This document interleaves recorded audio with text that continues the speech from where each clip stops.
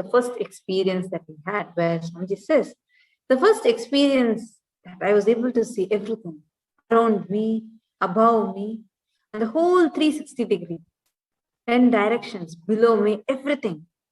I realized not only I was able to see, I was also able to feel, experience all of them as me.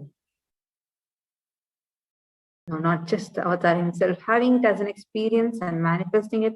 Today, we have millions who have been initiated into this power, and this has also been scientifically established by the avatar himself.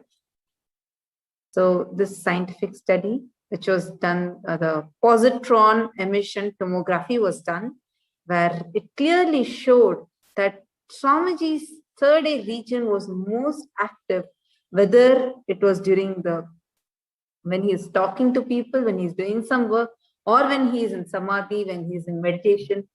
Throughout, the third eye region was active. Right? Now let's get ready to have the live demonstration, the Sakshi Pramana, now in front of all of you. So we have our Balasan, Manitya Madhurananda, and her mentor, Manitya Amritananda, who have joined us here. Nithyanandamma, request the Balasan's video to be pinned. Yes. Nithyanandam. Now, yes, Nithyanandam, Manitya Madhurananda, and Manitya Amritananda. Now, Manitya Madhurananda, I'm sure you're excited to join us again back for this Krishna Bhava Samadhi Darshan. And this time, you are going to be manifesting the power of third eye, reading the live comments of people. So are you excited for it? Yes. Yes. So we have Manitya Amritananda, who's going to be ensuring, just helping and being there to assist Manitya Madhurananda. Ma Amrita, I request you to kindly take the eye band and show it to the camera. Yes. She has an ophthalmologist certified eye band, which obstructs any kind of light, any kind of gap. And you all can see it's made of opaque plastic in the front, which does not allow any light to pass through. And you can turn it back, ma. Yes. You all can see it is made of sponge. Could you bring it more closer to the camera? You all can see that there is absolutely no gap in the eye band. It is completely covering. It's completely clear. It's like thick sponge. You all can see. So that is what is going to be put on Manitya Madhurananda. Yes. Ma Madhura, can I request you to move more into the camera? I think your shoulder is getting cut, but if you just, yes, we should provide as much as authenticity to the viewers just to assure the authenticity of this great science. Yes, I now request Manitya Amritananda to place the eye band on Manitya Madhurananda. Now, as she's putting the eye band, all the people viewing in the YouTube, you all can put anything that you want, and Manitya Madhurananda is going to be reading it for you. So you all can comment anything that you all want. Meanwhile, we can see the eye band is being put. Manitya Madhurananda, now we request you to kindly turn towards your left, turn towards your right.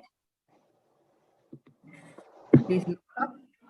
All of us can very clearly see that the sponge is completely covering. Sorry, Ma Amrita, I just request eye band be centered. It's a little bit to the side. Should it be just centered in the Yes. Yes. Thank you so much. Yes. Manitya Madhurananda, are you now ready? Yes. Yes. Awesome. So, yes. So let's just do two things. One, we can start reading the comments first, which are coming up live on YouTube right now. You can go ahead and start that. Yes. So we have Nandu V, and she has written Jai Guruji Om Nithyananda Paramashivoham, and then Tiana Forest Adhikara Nandi Jaya Jaya. Then again from Nandu V, let me think and please find it. And then Nandini Lakhanpal, we are beautiful, and then smiley emoji. Beautiful. And we can actually have more people comment in. Anyone else have anything else that you want to comment? Meanwhile, even here live in the two-way video conferencing room, if any of you want to put anything, you can just show the objects or something. You can just put it in the chat. I request you all to post post in the Zoom chat, and Ma Madhura, can I request you to also read from the Zoom chat, Ma? People can post in the Zoom chat as well and in the YouTube comments. Okay, looks like we have more comments coming in. Manitya Madhurananda, you can just read the YouTube comments as well. Yes. Okay, so we have from there's no name exactly. I think it's written third eye from the heart, and then Nithyanandam. Wow, beautiful. And then from Tiana Forest, there are 3 clapping emojis. And then again, third eye from the heart, manifesting powers, wow. And then emoji with like 2 heart eyes. And then Nandu V with a small girl waving like this. Wow, beautiful. That was amazing. Okay, why don't you see the Zoom chat now? Just see what has come latest and you can read out that also. Okay, in the Zoom chat, I have from the, I'm not exactly able to see the, okay, yeah, so we have from your guys, both look so pretty, and then beautiful Bhagavan Krishna. Wow, beautiful. That was awesome. Okay, we have so many people commenting in more. We can just do one more round of Reading the YouTube comments. Yes. I think people are more excited now, so you can go and read YouTube once more. Yes.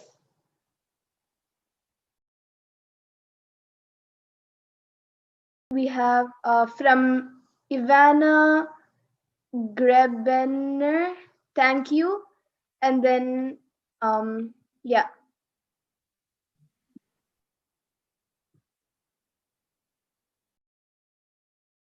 We have, after Nandu V with the emoji with the girl waving, we have Ivana Grebener saying thank you. Or maybe you want to refresh once and see, Ma? We have more comments coming in. More are being shown for me.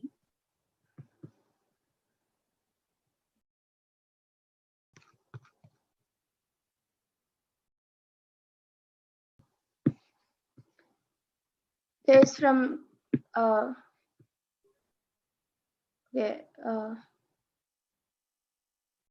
we have Roshini Skrender with a namaste and a heart, and then Sharanya H. Okay, there are many comments. I think we have to go more down.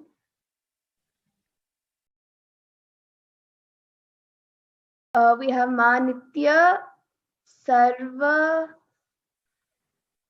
Sarvatitananda, happy Holi, and then namaste emojis, and then I think firecracker emojis and namaste emojis, and then 3 roses. Beautiful. Yes, but I think there are a few more people commenting specifically. If you're able to just once see towards the end of the video. I think it's not refreshing. Okay, I think Madhura, I think you're taking quite some time. Yes. Really and many comments are coming. So I'm just little more excited to see. Awesome. Char rose, and then there's an emoji O, then an emoji R, then I think a rose emoji or like a flower emoji. Wow, beautiful. And then a crying emoji G, heart emoji I, and then a horse emoji, then another face emoji, like the eyes are up, N, and then another flower emoji A, then footprints L, then a candle A, and then yeah. Beautiful. Awesome, Ma. Thank you so much, Manitya Madhurananda. And thank you so much, Manitya Amritananda. And yes, I request now Manitya Amritananda to kindly remove the eye bands from Manitya Madhurananda. We all can see how beautifully the Balasant has manifested, and she has seen your comments and read it for all of you. And for all the new YouTube viewers who are joining and everybody else who is joining, very, very happiest Holi to all of you. We are going to be having the greatest blessing on this auspicious day, where we are having the Darshan of Bhagavan Krishna himself in the Nijavatara physical form. So we are too blessed. Welcome.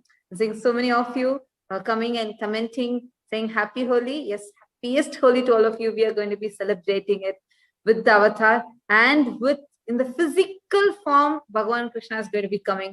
So really excited and feeling so blessed. So now we can see the eye band that was tied for Ma Madhura.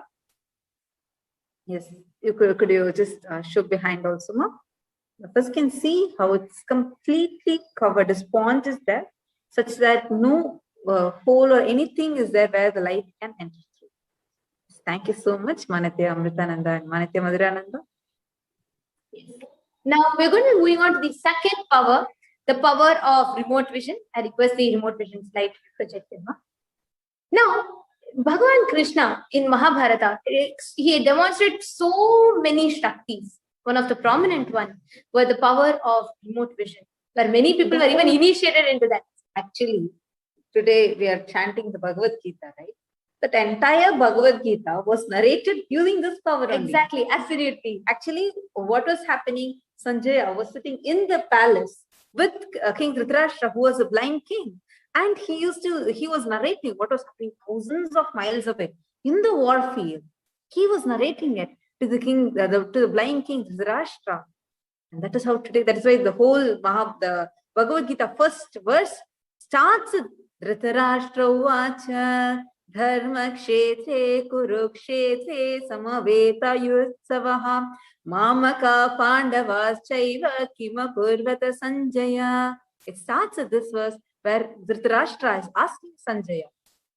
So that's so beautiful. Now, actually, Swamiji has made, the Supreme Pontiff of Hinduism has made this science available and experientially accessible to all of us. Now, we'll actually chant to you all the references of this Shakti. Next slide. Next slide. This is using this power, you'll be able to see however far distances that you want. No obstacles will obstruct you. You can be sitting in Bangalore and you can be seeing what's happening in New York. You can be sitting in Singapore and you can see what is happening in Trinidad. So it's like you can see everywhere, anything, whatever you want. So this, the Shastra Pramana, the scriptural reference is Vyomakaram Swamatmanam Dhyaye Digviranavritam Nirashraya Chiti Shakti Swarupam Darshaye Tada. Concentrate and cognize with restful awareness on oneself in the form of a vast etheric space or sky, the Vyomakara, which is limitless in any direction whatsoever. Thus, the Chiti Shakti, the power of consciousness, freed from all its support, reveals and manifests herself as a form of one's essential nature of the self.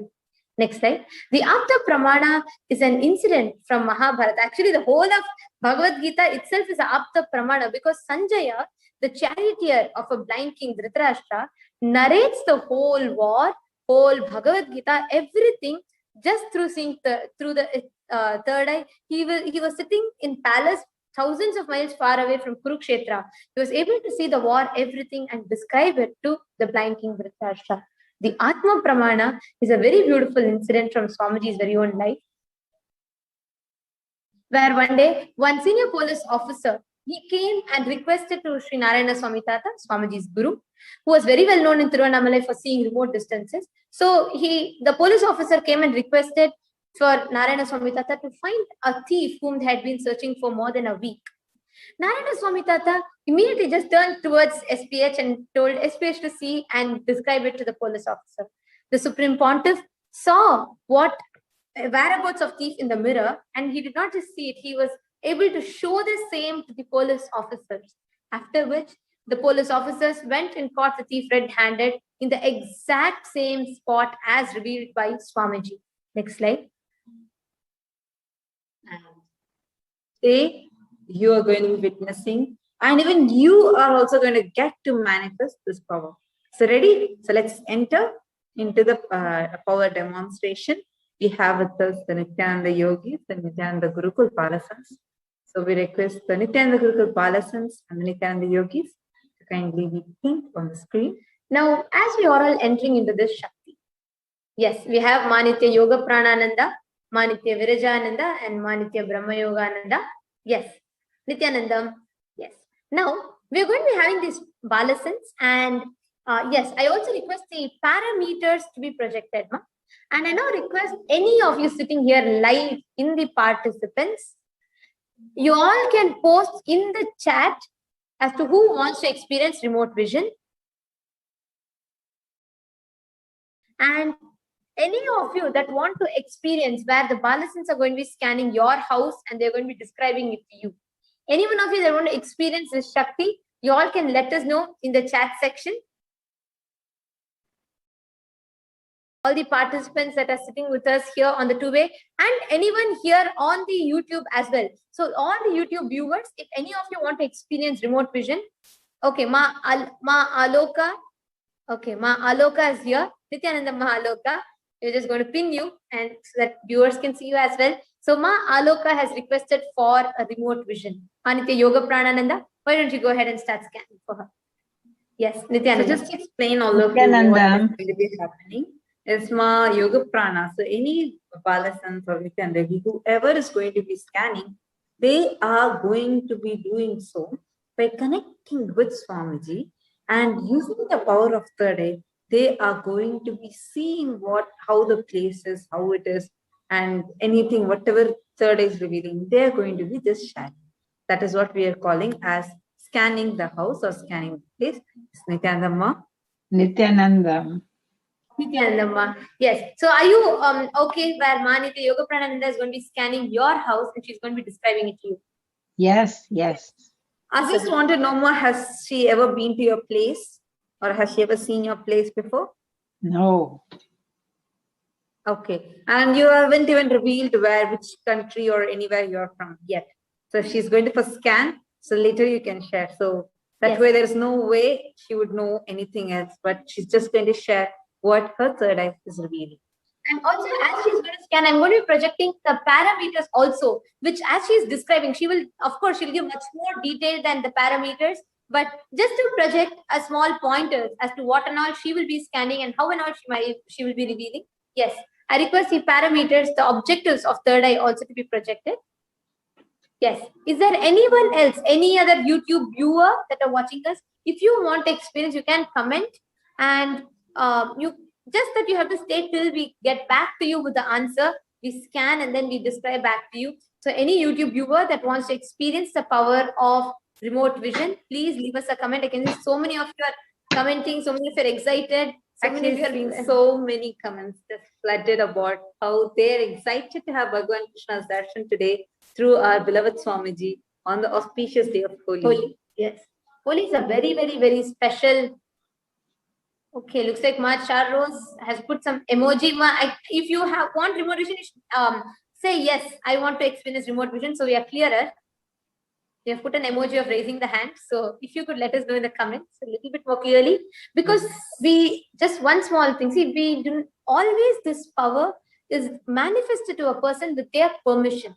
That's the science and that's the way the software of the Shakti is designed by Swamiji. So whatever you want to... Yeah, she's sharing. We won't be able to see in case you do not want us to see, we will not be able to see. So that is a thing, that is how. So when the moment you say, yes, I want it, it's like you are granting the permission that the Balasant can see it. So that's how the whole software is coded by Swamiji. Yes, now all of you can see the objectives of remote vision. What are the different things that the Balasant is going to be scanning for? So you all can see what type of community or an apartment, or is it a single house? What type of house is it? How many floors does it have? How many number of bathrooms, bedrooms, or additional rooms? Any veranda or balcony? Description of exterior like garden, parking, pool, etc. Description of the interior like living room, dining area, etc. Description of the kitchen, description of the bedroom, color of the house, and unique features of the house. These are the different things that the Balasant is going to be scanned. And we have Tiana Forrest in the YouTube was requested for a remote vision. Tiana Forrest, I request you to stay tuned till the end, till we manifest and let you know the answers. Manitya Virajananda, would you like to go ahead and scan Tiana Forrest? Yes. Could you come more closer to the camera so you're visible? We can see a tiny form, but I request you to come in front of the camera more clearly so all the participants are able to see you clearly as well. Yes. So Manitya Virajananda is also here, and she's going to be scanning Madhyana forest. Okay, this is getting exciting. We're having the Balasan scanning people from different places, and they're going to be revealing the complete details of what is appearing to their third eye.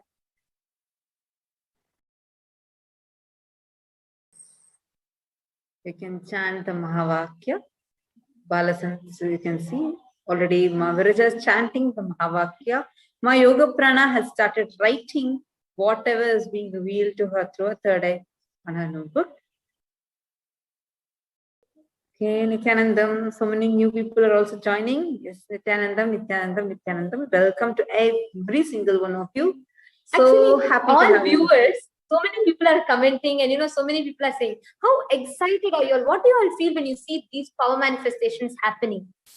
How does this, when you see the Balasins manifesting powers, where they're able to see your comment with their eyes closed, or where they're able to see distant places through their third eye, how does it make you feel? All the viewers can let us know, because I'm seeing so many of you here for the first time. You're all like, hello. So please let us know when you are watching an extraordinary manifestation as such. So just what do you experience? As you all are joining in, I'm just going to describe to you what's going on over here. You might be quite surprised, all these. So here we are having a live demonstration of one of the powers of third eye, which is remote vision, seeing remote distances, just using the power of third eye. So we have a volunteer on the screen, as well as we also have a volunteer who has commented on the YouTube. So both of their houses, which have never been visited or even known, we don't even know which countries they are from. Where do they live? No idea. So the Balasans are using the power of third eye, and they are going to be describing in detail how does the house look like. And these are the different parameters which are there. And today you are also going to get to manifest the Shakti. Just stay tuned till the end and after the Darshan. So after the Darshan, we are going to be having the power manifestation. So do not miss out on that. Yes. So whenever the Balasins are ready, you all can let us know. Is there anyone else who wants to experience the power of remote vision?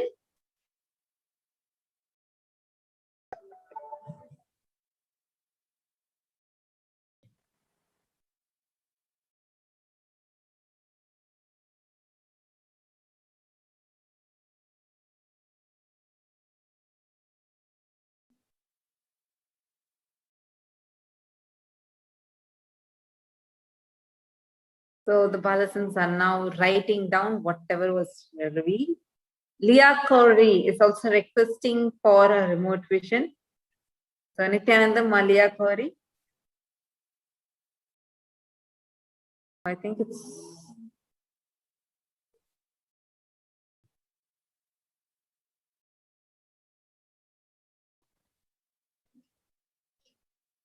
Yes, Malia Kauri.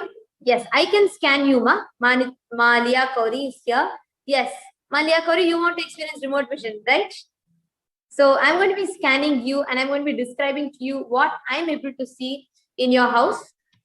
So she's also going to be now writing down the answers for all these 10 different parameters. And she's also going to be sharing. Manikya is also going to be sharing by writing the answers for all these 10 parameters.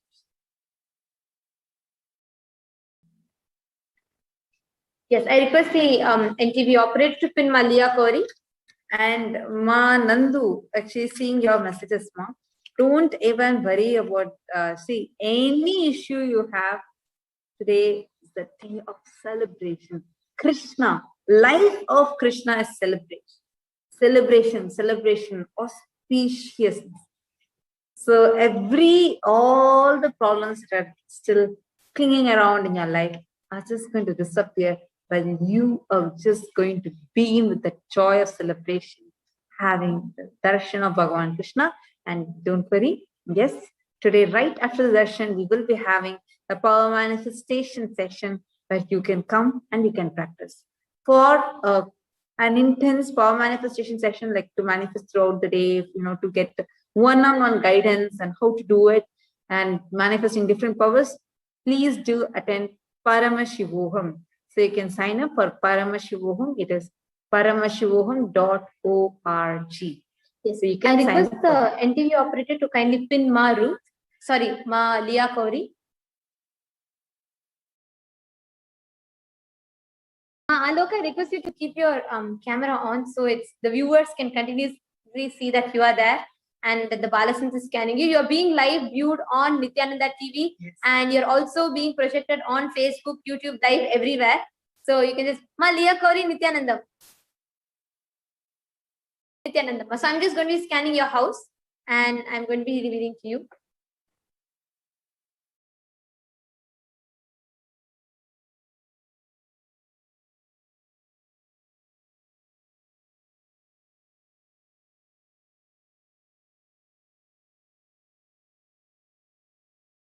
Once any of the Balasins are ready and candidates are ready, please do let us know so you can unmute and you can share.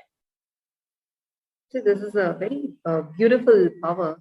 So when this power, any power of third eye is starting to manifest to you, your IQ increases amazingly. For example, it's very, very practical, and as well as it makes you feel so confident about yourself. So confident. Your IQ level just goes up, your awareness increases, your listening increases, the way you manifest things, like the confidence that you have to jump into any venture, to take up anything, that just drastically increases. So it's amazing to have this boon of manifesting powers. One, you will not be living as a human. Swamiji says so beautifully, God minus third eye is man, man plus third eye is God. So this is beautiful, and today we are going to be receiving this Diksha just through the Darshan of the Avatar. Show demonstration. So you are actually seeing one YouTube viewer who's asking show demonstration. So the power right now happening is the power of remote vision. So what power you saw, then what Sanjaya manifested in Mahabharata, sitting in the palace, seeing in what is happening in the warfield and telling to Dhritarashtra, that is a power that is being manifested right now. So we are having two volunteers who are projected on the screen, and Ma Aloka is being scanned. Her house is being scanned by Maniti Yoga Pranananda. Ma Liya Kauri's house is being scanned by Ma Nithyanandita. And Ma Tiana Forrest, who's our YouTube viewer, so her house is being scanned by Ma Nithya Virajananda.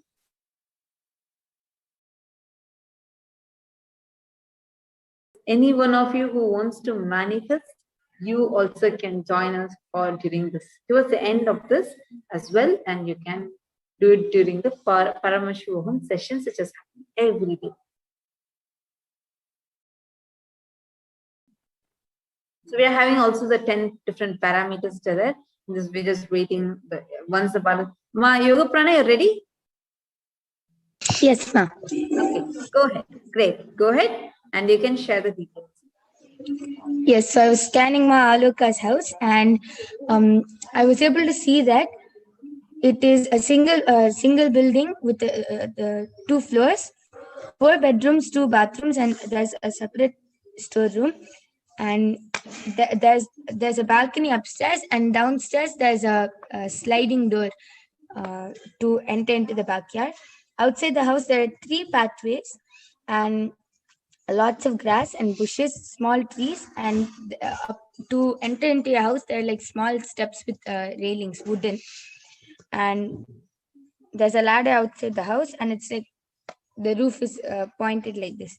And then after that, the moment you enter, there's an unfinished wall. There's a wall which is not finished yet. The painting, it's light pink, it's not finished yet.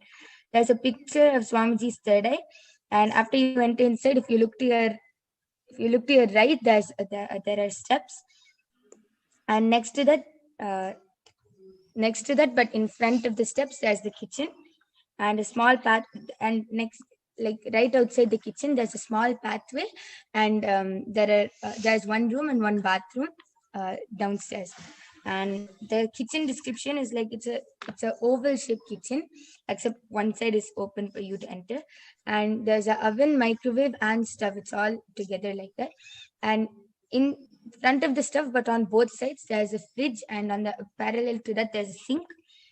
And right outside the kitchen, before you enter into the pathway, and next to that in the wall, there's a fireplace. And that I was able to see the room colors. The colors of your house are light pink, peach, and light yellow.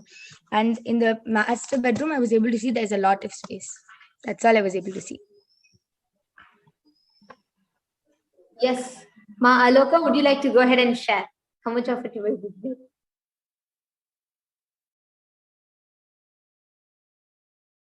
Unmute yourself, please. No? Yeah, and when you entered the house, when we entered the house, there are stairs, and there is Swamiji's picture there, and Wow. yes, and there is Wow.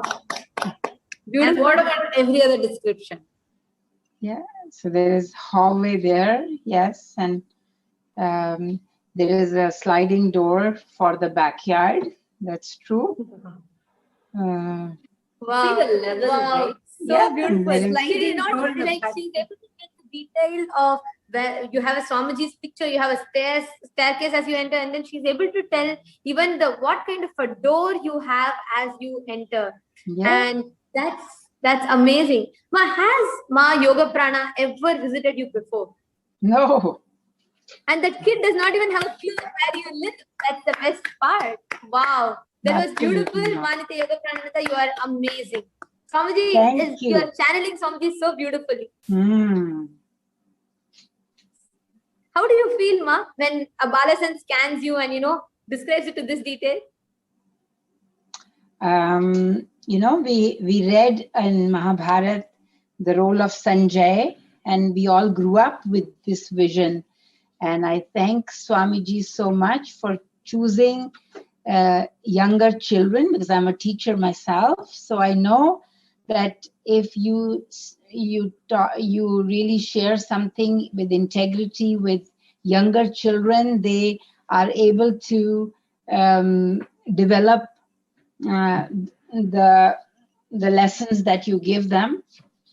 So it's amazing that Swamiji has chosen younger people, and by sharing these kind of things, we have a better understanding about our scriptures. Like I never understood how Sanjay actually did that, but today you are seeing that Swamiji is making every single person, people here in our time, manifesting it. Yes. So anybody who wants to learn, he's able to. Absolutely, Ma.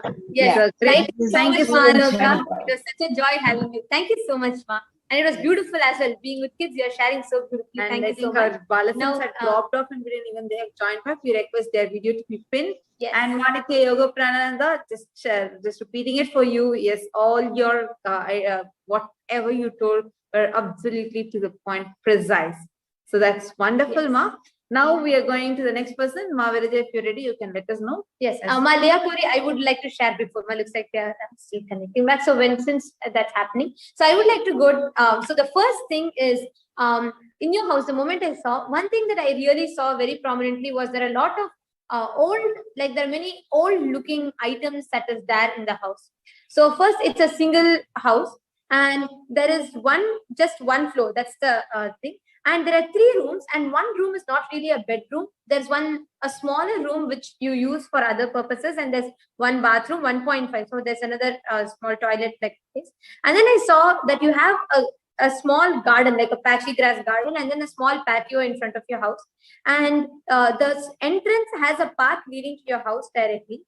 And the moment you enter into your house, right, you enter into your living room.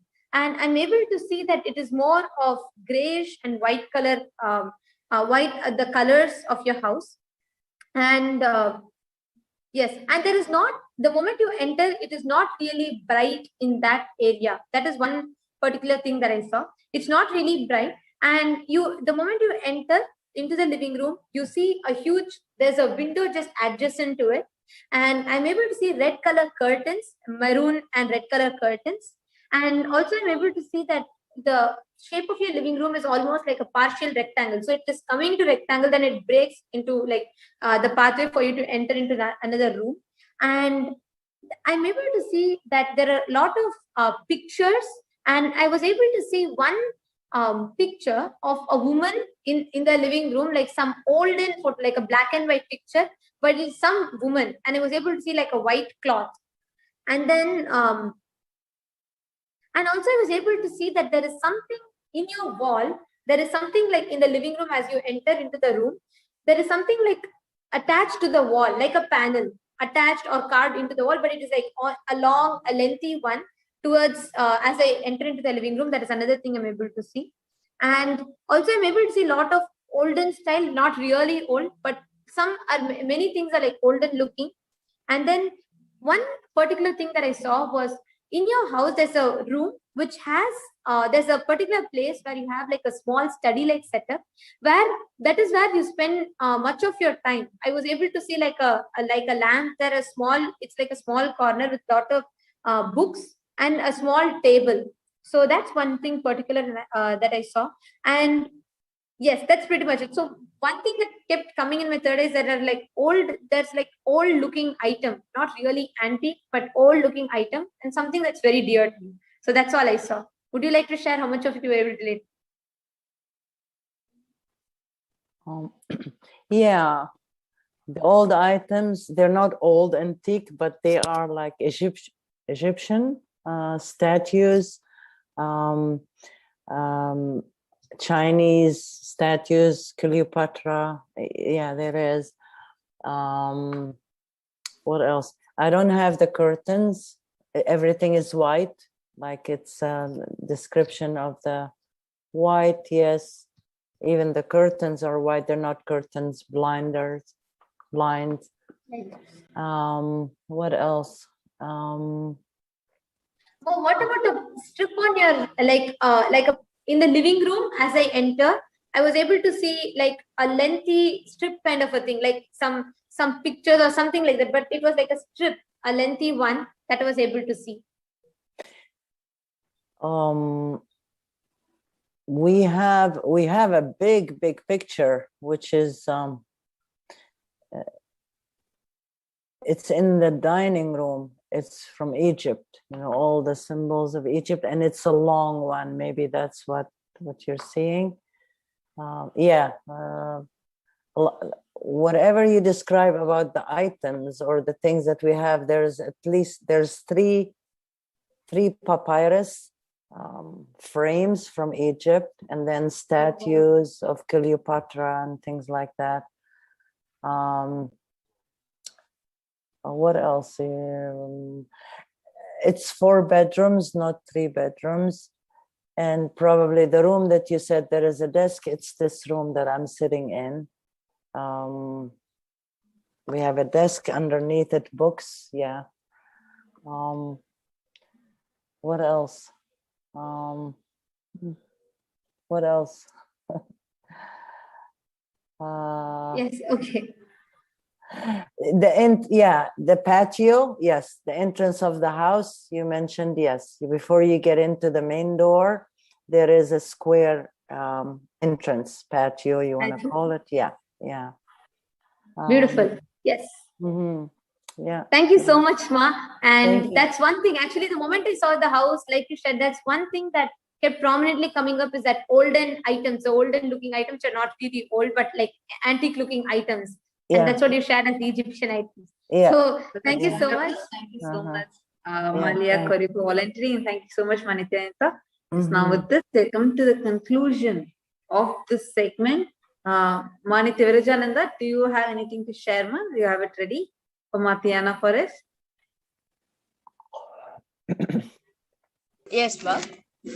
So, what Parmeshwar revealed to me is that it's a single building with a neighborhood, and she has 2 floors in her house, and there's 1 to 3 bedrooms and 1 to 2 bathrooms. And one thing that she has a huge veranda in front of the house and a balcony. And the exterior description of the house is the bushes are surrounded around the house, and it's nicely trimmed well. I can see that somebody actually trimming the bushes like just few days ago. And there's these kinds of fence which there's the lamps also. So like during the night time, the house is very well lit. And whenever she goes sits outside, any time, she directly faces the cool breeze. I could see that very clearly. And this is like a small steps for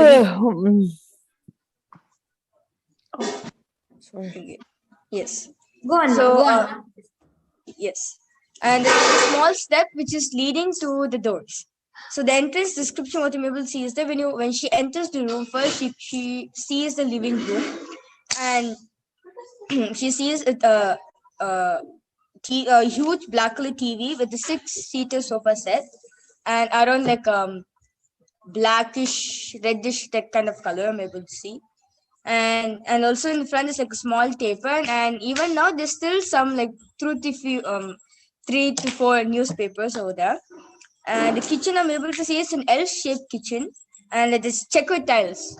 I'm able to see like different colors, checkered tiles with a stove. And there's towards the corner, there's the oven, and which is next to the cupboards, and the cupboards are wooden in color.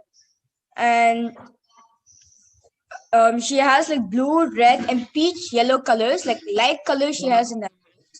And one thing I'm able to say is amazing precision in the sharings, ma. Matiana Rose, if you're still, Matiana Forest, if you are still logged in, please do acknowledge these the sharings, whatever she's revealing from Uttade on the chat, please. Yes. You can put it on the Actually, YouTube whatever, comments. yes, and all the details that she's revealed so far, how much ever you're able to relate to, and all that is there, you can just put it in the chat, and definitely please do let us know. Even if the segment is over, please do post it, because we will go back and we will be reading it. We are extremely eager and curious to know. And that was a beautiful sharing by Manitya Virajananda. Thank you so much, And Manitya thank you so much, Virajananda. Ma. Thank you so much for all the lessons and Nithyananda who participated today. And with this, we are come to the conclusion of the segment, and we are going to move into the next segment and getting prepared, all ready for the Bhava Samadhi Darshan of Bhagavan Krishna. Thank you so much, Nithyananda. Nithyananda, thank you very much, Ma Nithyanandita and Ma Tattvapriya, for a very enlightening, entertaining, and entraining demonstration of the extraordinary powers. So today, the whole day is all about celebration and celebrating with Bhagavan Sri Krishna. Before we enter into today's Bhava Samadhi Darshan program, we would like to present to you what is the situation around the world today. What is the world facing today, and how important it is for us to experience the darshan and to get into make a clear conscious decision to celebrate life. If not, we will be one amongst those. In the statistics that we are going to be presenting today, we will be one amongst them. So we would like to take a few minutes to present the world statistics on boredom, tiredness, depression, and mental health. I request the interview operator to please project the slides.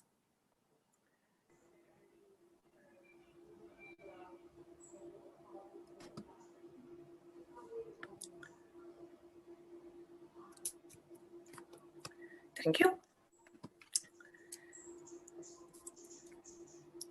Depression is the leading cause of disability in the US, with 17.7 million suffering from it annually.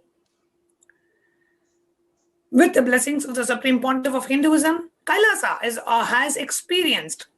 has made the participants of the Inner Awakening Retreat experience 100% cure from depression.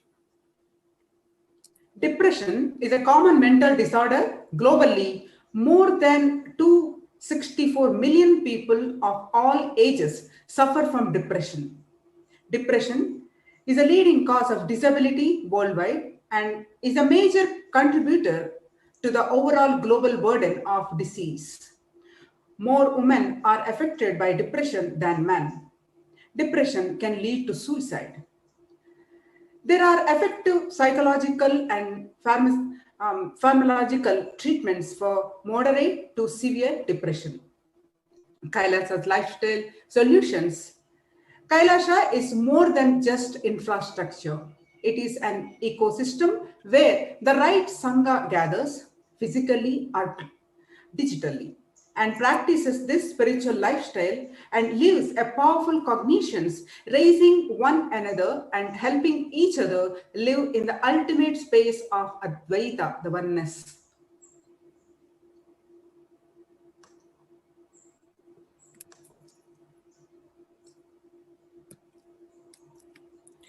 Nearly 38.5% of corporate employees sleep less than 6 hours a day, causing diseases like depression, hypertension, sugar, etc.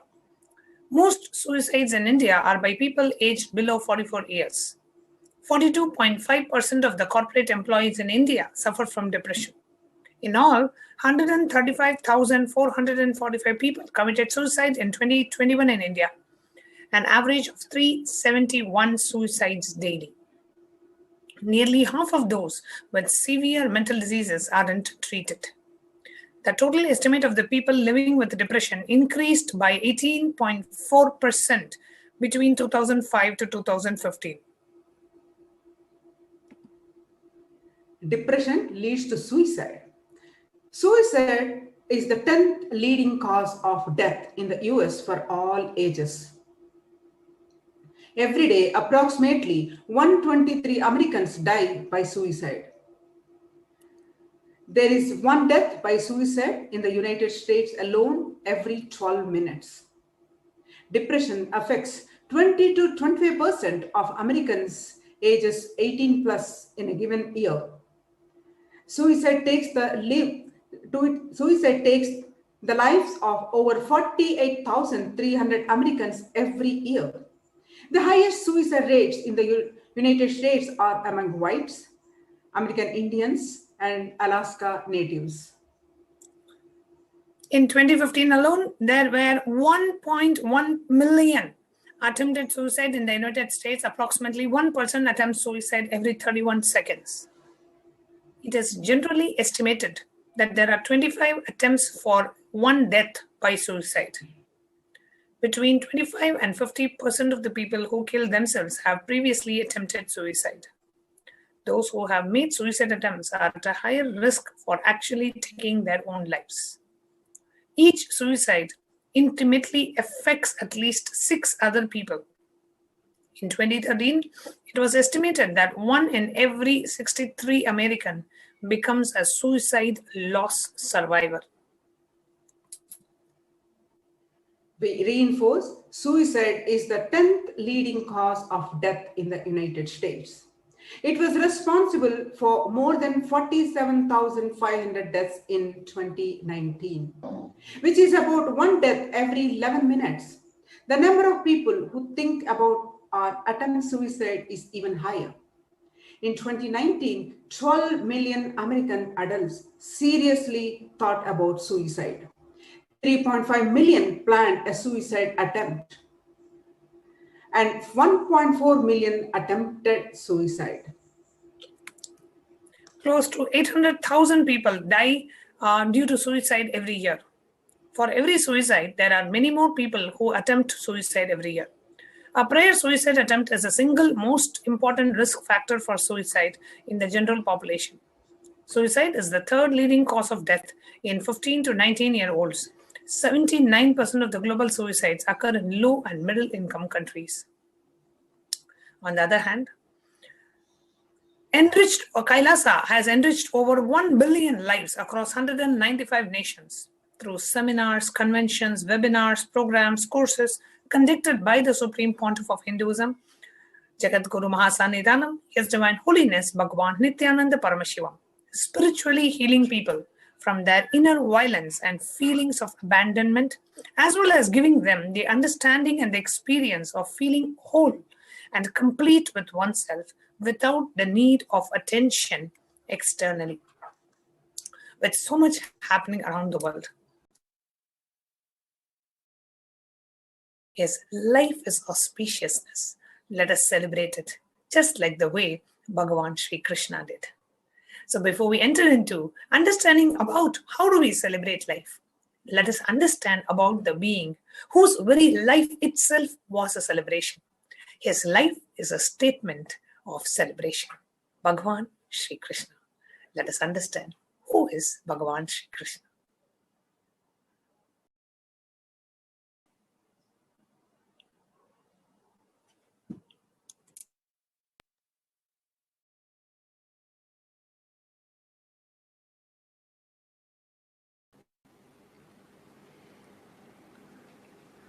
I welcome all of you with my love and respects. on this auspicious Krishna Janma.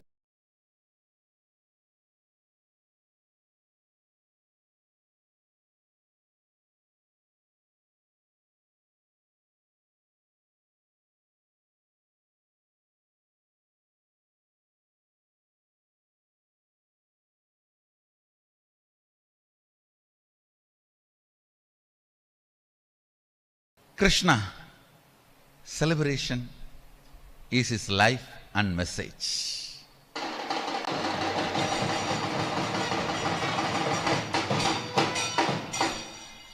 The word celebration is the essence of his life and message. No one can celebrate like Krishna.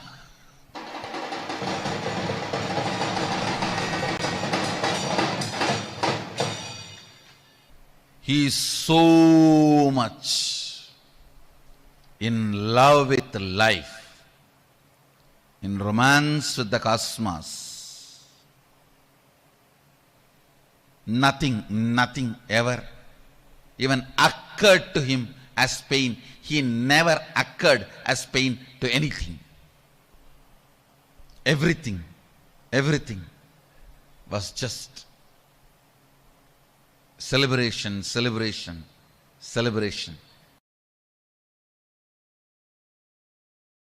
It is Sri Krishna who is responsible for all the good things we have in our life. Please understand. Anything good, anything joyful, anything auspicious, living the life out of completion and joy, the signs of living the life out of completion and living the life out of completion will lead to enlightenment. Whatever you may be doing, without renouncing, this science is introduced to the world first time by Sri Krishna.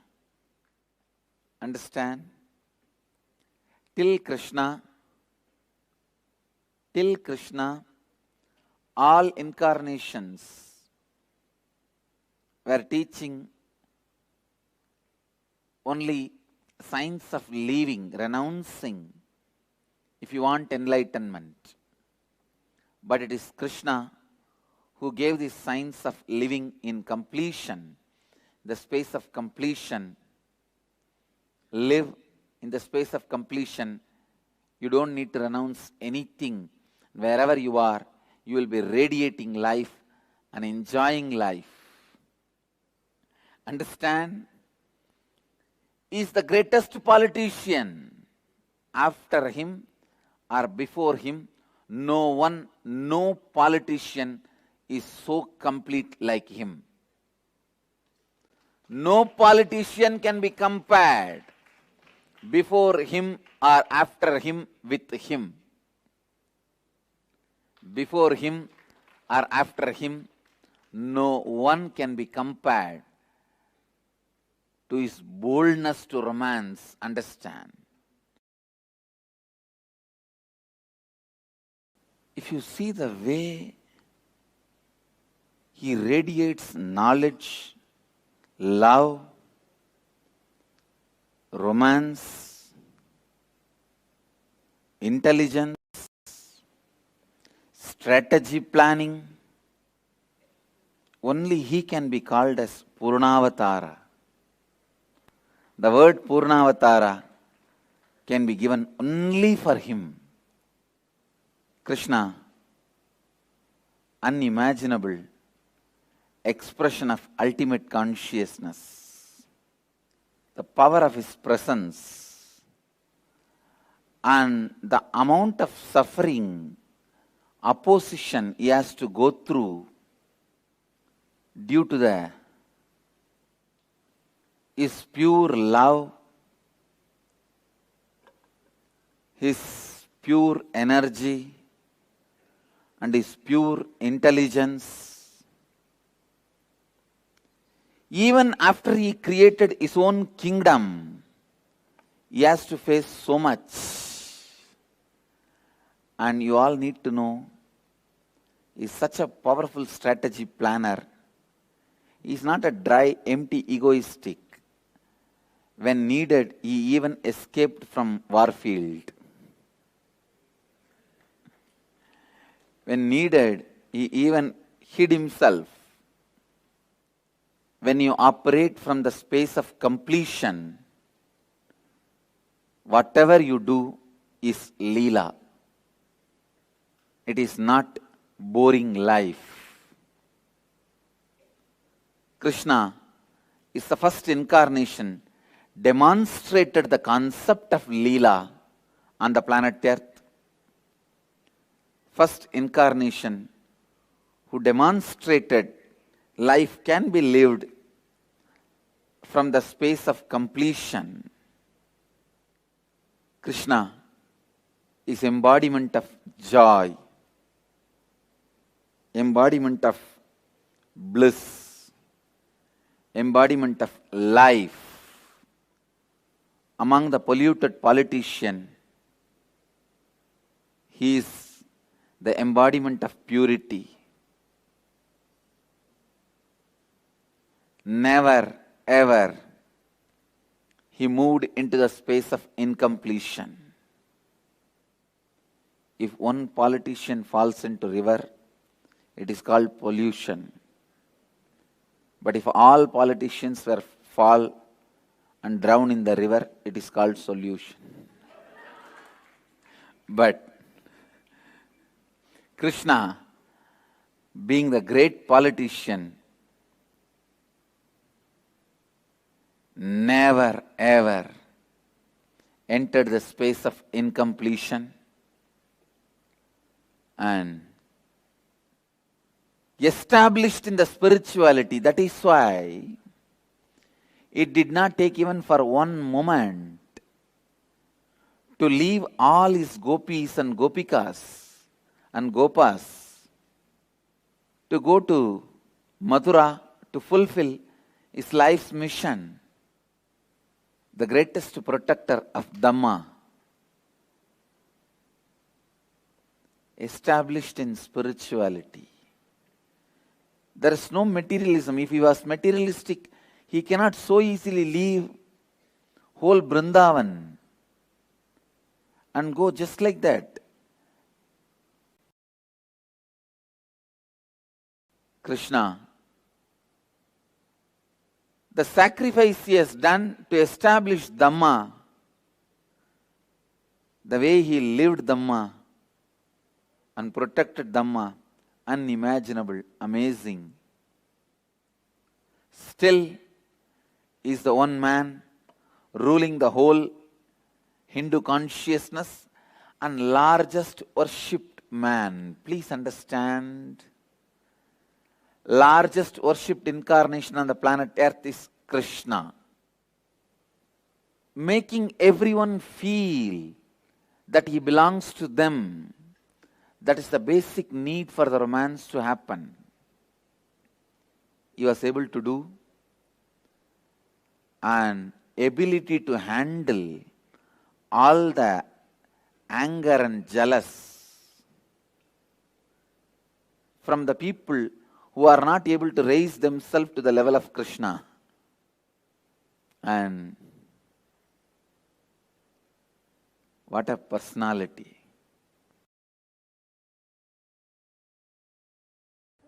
Krishnastu Swayam Bhagavan. Krishna is very God. God himself landed in the human body. Purnavatara. He set a trend for incarnations. Understand? Like how in each field people give a breakthrough in that field, set a trend. He set a trend for how an incarnation should land and express, exhibit, and make themselves available to the human consciousness. what to describe, whether it is whether he is multi-dimensional human personality or extraordinary energy expression or the playfulness or all these things expressing itself in one 6 feet biomemory without conflict. He escaping from a war and his courage, both has no conflict. His romance and his knowledge has no conflict. The Radha Krishna and Gita Krishna, no conflict. You cannot imagine a guy who is having so much of romance, the outrageous flirt, the most outrageous flirt happened on the planet Earth. Standing in the war field and giving Gita, the most comprehensive, unabridged dictionary of the world philosophies. Both can happen from one brain without conflict.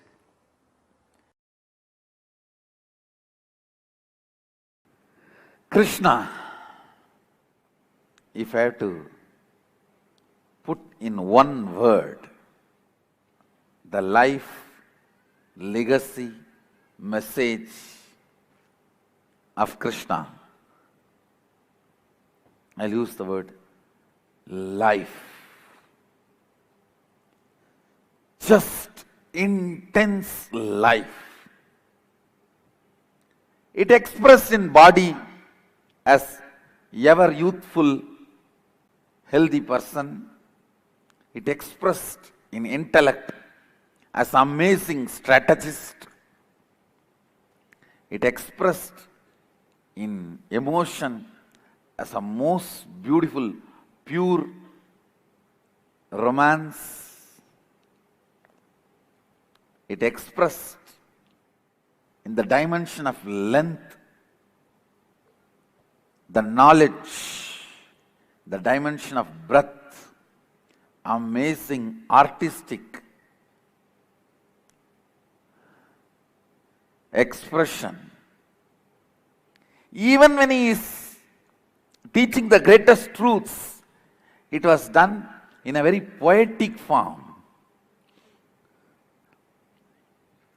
His book is called Song, Gita, because it is more poetic than anything else. Singer, dancer, musician, strategist, a beloved for everyone. In length, he expressed knowledge in the breadth, pure art in the depth, the power he manifested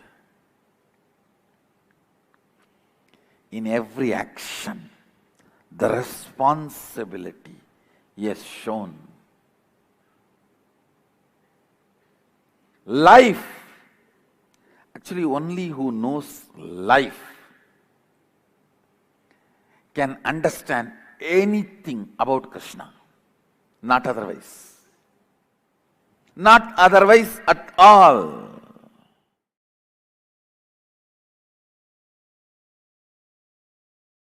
Krishna says beautifully, if you understand me, you will understand you and you will understand the whole universe. That is what he means. In the young age itself, my gurus taught me one thing. The source code of the software based on which I am functioning. The first principle based on which I 3D printed myself. Once I know that, I know everything.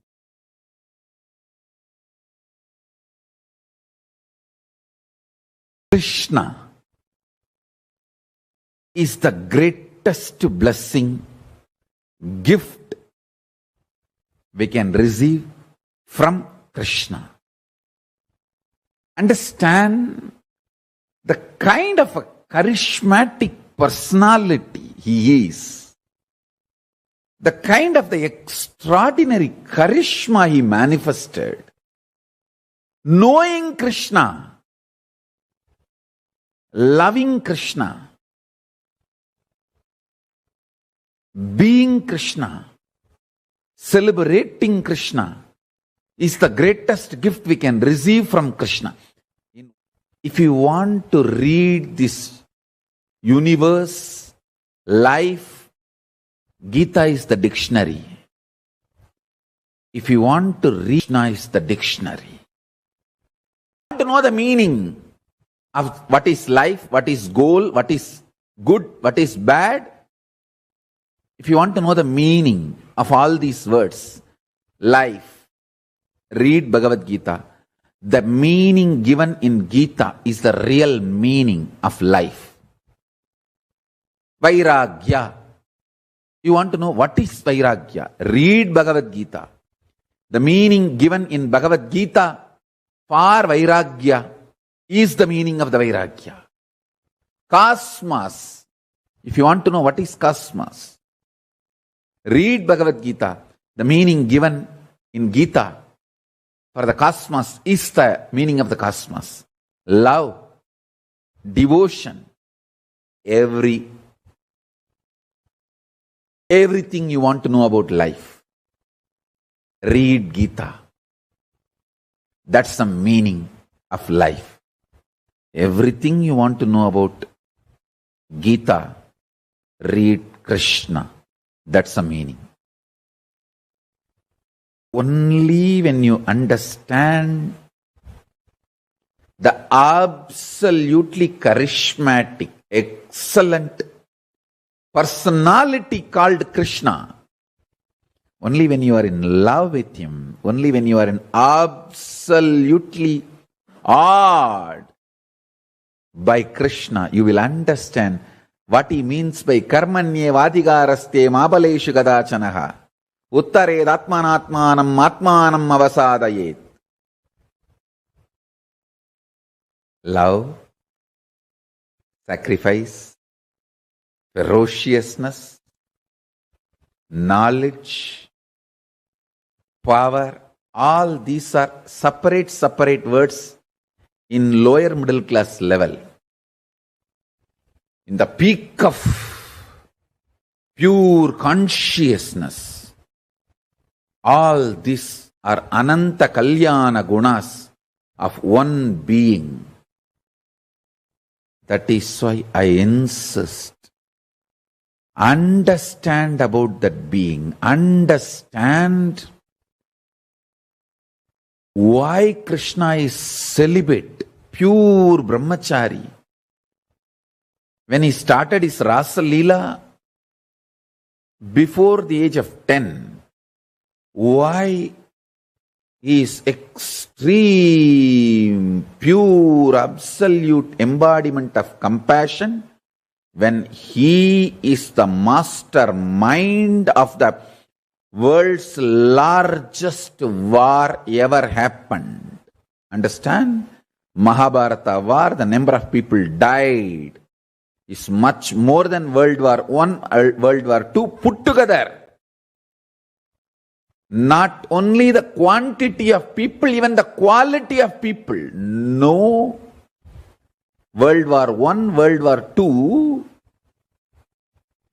killed so many statesmen. Mahabharata war, not only the soldiers, so many statesmen were killed.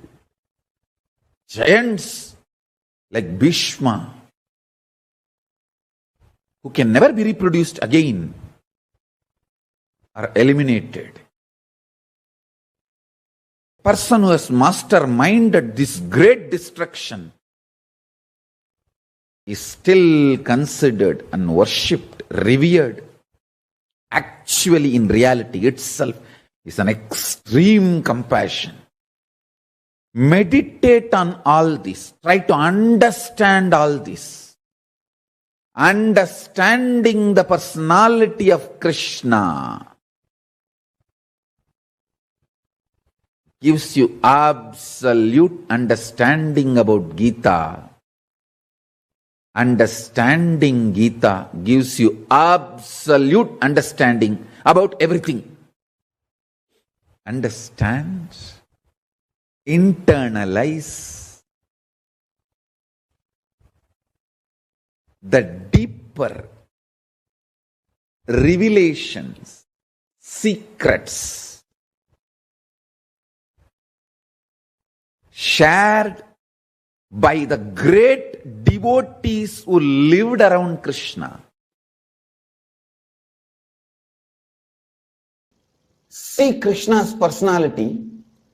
He never gave up on people even who are hypocrites towards him. He continued till the end. He did not give up. Please understand, till the last day of the war, Krishna's army was fighting for Duryodhana. You need to know. The fellow who ordered Krishna's arrest. See, when Krishna went as an ambassador, as per the Dharma, Hindu Dharma, ambassador cannot be arrested or harmed.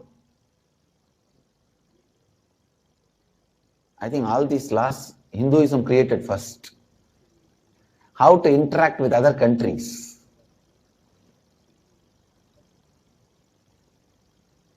But he crossed that law, ordered the arrest of Krishna. Krishna saved himself through his power, that is secondary. He goes to that extreme. But even to Duryodhana, Krishna doesn't say no. When Duryodhana comes to Krishna for help before the war, actually this Duryodhana coming to Krishna for help happens after Duryodhana orders Krishna's arrest and Krishna saves himself.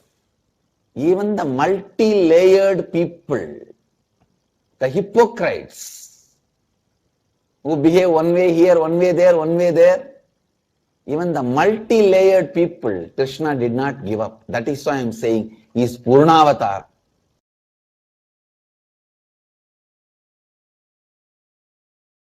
The absolute compassion, absolute love manifests with cosmic vision about life. If your vision expands, you ooze, radiate absolute compassion, absolute love, which is power. Understand? Neither compassion nor love is weakness. Both are power. Delusion is weakness. Neither compassion nor love is weakness. It comes from the power of the cosmic vision. Krishna's life itself is dana, given to this world out of absolute compassion. Understand? The human beings become so cranky just for their own birth greed to possess the things of this world. See, they have gone to the extreme. Either I possess or no one possesses. That is the devilish mentality, demonic mentality. And too many demons have evolved with too much of capabilities during that period. That is why Krishna has to create a controlled condition, Kurukshetra, and diffuse all the demonic weapons, demonic people, demonic people's powers and capabilities, like how they diffuse the nuclear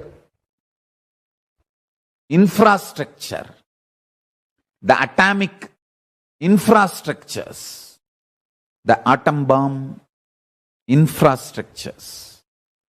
Same way, Krishna created the controlled condition called Kurukshetra in his own very breathing space, and it dismantles all of them, diffuses all of them, and saves the whole Srishti. Conducting the Mahabharata war is one of the most beautiful, compassionate service Krishna has done. If Krishna has not conducted the Mahabharata war, today we sit and talk to each other. If we are sitting and talking to each other, if we human beings are still on the planet Earth, worship Krishna just is sacrifice. When I was in the Mailapur Ramakrishna Math as a brahmachari, I'll never miss going to Parthasarathi temple, Kapalishwara temple and Parthasarathi temple. These two are my favorite. Every day I'll go and stand in front of Parthasarathi. When I see his mustache, tears will roll in my eyes, because after the war, Krishna came for rest to Chennai. On the ocean side, he rested to recover. So that is the replica in Parthasarathi temple. That's the only temple I think Krishna is with mustache, beard. Because he was recovering from all the wounds. He could not shave. I tell you, whenever I see the Parthasarathis mustache, the Utsava Murti of Parthasarathi, tears used to roll in my eyes. What a compassion. Just you took the arrows and saved the planet Earth. The absolute compassion. Understand? Whether the physical arrows of Bhishma, he took it on himself, or verbal abuse of Shishubala, nothing stopped his sacrifice. What a personality. Hey, you should teach Krishna to your kids, not other stupid warriors. Krishna is the hero.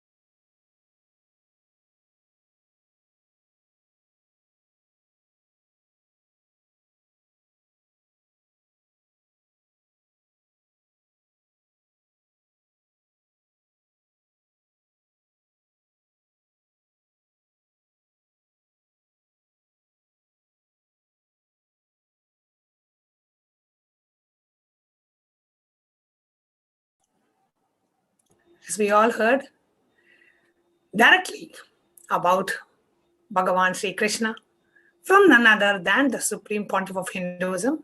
Today, let us learn the principle for which Bhagavan Sri Krishna, the principle that Bhagavan Sri Krishna stands for, the principle that Bhagavan Sri Krishna embodies, which is life is celebration.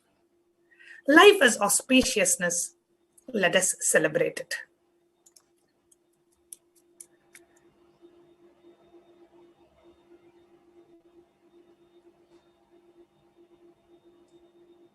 Let me narrate a story. At the entrance of a temple, a beggar was always stretching out one hand, asking for alms, begging. One day, people saw that his both hands were stretched out for begging. They asked him, "What happened? Today you have suddenly stretched both hands. Until now, you were stretching only one hand. Why?" He said, "I have started one more branch." There have been many situations in our life where you felt life at its best. There have also been situations in your life where you felt this is the worst phase of my life. Why is this happening to me?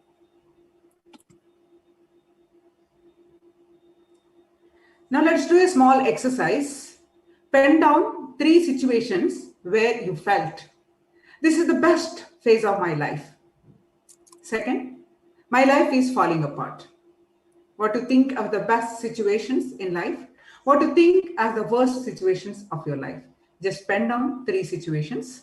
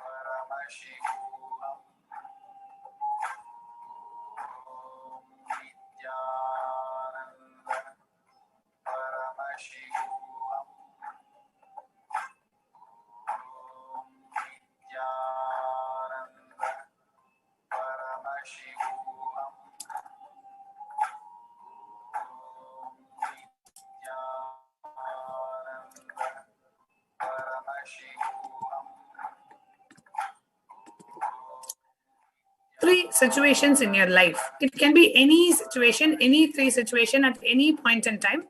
Just 3 situations in your life where you felt this is the best phase of my life, and where you felt, oh God, this is not what I expected. Life is falling apart. This is like the worst phase I'm going through. Pen down 3 situations under each category.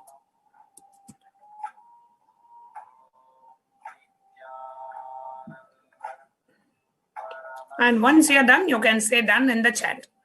In Facebook or YouTube or in the Zoom, if you're done, you can say done in the chat. If you're finished writing, please say done in the chat.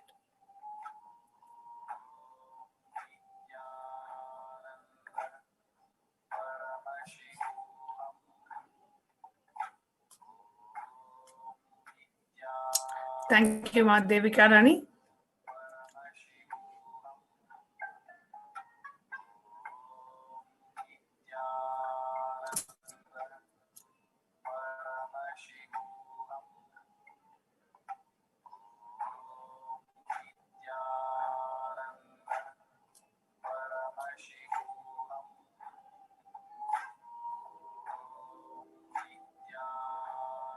Okay, now let's move on to the next step.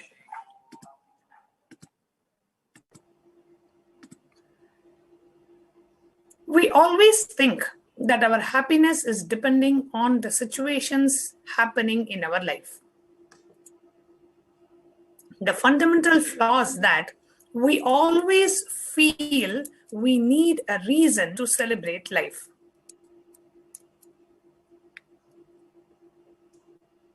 Everything is auspicious, just celebrate it. One day, a drunk hunter went to the market to buy a bird retriever dog. To his amazement, he found a dog that could walk on water. He immediately took it home. He invited one of his friends to hunt the next day and took the dog. When a flock of ducks came near, he took him and fired and silently watched. The dog walked on the water and retrieved the bird.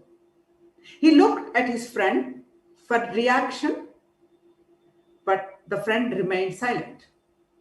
He asked him, "Do you see anything unusual about my dog?" The friend replied, "Yes, but the dog is unable to swim." If life happens the way we want, then we celebrate it. If not, we blame and curse the life happening to us. We always think that the external situations of life decides how we exist and relate with life. This is the cause of suffering in our life. As long as you base your pain and pleasures on the external situations of life, you are bound to be in suffering. The truth is, if you celebrate when things are going great in your life, you are bound to feel powerless when things are not going the way you wanted. The flow of our life is based on what you celebrate as your existence. People celebrate their existence for various reasons. Some people celebrate their existence because they are the master of a language, some because they can write poetry, some because they can dance well, some because they can paint well, some because they look very good, some because they have a lot of money.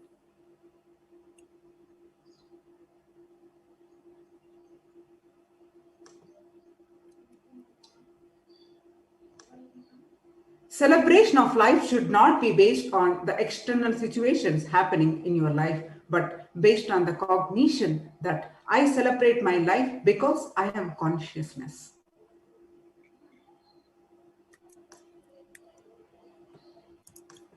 Once, Bhagavan Sri Krishna was crossing a river Yamuna with a group of gopis, women devotees.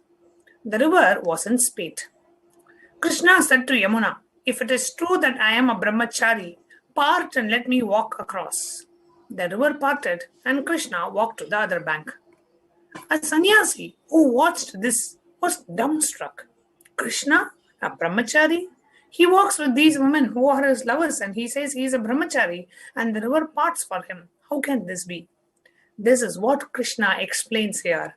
I am the procreative energy, but without lust, without attachment, and without fantasy. I am the ultimate reality. If you are celebrating your existence because you have large money, you are Vaishya. If you are celebrating your existence because you have political power, social celebrity status, popularity, you are a Kshatriya. If you are celebrating your existence because you have all the pleasures of your life, you are Shudra. If you are celebrating your existence because you can torture others, you are Chandala. Two friends met in a street. One of them looked sad and almost on the verge of tears. The other one asked, "What happened? Why do you look so sad?" He replied, "My uncle passed away 3 weeks ago. He left me $50,000.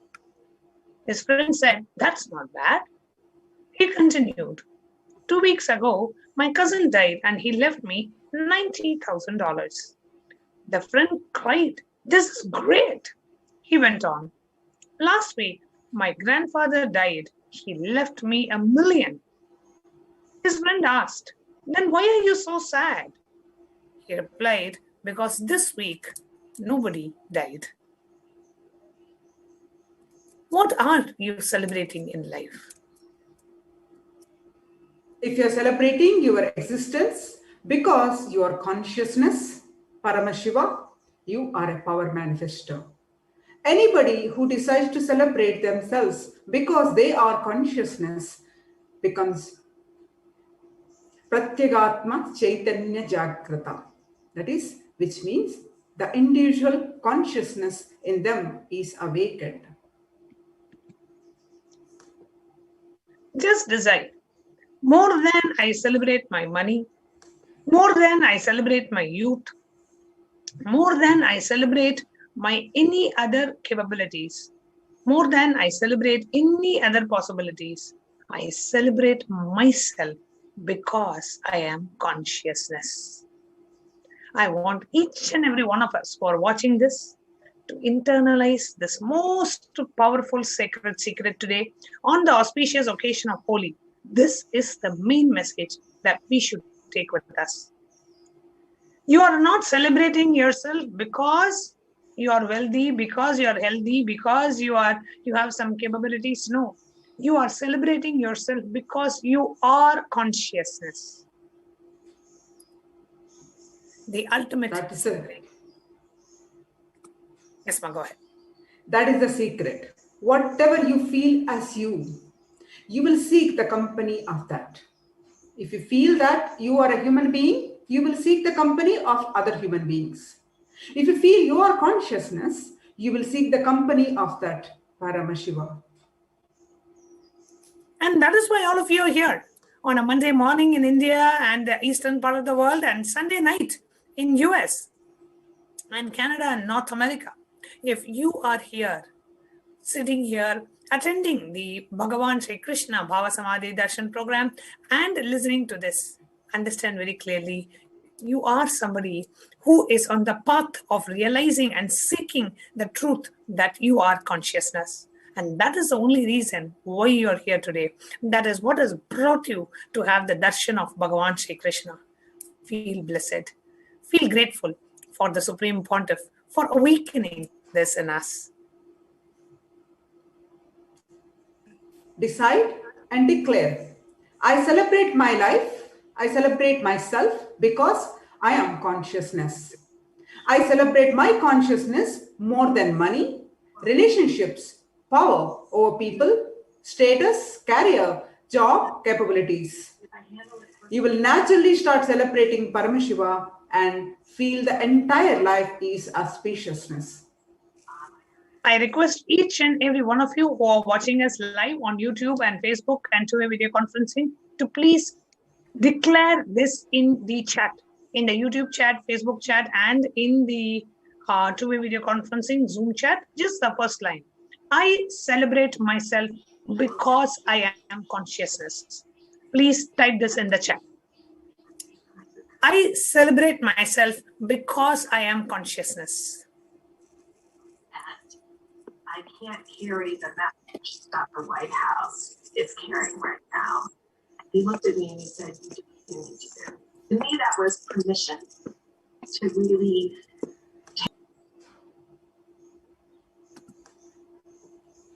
I celebrate myself because I am consciousness. Please type this in the chat. Yes, I can see Tatiana, Suzanne, Joyce, Ching Ho, Devika Rani, Geeta, all these Delmira, Leah, Mangyanesha, Gokila Devi, Ma Dharmadara, and the chat is flooding on the video conferencing. Let's see, in YouTube, we have Ma Shamba Priya, Iskol, we have Krishna Shri, Shivandri Hali, Ivar, Karthik Raja, Holly, commenting on YouTube. Please, I want every one of us who are watching this live, just type this one statement in the chat. I celebrate myself because I am consciousness. Just declare this today on the auspicious occasion of Holi. This is the message from the Supreme Pontiff of Hinduism. We are celebrating life. We are celebrating Holi. We are celebrating our life because we are consciousness. Not because you have health or wealth or you have capabilities or powers, because you are consciousness, and that is the ultimate truth. So whoever is watching this, please go ahead and put it in the chat. And now here on Facebook Live, we have Alexandra White, Karen Peterson, Bala Subramaniam, we have Yogeshwari, Mahakadita, all of you commenting on our Facebook Live, Ma Patricia, Nitya Shivapriyanaya, Sevananda. All of us are messaging on the Facebook chat that I celebrate myself because I am consciousness. Let's move on to the next step.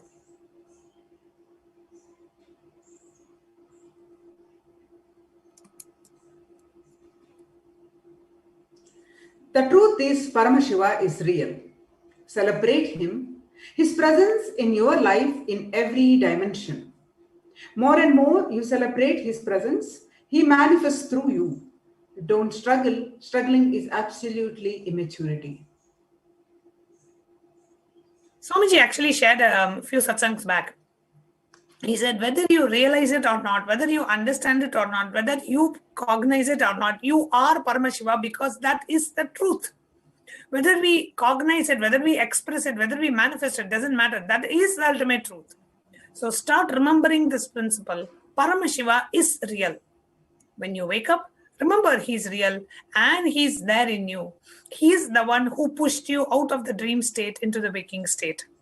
When you eat, remember he's real and he's the one who provided the food for you to eat. Manifest this principle in every situation of your life. And remember, Paramashiva is real.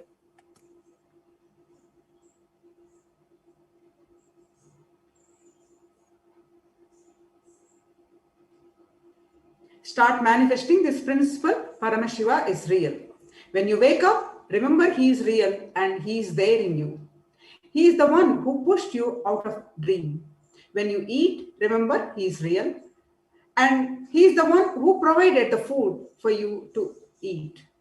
Manifest this principle in every situation of your life.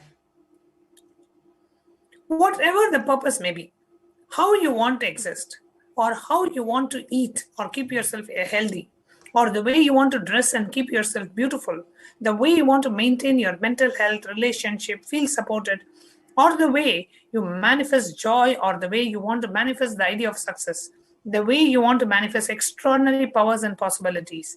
In every way, celebrate Paramashiva.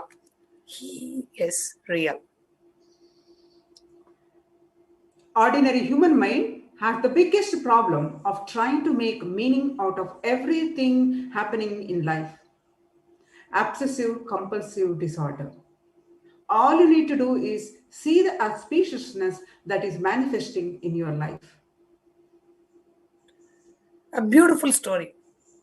Narada, a devotee of Vishnu, was going to Vaikuntha, the abode of Bhagavan Vishnu.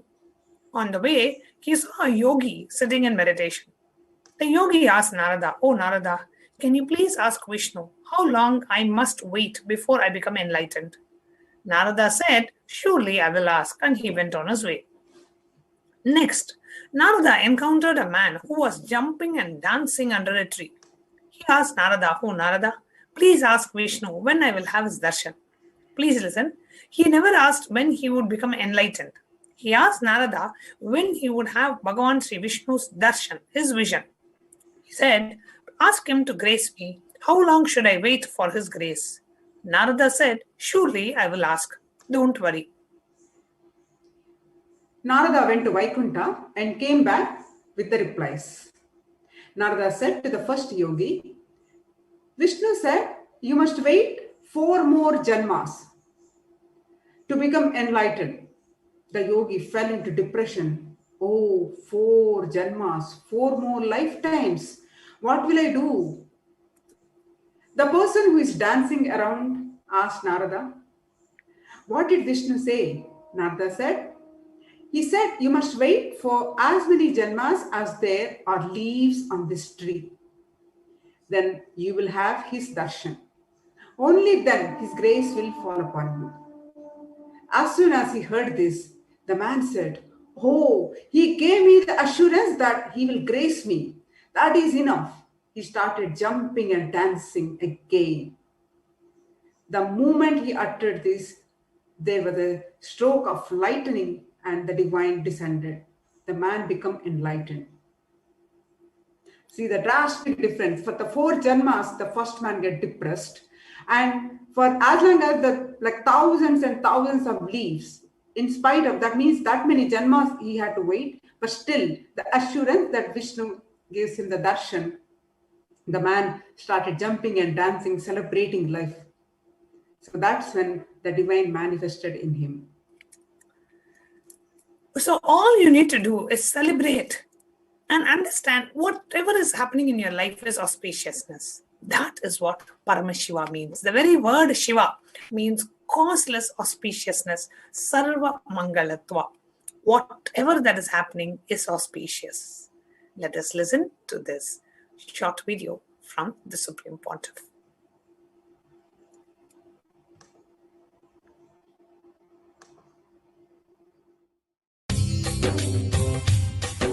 स्वभावचिन्मयानन्दं कृपापूर्णं जगत्पतिं हरिषड्वर्गजेतारं नित्य. Today's subject is move towards love. Let me read the sutra from the Shiva Sutras, then we will see the commentary. I'll read the translation of the sutra. Put mind stuff, chitta, in such inexpressible fineness, above, below, and in your heart. It's a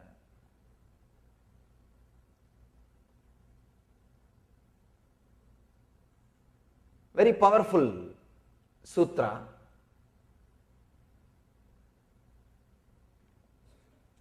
Shiva says the mind stuff means chitta. Understand, we have many words to describe mind. Chitta is the word which needs to be understood. Chitta means the collection of memories with which you have emotional attachment. Please understand. Chitta, mind stuff. That word meaning in Sanskrit we call chitta, collection or totality of all the memories with which you have emotional attachment. If you don't have emotional attachment, it will not be called as chitta. No.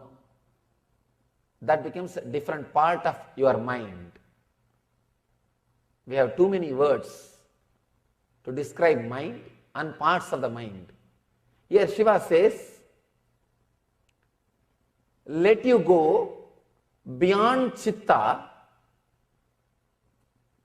you will experience your heart and the pure consciousness. Very beautiful, very subtle science, very beautiful sutra. I think this is the essence of all spiritual traditions. All spiritual traditions, they start with love and end with love.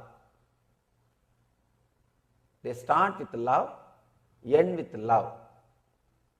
In the whole world, there are only two kinds of people. One who feels everything is auspicious, whatever is happening is auspicious. Other one, whatever is happening is bad. That's all. We have only two groups. One group which feels whatever is happening is bad, we need to correct. The other group, whatever is happening is good, let's flow with it. One thing, the group which feels whatever is happening is good is too small. That is why it is not able to run news channels.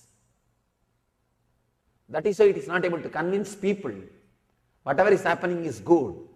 But the people who believe whatever is happening is bad, they are majority, and they are able to take over the power of the legal enforcement system and the countries.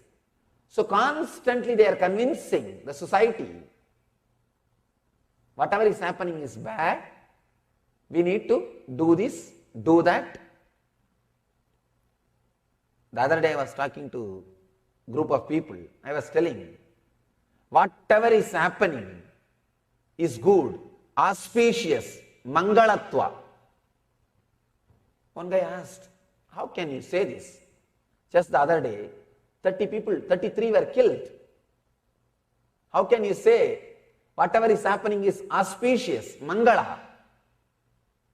First thing he asked me, how can you say whatever is happening is good when 33 people are killed, murdered?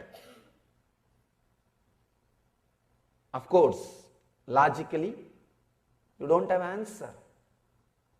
Logically, you can't understand. This guy is telling whatever is happening is good. And if you see around the world, so much of terrorism, so much of killing, so much of things are happening. How can somebody think or feel whatever is happening is good, auspicious? Very difficult to believe, very difficult to connect with, very difficult to understand.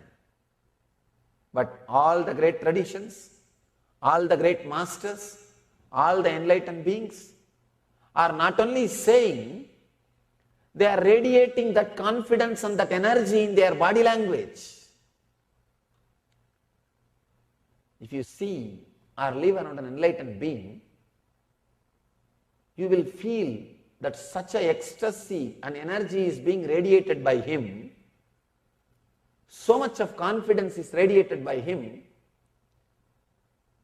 you will come out with a clear idea whatever is happening on the planet Earth is good. How can this be? How can it happen?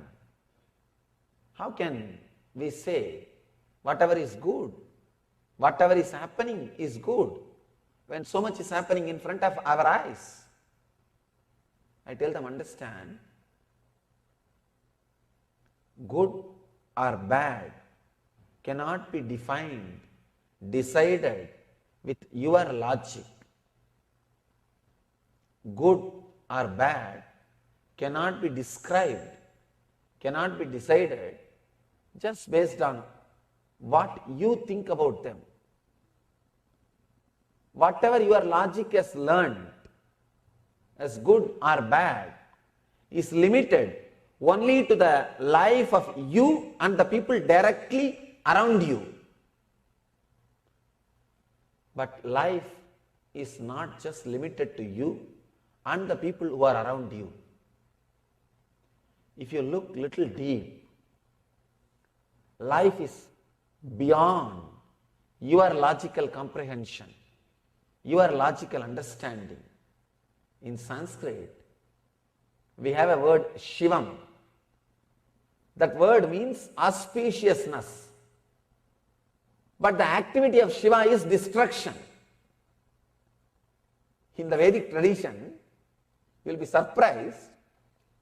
The word Shiva, if you see the dictionary says that word means auspiciousness, causeless, auspicious energy. That's the exact translation of the word Shiva. And his activity is destroying. In Sanskrit, we have a beautiful word for the destroying, not even destroying, creating space for new things happening. Understand? You can see the destruction as destruction or creating a space for new things to happen. If you see the destruction from the other dimension, it's like a creating space for new things to happen. Just think, nobody dies nothing is destroyed, what will happen? You think the creation can happen? You think the rejuvenation can happen? You think new people coming, new energies coming will happen? No. Understand, the planet Earth is still alive because of two things. One, death is happening. Death is happening. Constant possibility for rejuvenation, for new things happen, exists. Second, you can't take away anything from here when you die. If there was a U-Haul service, just imagine, if there was a U-Haul service to take whatever you want when you leave, anything would have been left? I don't think this all will be here, or this pad will be here, or this wooden piece will be here. No. The planet Earth is still there because of two things. One, the death, the possibility for rejuvenation is happening. You can't take away things when you leave. Otherwise, nothing would have been here. If you look, the same destruction, the destruction energy from the other angle, Shiva, most auspicious thing on the planet Earth is the possibility for rejuvenation. The possibility for rejuvenation keeps the whole thing alive. Understand? If you look just with your logic, with a very small vision, you can always complain, blame that whatever is happening can't be called auspicious. If your vision expands, if your understanding expands, if you start looking at the life from a bigger picture, from a bigger perspective, from the greater understanding, you will realize the truth. Whatever is happening is auspicious. Understand? The more you realize whatever is happening is auspicious, you become insider of the cosmic energy. Always a person who is insider feels whatever is done is the best thing.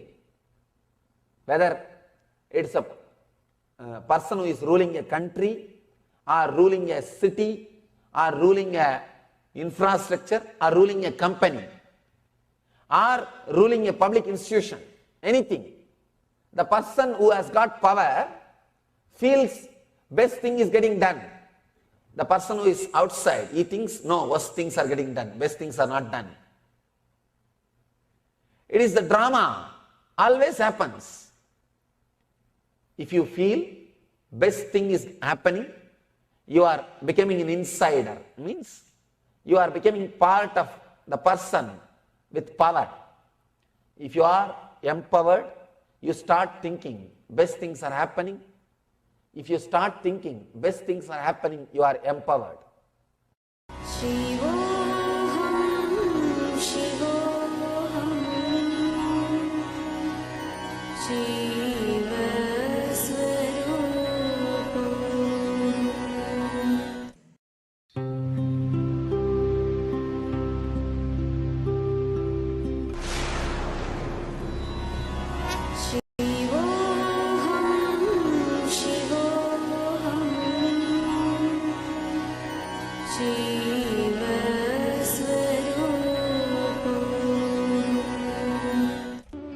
India has given birth to great Paramahamsas, mystics, saints and divine avatars who have consistently delivered this world from darkness to light.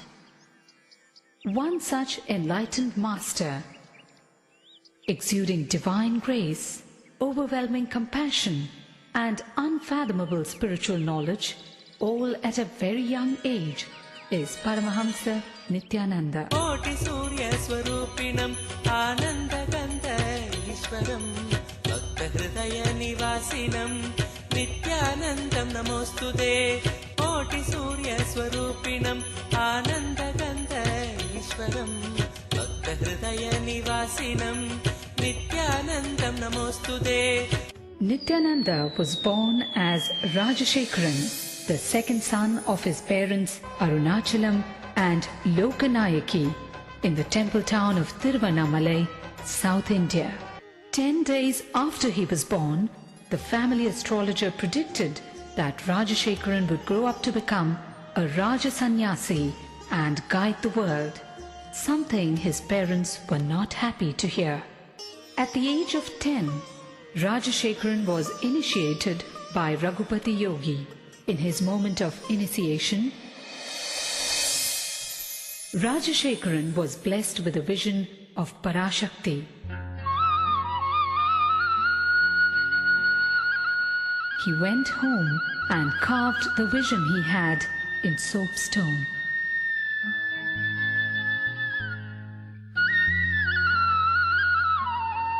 One day, Rajashekharan was found etching a complex shape on a copper foil. It was the sacred Shri Chakra. The Shri Chakra is believed to be a diagrammatic representation of the cosmos.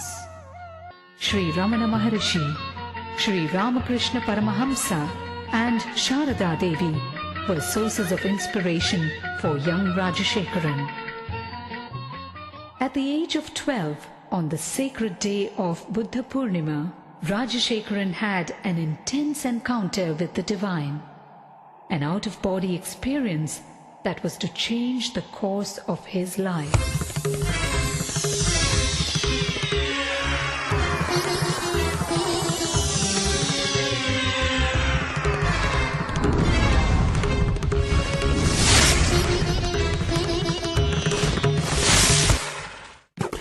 By his 17th year, Rajashekharan's spiritual quest became too fierce to be ignored. He left home on a journey of arduous self-discovery with no assurance whatsoever, but only a glimpse of the divine he received at the age of 12. He wandered far.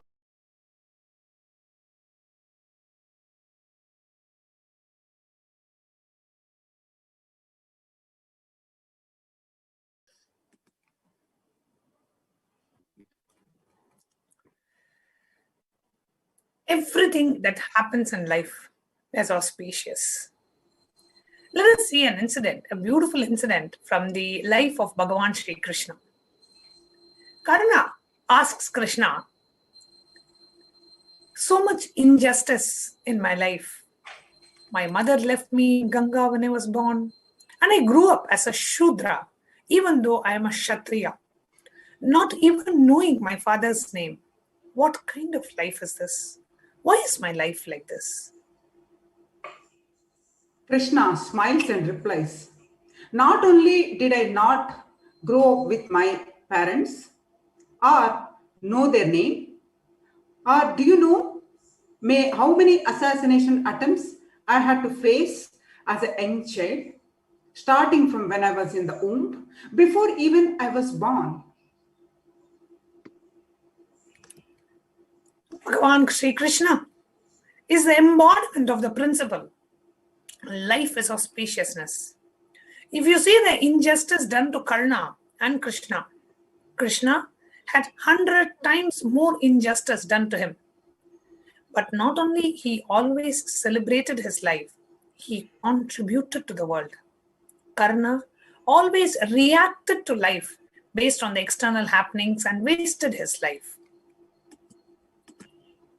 That's why the Supreme Pontiff of Hinduism always says, everything happening in and around you is auspiciousness. If you understand that, you are Shiva, Paramashiva. Once you are initiated, once you are my disciple, even if you think that everything in your life is falling apart, nothing is falling apart. Be very sure they are all falling in place, in proper place. Hold on to that powerful cognition that whatever is happening internally and externally is auspicious. Things are not falling apart, they are falling in place for your higher purpose. Everything happening is auspicious. If you won a lottery, it means wealth is getting created. If suddenly you lose money, it means wealth rejuvenation is getting created. You are not a loser. You are Paramashiva. Things are not falling apart, they are falling in place. Sometimes losing wealth creates the kind of energy to work hard that is worth millions of dollars. Understand this principle. Everything in your life is auspiciousness. Earlier, you have done pen down one exercise, that situations where you felt life as at its best and life at its worst. Now see how whether you thought whatever you thought was bad, destruction happening in your life, have turned out to be auspicious.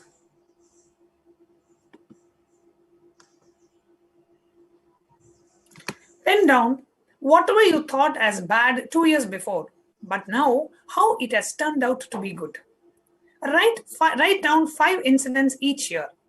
You will understand how Paramashiva is manifesting. It is not just a powerful cognition alone, it is the truth. If you understand this one truth and settle down, even death is a celebration. So now let's do this small exercise.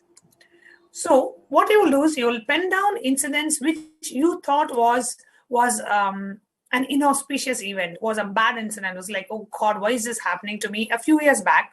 But now when you look back, you are like, oh God, that's the best thing that happened in my life. Write down 5 such incidents in each year, which earlier you thought was an inauspicious incident, but later that happened to be a most auspicious incident in your life. Please go ahead and pen down 5 such incidents in your each year. Take a few minutes to pen down. It's very important that we all do this assignment. Just look back into your life, and that is when you realize everything that is happening in your life is auspiciousness. I'll give an example, all right, from the life of the Supreme Pontiff, who has like literally every stone thrown at Swamiji, Swamiji has picked up that stone and built a temple for Paramashiva. That literally Swamiji's life is a living demonstration of this truth. Hundreds of assassination attempts, false cases, what not were slapped on the Supreme Pontiff. Yet today, everything that was done to Supreme Pontiff, Swamiji has made it as a stepping stone for the revival of Kailasa, the enlightened Hindu nation. Swamiji was denied his passport. Swamiji was cancelled of his citizenship. Swamiji did not even have a country to stay. He created a nation. So whatever you may think as Swamiji never, obviously, for him, everything is auspicious. He is radiating. He is an incarnation of Paramashiva. His life is a living example for each of us to learn. Whatever may be done to you, if you stand with this one cognition that everything that happens in life is auspiciousness, you will only see more and more auspiciousness unfolding in your life. So let's all take a few moments to look back into your life and understand what were the incidents in my life that I thought were bad incidents, what I didn't want to happen. But now when you look back, they were really the best things that triggered, that caused great breakthroughs and success in your life. Please take a few moments to identify 5 such incidents each year. And I request all the participants to also post. If you're comfortable posting it in the chat, please do post what kind of incidents are you able to identify, which you thought was not a very good happening in your life, but later on ended up being a very extremely positive happening.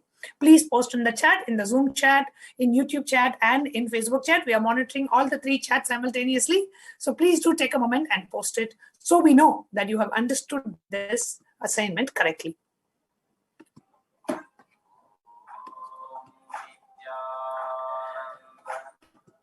Pen down incidents which you thought was bad before, but later on turned out to be auspicious. Identify 5 such incidents each year and put it in the chat.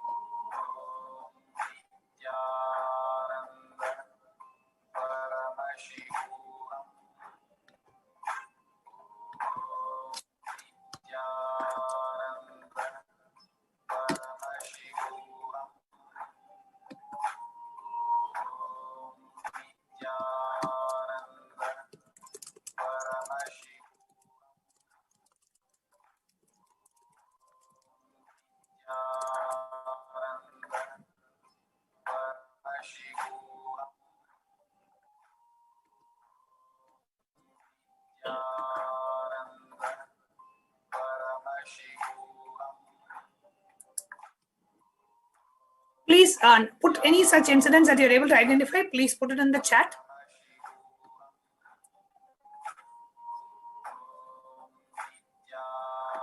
Okay, so we have one of the participants has put an incident in the chat. I'm going to read that out. This is Ma Gyaneshananda. In 2019, I was so upset that I had to take an office job. It was my blessing because in this time of COVID, I am being taken care of because I was working before the shutdown. Now I don't have to worry so much about money. Wonderful, Ma Gyanesha. You have exactly identified the right incident where you thought something was not good, but ended up becoming auspicious. Perfect. So you've understood the powerful cognition perfectly. Wonderful. Thank you so much for sharing, Ma Gyanesha.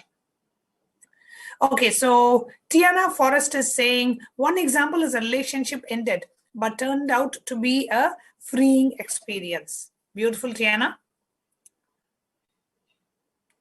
I request our YouTube viewers, Facebook viewers, and the participants via Zoom to video conferencing, please do post it in the chat. What was any example of an incident? You don't have to give too much details, but just for us to understand if you have understood the assignment correctly. Please do post any one incident in the chat that you thought was not a very good incident, was a bad incident happening, but ended up becoming auspicious for you. Identify at least one such incident and post it in the chat.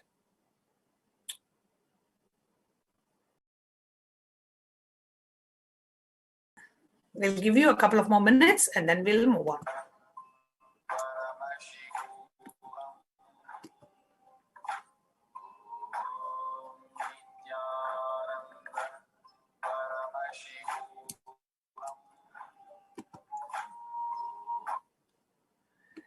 Okay, so I have one more sharing here from Tatiana from Canada. She says, in high school and university, I went through depressions, and what pulled me out were books about consciousness. Those incidents ignited my seeking.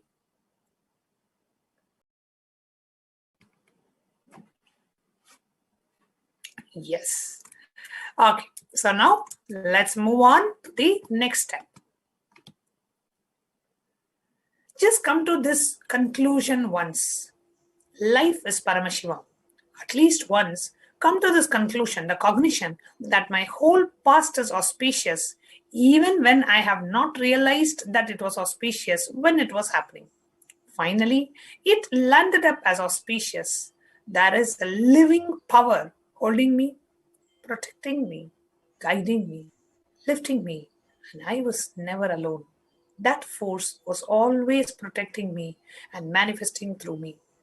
This will trigger everything needed in you to experience life as Paramashivam, the ultimate truth.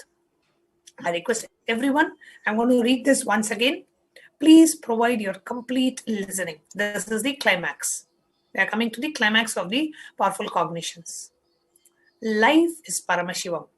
At least once come to the conclusion, the cognition, the belief, the understanding that My whole past is auspicious, even when I have not realized that it was auspicious when it was happening. Finally, it landed up as auspicious. There is a living power holding me, protecting me, guiding me, lifting me, and I was never alone. And that force was always protecting me and manifesting through me. This will trigger everything needed in you to experience life as Paramashivam. Even if you are struggling to come to this completion and cognition as Paramashivam, have a deep, sincere prayer to Swamiji. Swamiji said, this is the ultimate truth. Can you help me to manifest this truth? Swamiji immediately opens the door and blesses you, accepts you. When you pray for the right things, Paramashiva does not take time to manifest it. It is an automatic tathastu.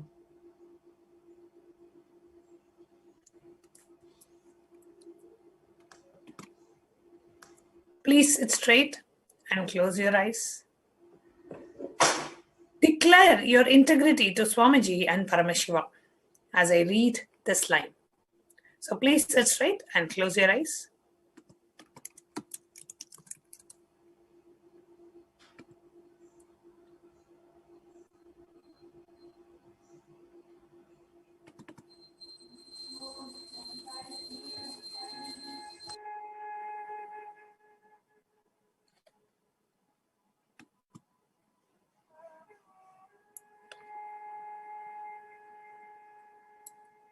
Bring your awareness to your breathing.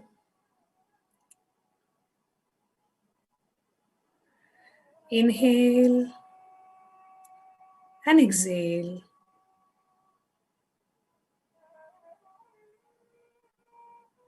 As slowly as possible and as deeply as possible.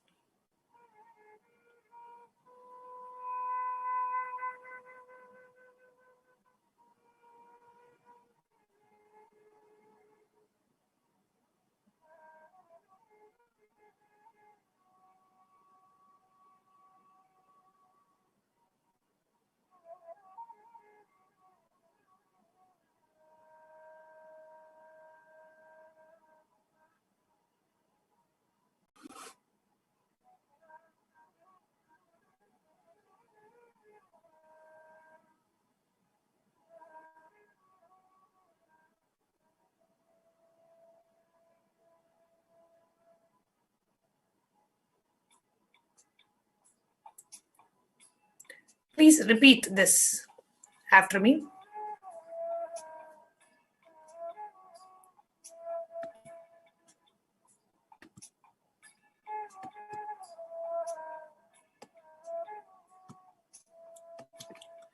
I cognize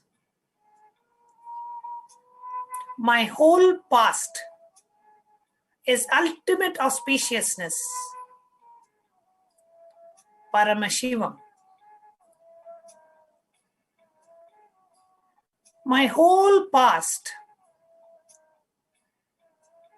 and my whole present is ultimate auspiciousness, Paramashivam. Let my whole future be ultimate auspiciousness, Paramashivam. Anywhere I have not come to this powerful cognition, please help me come to this powerful cognition. My Guru, the Supreme Pontiff of Hinduism, has said this is the truth. Please help me manifest this truth. Make a clear sankalpa. Create a strong will. Ichha Shakti. As you cognize that your whole past, present, and future is ultimate auspiciousness, and anywhere you are not able to come to this conclusion by yourself, just pray to Swamiji. Swamiji, I request you to make me realize that whatever happened in my past is ultimate auspiciousness. Let me come to this powerful cognition with your blessings. I pray to you.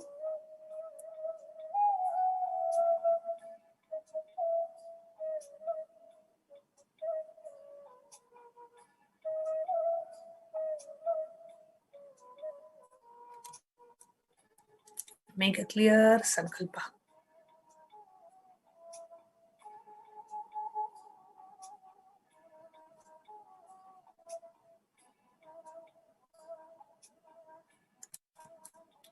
You can now open your eyes.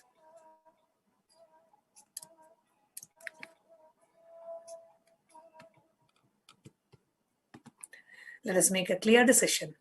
And this is the ultimate celebration, the celebration of Holi, the celebration of life itself, the celebration whom we celebrate as Bhagavan Sri Krishna. Let us now celebrate the presence of Bhagavan Sri Krishna in our lives.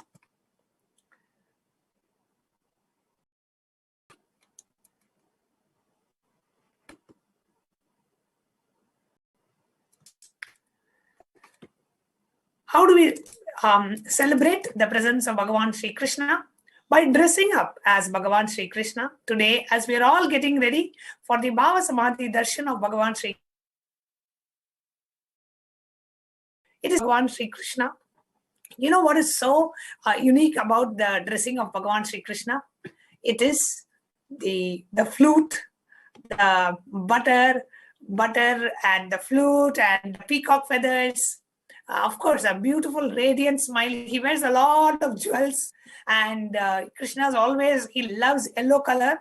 You know, yellow color silk is what Pitambara we used to call. He always comes in yellow color, always has a peacock feather on his forehead and has a small namam on his, on his forehead and has a beautiful smile.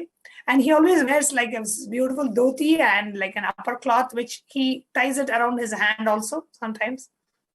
Has a flute in his hand and a beautiful turban with peacock feather in it. And those are some of the ways you can dress up as Bhagavan Sri Krishna. So take a time, take a few minutes to dress up as Bhagavan Sri Krishna, to manifest that space of oneness with him, to experience the Bhava Samadhi with Bhagavan Sri Krishna.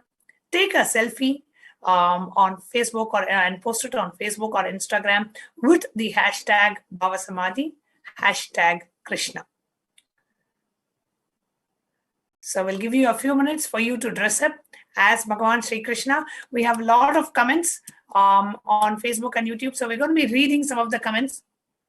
And while you're dressing up as Bhagavan Sri Krishna,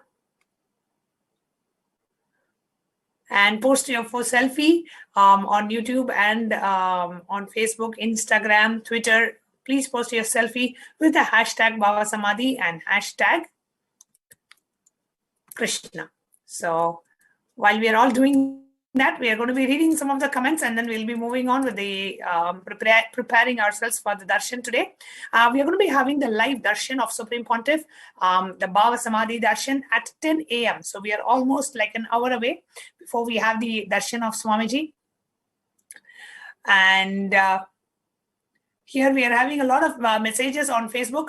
Sukanya Suresh is saying from YouTube, she's saying, I was worried about my disease of spondylitis, but after I met Swamiji, now my disease is a blessing because that is what brought me to Swamiji. Beautiful sharing, ma Sukanya Suresh. Thank you so much. And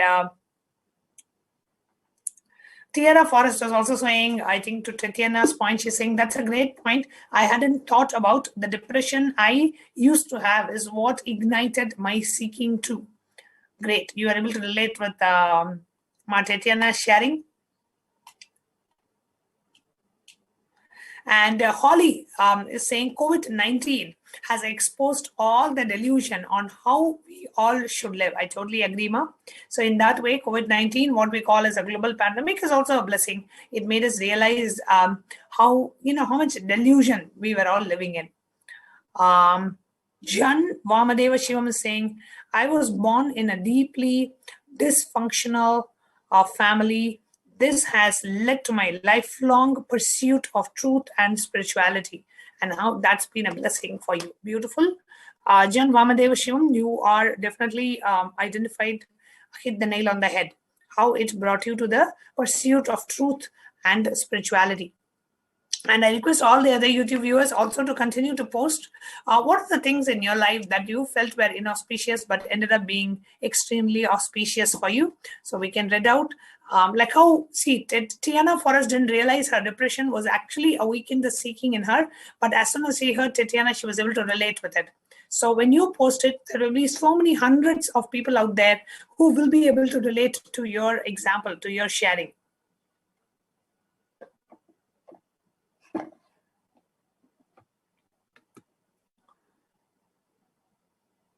Okay, so Mary Mabry is saying, I had a knee injury, which I thought was horrible at the time of the injury. I started a PhD program to become a chiropractor, and I had to take a lot of anatomy and physiology classes. The injury allowed me to learn anatomy experientially. I became very interested in how to heal the body and learned anatomy easily. Wow. Beautiful, Mary Mabry. It was a perfect sharing. Okay, and we have one more sharing from Ma Paramashiva Priya. She says, I lost my job at the university. It was a blessing as it freed me to live the life in a way that is much richer and full of life. Now I am an Apat Sannyasi. Wow. Paramashiva Prema, welcome to the Sannyas order and welcome to the life of Sannyas. So you losing your job actually led you to taking up the best lifestyle one could ever imagine, the life of sannyas. Okay. We have Nistre Gunya saying, when Montana died and my house was destroyed, I was thinking it was bad. Now I think it is very auspicious. Beautiful. And we have one more sharing. Ching Ho is saying, in 2019, I was denied visa to go to China in December. Now looking back, it's a good thing since the COVID virus was probably circulating there already at that time. Absolutely, Ching Ho. Beautiful sharing. How we think, what we think as sometimes inauspicious ends up being the most auspicious thing in our life. We have had great sharings from YouTube, Facebook, and our Zoom two-way video conferencing participants. And if you have any such sharing, what you thought as inauspicious ended up being the most auspicious thing, please continue to share. Okay, so now I'm sure we all had given a little time for you to quickly dress up as Krishna. Now please do come back as we are going to be proceeding with the rest of the program. And we have to get ready for Swamiji, for receiving Swamiji as Krishna at 10 p.m. 10 a.m. today, Indian Standard Time. We'll be having the Darshan. So now we'll move on.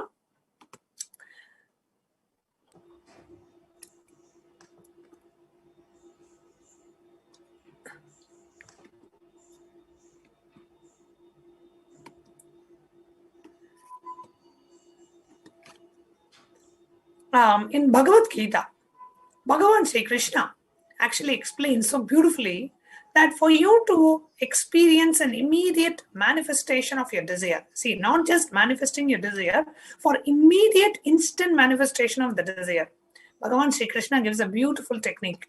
In the 4th chapter, 12th verse, Bhagavan Sri Krishna says, Kankshanta karmanam siddhim yajanta iha devataha Kshipram himanushe loke siddhir bhavati karmajam. Those who long for the result of an action worship with rites the divine energies, for in this mortal world the success of an action comes immediately.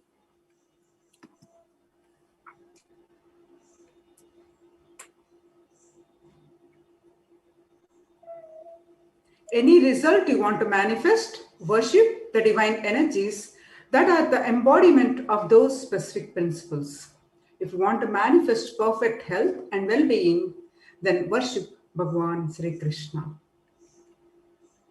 So what are the different ways you can welcome Bhagavan Sri Krishna into your life? Say today, on the auspicious day of Holi, the day where Bhagavan Sri Krishna performed the last Rasa Leela, gave the experience of Bhava Samadhi to the Gopas and the Gopis, gave the experience of the collective consciousness to Gopas and Gopis, gave the experience of oneness with Bhagavan Sri Krishna to the Gopikas and the Gopas.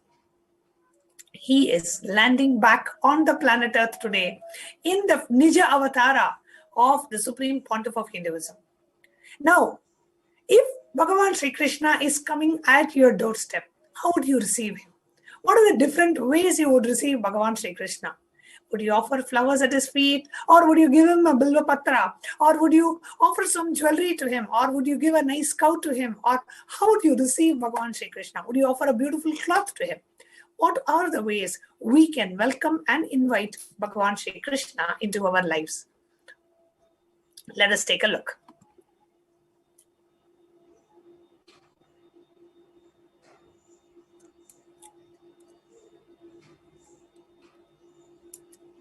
So the first is the offering to Rukmani Sri Krishna. We have different dimensions of Krishna. Here, offering to Rukmani Sri Krishna.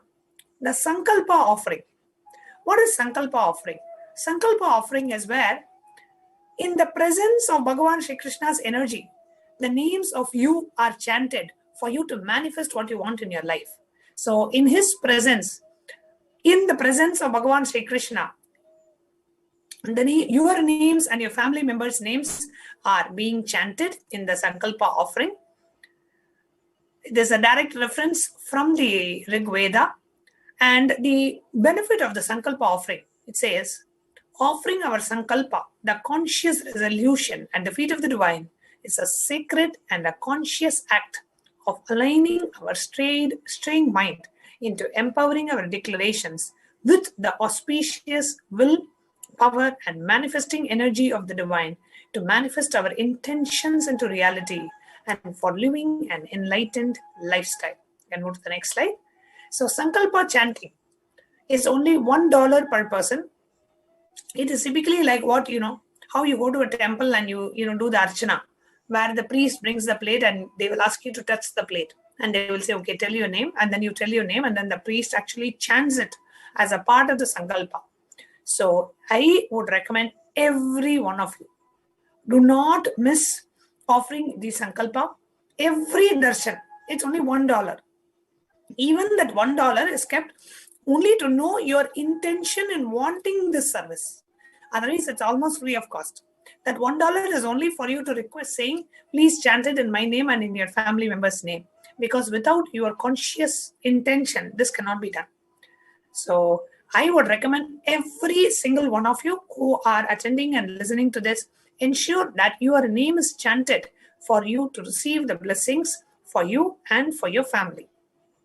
So the Sankalpa offering is just $1. It is not for money. It's almost a free service done by Kailasa, offered by Kailasa, just so that all of us get to receive the blessings of Bhagavan Sri Krishna and have our names chanted to manifest whatever we want to manifest in our life.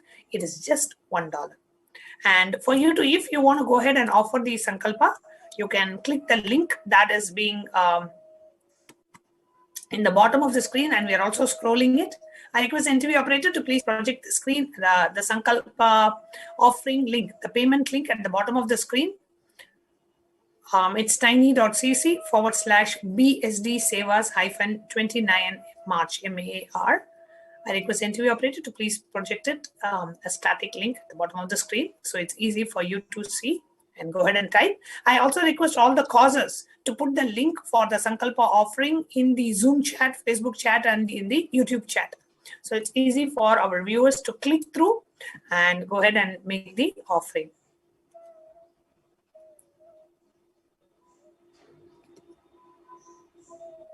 The next offering is Pratyaksha Pada Puja to Bhagavan Sri Krishna.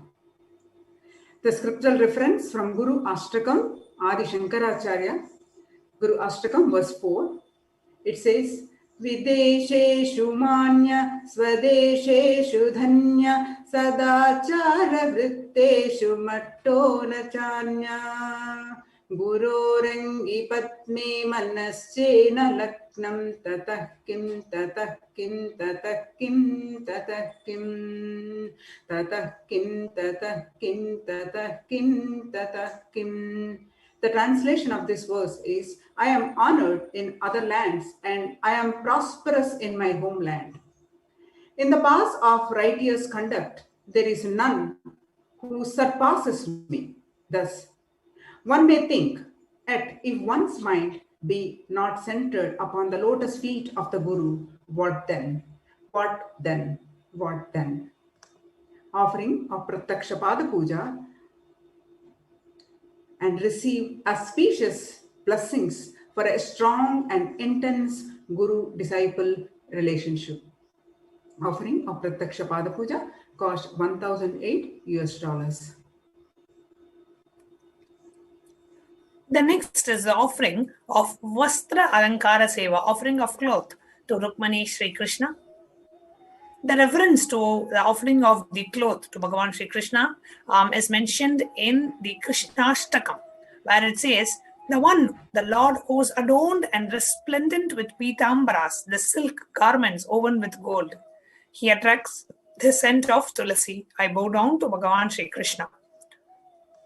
Traditionally, this seva is offered for better physical and mental health, well-being, and healing from any illnesses. The offering of Vastra Alankara Seva is $1,008.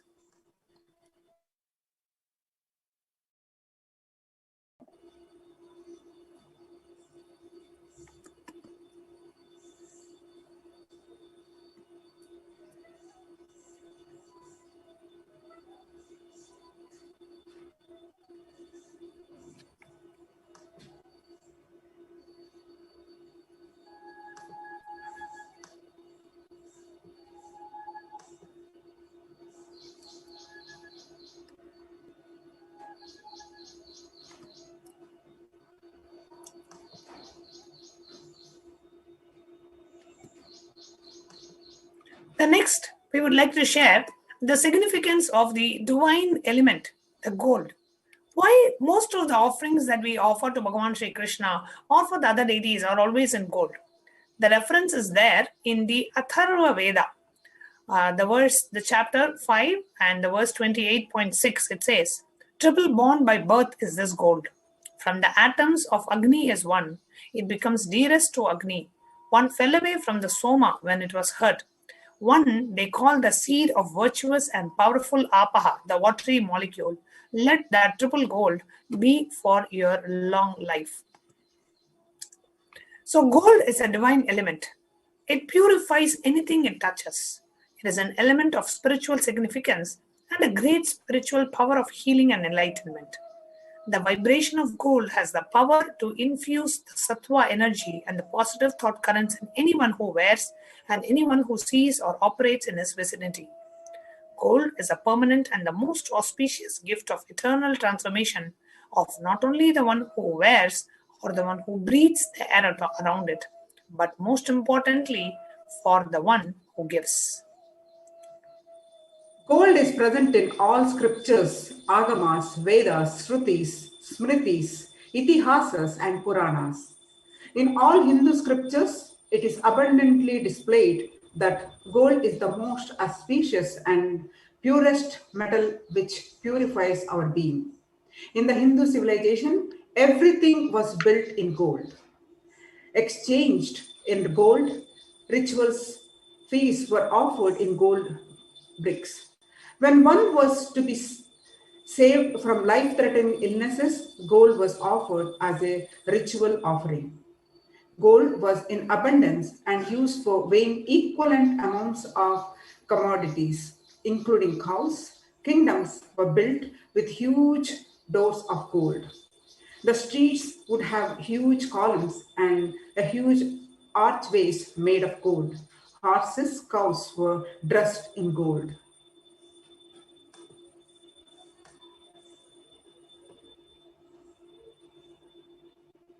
Hindu civilization thrived on the banks of rivers of gold. Indus River was called Hiranmaya, the river of gold. in Rig Veda. The river Saraswati was called Hiranyavartani in Atharvana Veda. Gold is the supreme element for offering gifts to the ones you love and revere. Temples are constructed and paved in gold. Deities are made in gold and decked and adorned in gold because it preserves the enlightenment energy for thousands of years. It lasts forever. The next offering that you can offer to Bhagavan Sri Krishna is the Go Seva. The Go Seva is the offering of the cow feed to the cows. Offering the Go Sevas to the cows of Krishna for the manifestation of nourishment and removal of food-related problems. And the Go Seva can be offered in multiple denominations, like the offerings can be made at $108, $208, or $508. Next slide. So you have different options for making the Go Seva, and this leads to manifestation of nourishment and removal of any kind of a food-related problems. We have beautiful, happy cows in our Goshala, in many of our Adinams all over the world. So when you offer, the food gets offered to the cows. So you can offer food to these cows, and it is $108, $208, or $508. You can go to the link that's in the bottom of the screen, tiny.cc/BSD Sevas-29th March, and make this offering if you are interested. The next is offering to Bhagavan Sri Krishna. That is Swarna Pushpa, the gold flowers.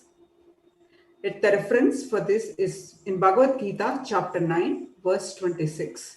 It translates to, if one offers to me with devotion a leaf, a flower, a fruit, or even water, I delightfully partake of that article offered with love by my devotee in pure consciousness.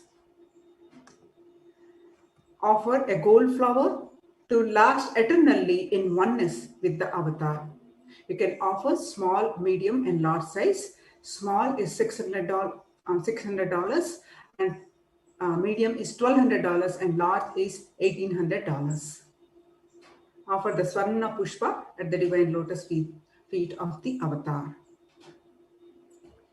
The next is the offering of the Tulasi Patra, the Tulasi leaves, the golden Tulasi leaves. The reference to Tulasi Patra is mentioned in Srimad Bhagavatam, the 5th canto, the 3rd chapter, the 6th verse. Here it describes about Bhagavan Sri Krishna, who when offered, a devotee who merely offers a Tulasi leaf, he sells himself. He gives everything to the devotee who just prays to him by offering a small Tulasi leaf. And the Supreme Lord, Bhagavan Sri Krishna, is causelessly merciful upon his devotee, so much so that even the poorest of a man can offer him a little water and a flower in devotion and thus please him. This is due to his compassion and his affection towards his devotees. So offer a Tulasi leaf, a Swarna Tulasi Patra, with a pure love to receive his grace forever. And you have different sizes that you can offer the Swarna Tulasi Patra, and the offerings are $600, $1,200, and $1,800. You can offer the Swarna Tulasi Patra, the golden Tulasi leaf, to Bhagavan Sri Krishna. The next is offering to Yashoda Sri Krishna. That is Swarna Navanita Patram. The Swarna Navanita Patram means the silver vessel which keeps the butter. As all of you know, Krishna's favorite food is butter, which Yashodama fed him. So the scriptural reference is from Srimad Bhagavatam, chapter 10, verse 19. It translates to, being very angry and biting his reddish lips, with his teeth, Krishna, with false tears in his eyes, broke the container of yogurt with a piece of stone. Then he entered a room and began to eat the freshly churned butter in a solitary place. Offer the butter bowl to Bhagavan Krishna to effortlessly achieve success in all endeavors. Offering of Swarna Navanita Patram, the silver vessel, is medium, large, small, medium, and large. Small is $6,000 US, medium is $12,000 US, and large is $24,000 US. The next is the offering to Bhagavan Sri Krishna, the offering of Tulabharam. The Atharva Veda Parikshita describes the Tula Purusha, the ceremonial offering of Tulabharam, of Hiranyagarbha, the golden vessels, and the offering of 1,000 cows as one of the Mahadana, the supreme offerings. Matsya Purana also says that the Tula Purusha, the ceremonial offering of Tulabharam, as the Mahadana, the most supreme offering.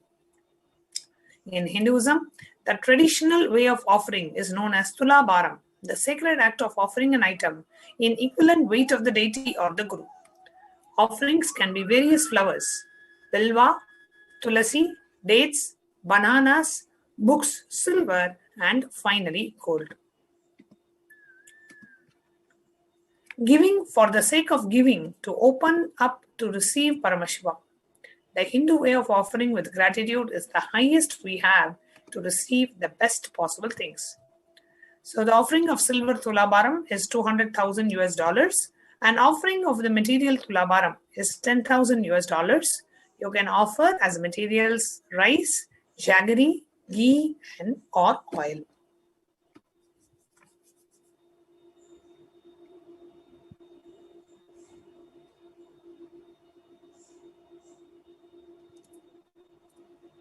The next offering is Swarna Valaya, that is gold finger ring. This is offering to Radhe Shri Krishna. The scriptural reference is from Bhagavad Gita, chapter 11, verse 10. It translates to, the golden ornaments owned by the avatar are like the stars that decorate the very night sky of the cosmos. The avatar is the very compassionate cosmos that pervades all around for the individual consciousness to shine and realize its highest potential.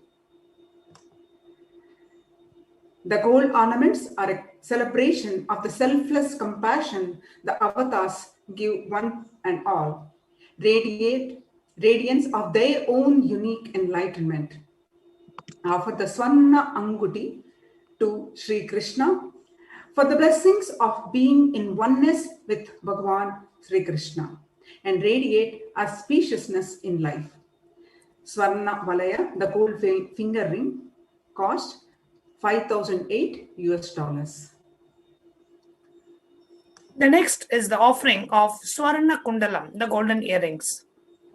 The reference to Swarna Kundalam is mentioned in Srimad Bhagavatam, the 3rd canto, the 21st verse. It talks about Bhagavan Sri Krishna, who is adorned with crown and earrings. Offer the Swarna Kundalam to Bhagavan Sri Krishna and manifest the power of listening and completion in your relationships. The ears of the Lord are very delicate and beautiful, always listening to the sweet songs of bhakti of his devotees. Be blessed with the grace of Bhagavan Sri Krishna's listening to all your heart's desires. The offering of the Swarna Kundalam, the golden earrings, is $60,000 US.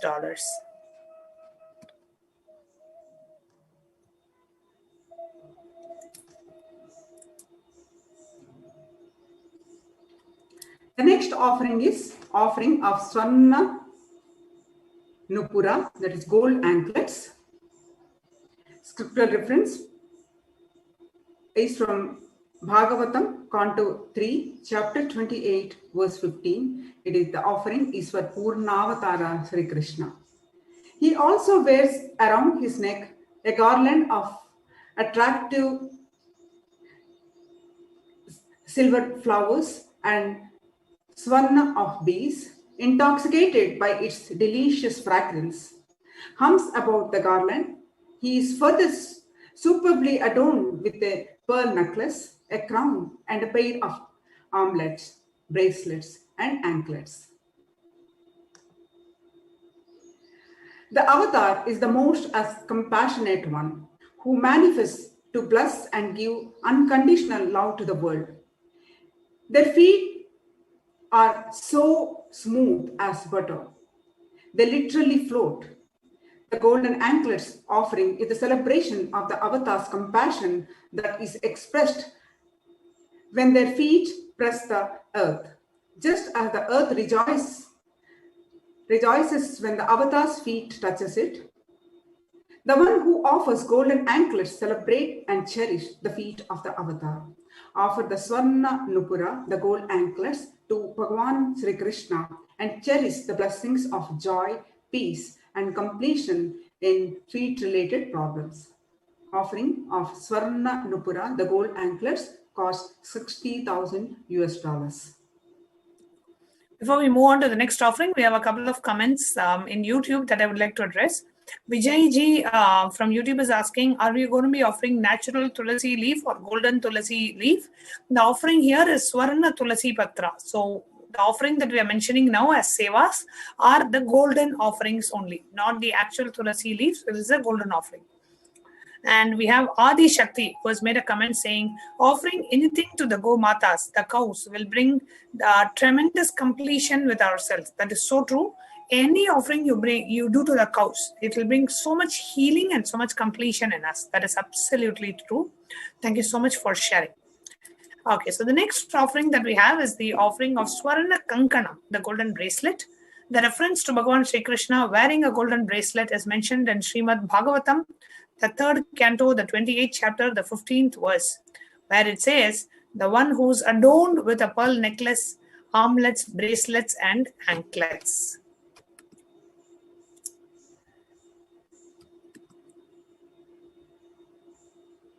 So the offering of the Swarna Kankanam, the golden bracelet, to celebrate the hard work and the dedication of the avatar for blessing and healing the world, offer the Swarna Kankanam and be blessed with the strength and the power to face any problem in life. And the offering of Swarna Kankanam is $90,000 US.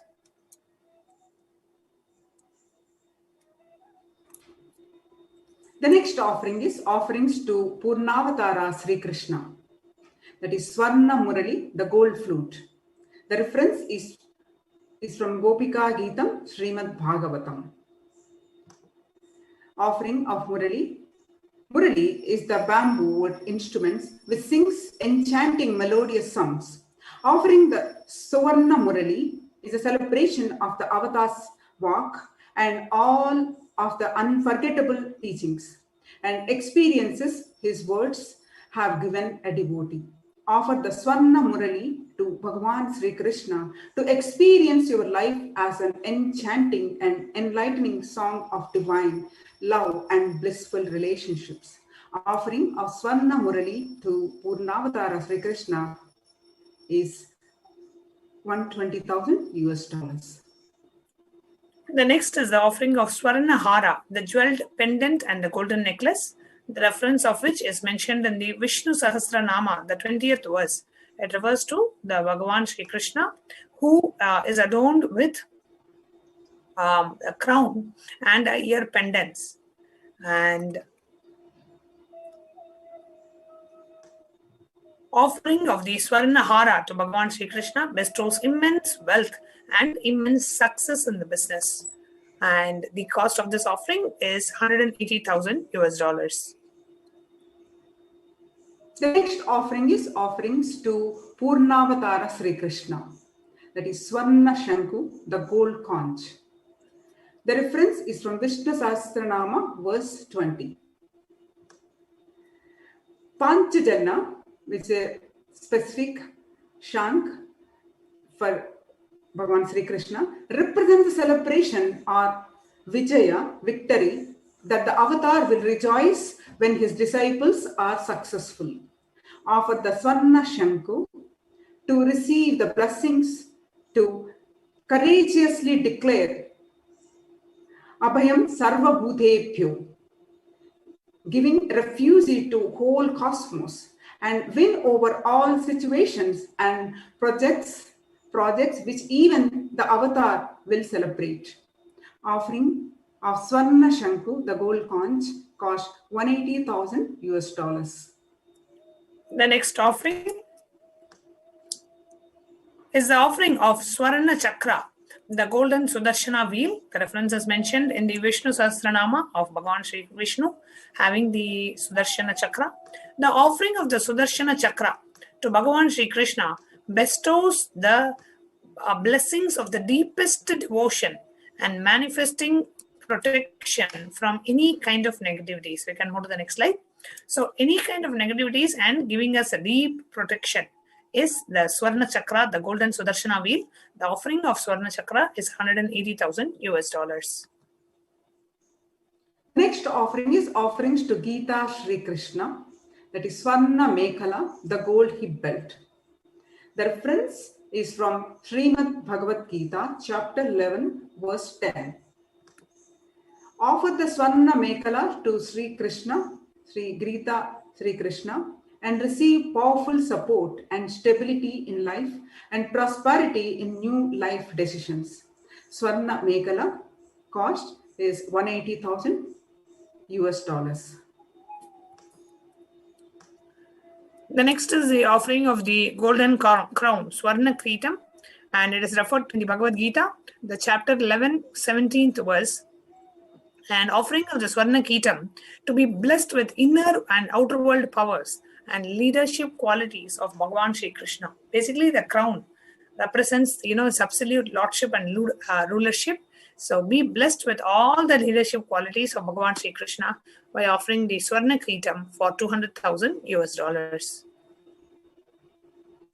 The next offering is offerings to Gita Sri Krishna.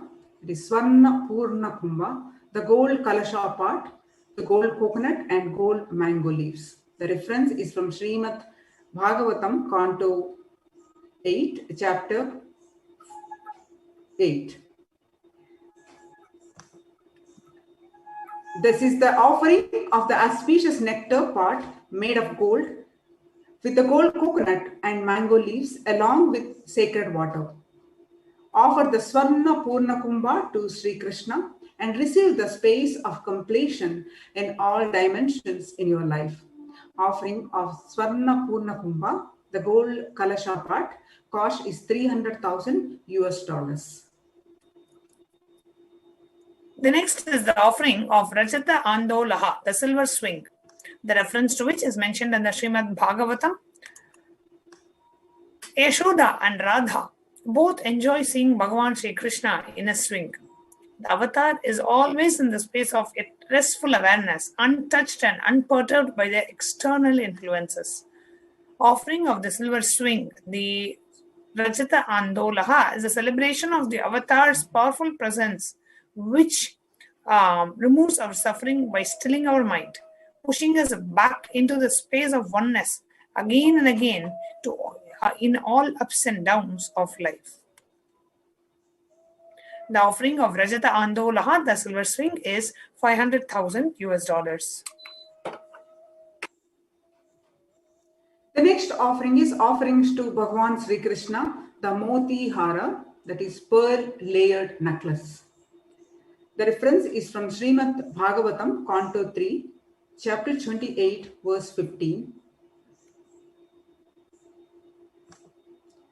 Pearls are precious and sacred gems in all scriptures. The offering of the pearl necklace is a celebration of the rarity of the avatar in existence and his tremendous tyaga to undergo the immense pressures and express the ultimate compassion in imparting the knowledge of oneness. Offering of the Moti Hara, the pearl layered necklace, cost $900,000.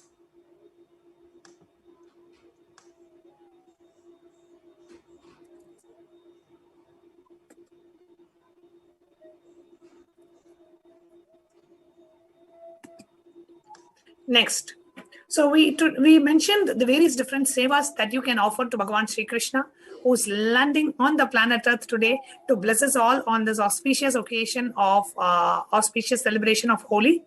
Now, whoever would like to make any offerings to Bhagavan Sri Krishna, how do you go ahead and make the offering? this is a 3-step process. The first step, if you want to know more details, or if you want to do something but you don't have the finances or the means to do it, you want the causes to connect with you to help you manifest the funds to be able to make that offering, then you can go ahead and fill the first form, which is the registration form. I'm going to go ahead and project the registration form. And you fill the details in the registration form and you say that, yes, this is what I want to do. I want to make this offering. Help me manifest the finances required for making that offering. Okay. So the registration form link is projected on the screen. That's the first step, which is tiny.cc/Bhava Samadhi. So I'm going to now go ahead and share the screen and take you through this process. This is the registration form. Any interest to make any offering. Doesn't matter whether you have the means to do it or not. We will help you manifest the money. We will help you manifest whatever you need to manifest to make this offering. So you click on this is the tiny.cc/Bhava Samadhi form. I request all of you to please come along with me. tiny.cc/Bhava Samadhi, and you go ahead and accept the terms and conditions.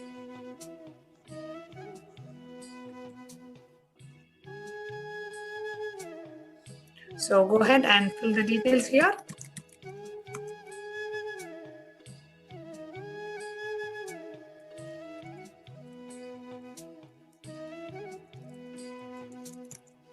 So go ahead and fill the details.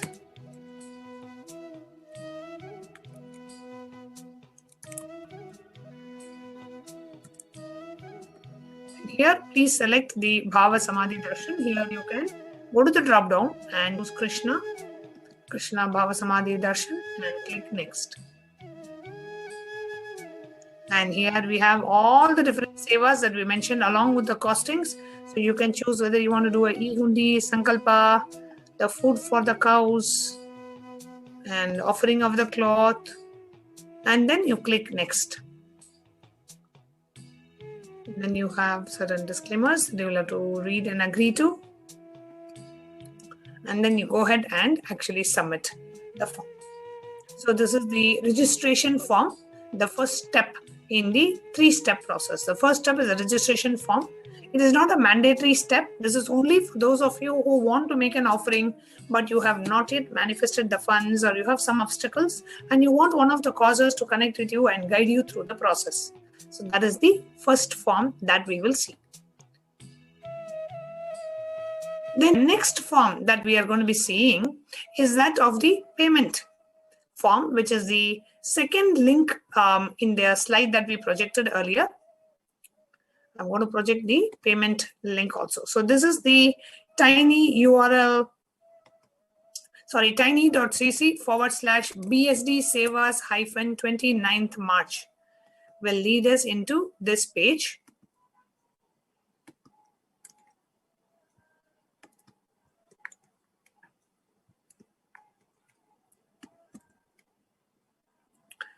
So here you come up here on the page tiny.cc/BSD Sevas-29th March. So here is the payment link. You come down. It says Krishna Bhava Samadhi Darshan donations. You click here. You can choose the Sankalpa offering, which is just $1. So as soon as you choose the offering, the amount shows up in the bottom. Or you can do Pratyaksha Pada Puja for $1,008. Or you can offer a golden discuss the Sudarshana Chakra. Or you can offer the food for the cows for $108. And you can click on Add to Cart. The page that I'm projecting is actually the second link that is being scrolled, and you can actually see the link on the screen, which is tiny.cc/BSD Sevas-29th March. I request the interview operator to please project the link on the screen, please. Offering of the Sevas.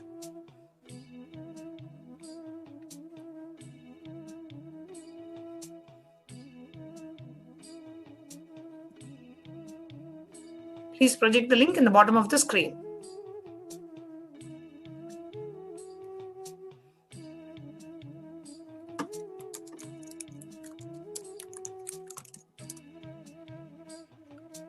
Okay, so now when you come here, you can choose whatever the offerings that you want to do. So those offerings that you choose. And then you come to scroll down and say proceed to checkout.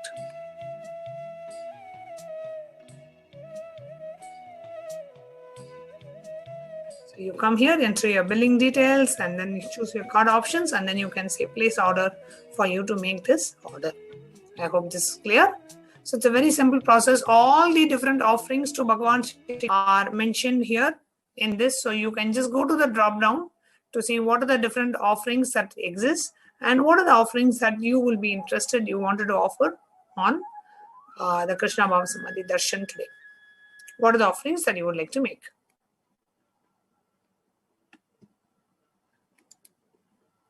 Yes, I request NTP operator to please project the slides.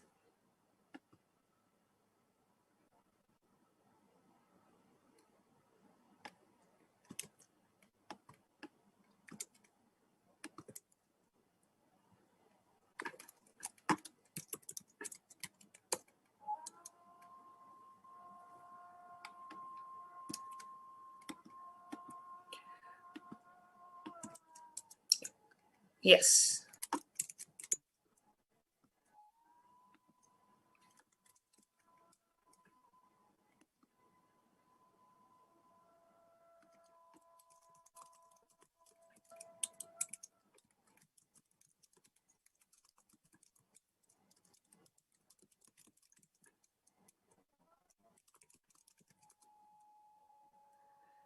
And after you fill the second form, which is the payment form, then finally we have the Sankalpa form.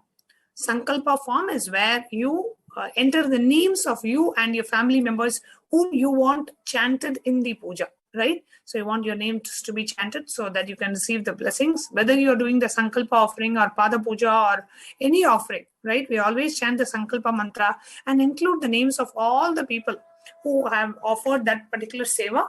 We offer it in the Sankalpa mantra. So that form is the last form that you see on the screen, which is tiny.cc/Sankalpa 2021. You can go ahead and enter. All the three links are being scrolled on the screen. The payment link is there on the screen, which is tiny.cc/BSD Sevas-29th March.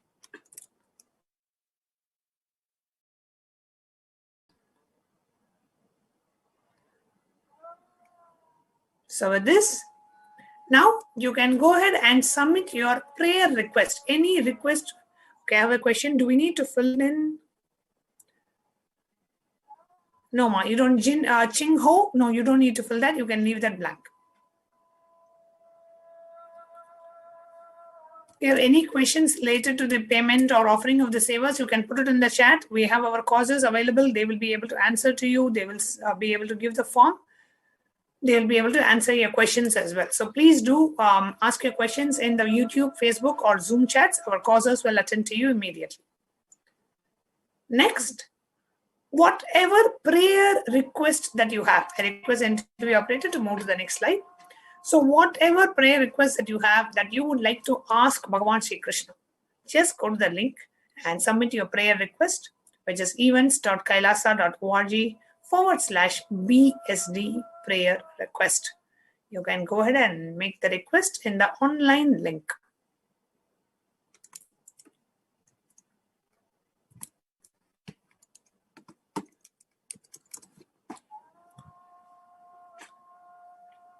The next slide.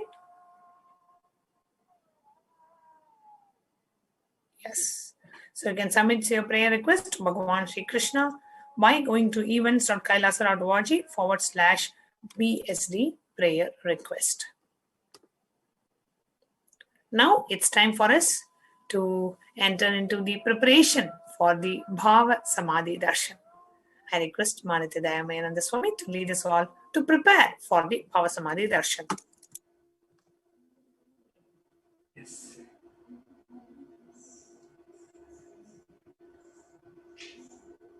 Let us all get ready for the Bhava Samadhi Darshan of the Supreme Pontiff of Hinduism, Jagadguru Mahasannidhanam Bhagavan Nithyananda Paramashivam, giving us the darshan of Bhagavan Sri Krishna, manifesting Sri Krishna through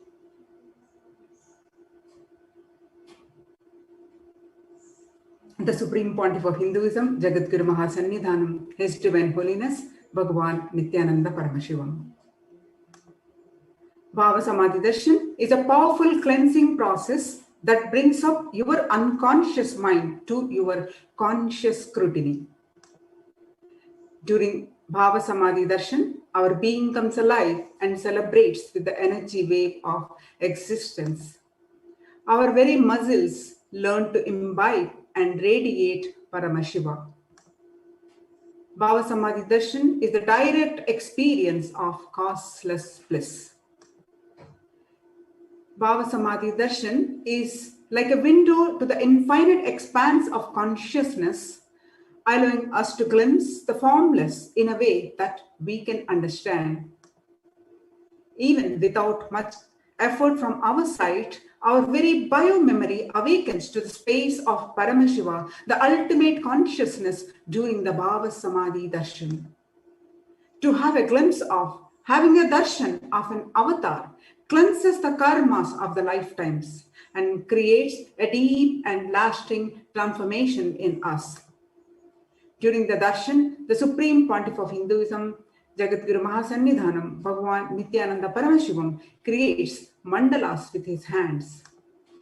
Mandalas are secret, decoded agamic energy circuits that harness the multi-dimensional energy of the universe.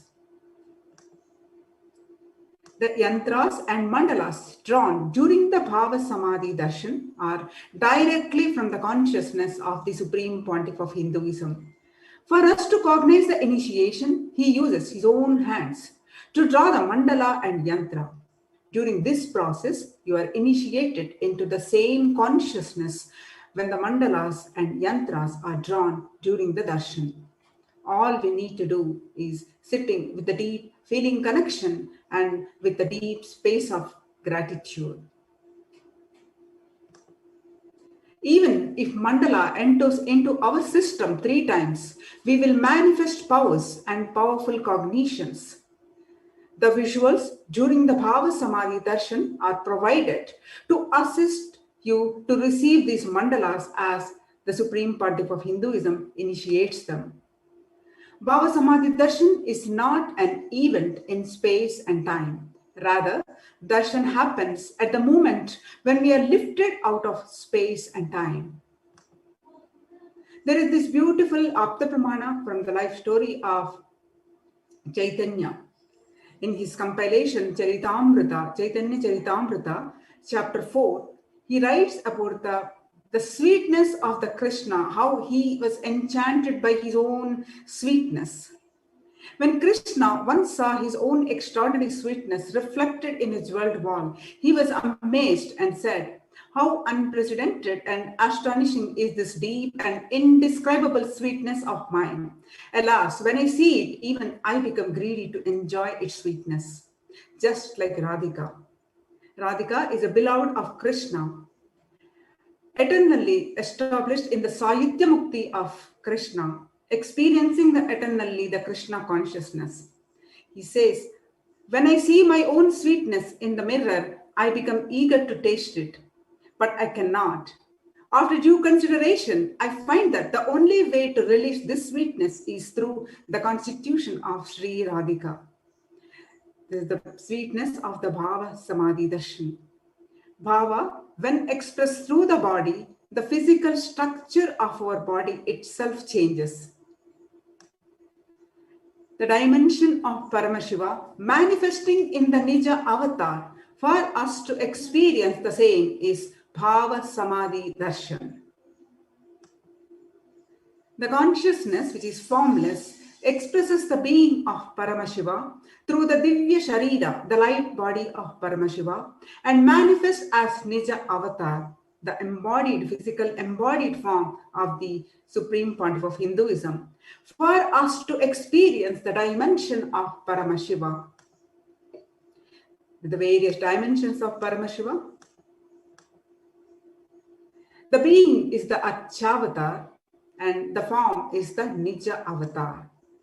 The Achyavatar, usually the temple deity, reflects the consciousness and manifestation, the being of the super consciousness energy. But human beings are not mature enough to receive the higher level experiences from the Achyavatar directly.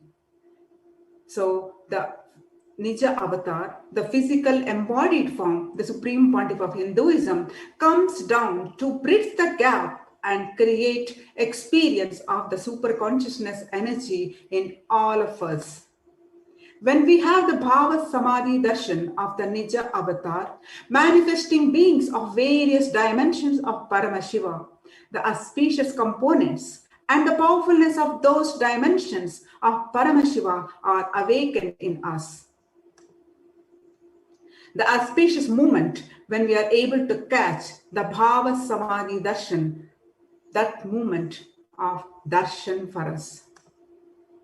Bhava is defined as directing and activating the emotional and spiritual energy that is created through the meditation on the avatar. During the Bhava Samadhi Darshan, our neurons mirror that of the avatar. Mirror neurons are special neurons that observe and mimic the actions of the avatar's neuron activity through seeing in us. Mirror neurons activate and process all the observed moments or information of the avatar just by seeing and without the physical act of imitation. That is, our entire body silently and without movement recreates what is happening distances far away, experiencing the super consciousness energy radiated by the avatar. This science of Bhava Samadhi Darshan knows no distance. A modern phenomenon scientists call as quantum tunneling. What exactly happens during the Bhava Samadhi Darshan? Our thoughts per second reduces significantly and we relax into the space beyond thoughts. That is, we experience thoughtlessness, becoming mentally at ease in coexisting dimensions beyond duality. There is no separation. We experience Advaita, the oneness. We and the divine become one, unconditioned by the parameters of time and space. For this, we don't need any technique to catch the glimpse of the super consciousness state. All we need to do is, with the proper context, with the space of gratitude, sit with the strong feeling connection to receive the darshan. I know you are the source of everything. You are everything and you are in the embodied form of the Supreme Pontiff of Hinduism, Jagadguru Mahasannidhanam, His Divine Holiness, Bhagavan Nithyananda Paramashivam. And you are in this body. You are the source for both. Let me connect with you. Let you reveal yourself to me. Let me be in the Bhava Samadhi of you.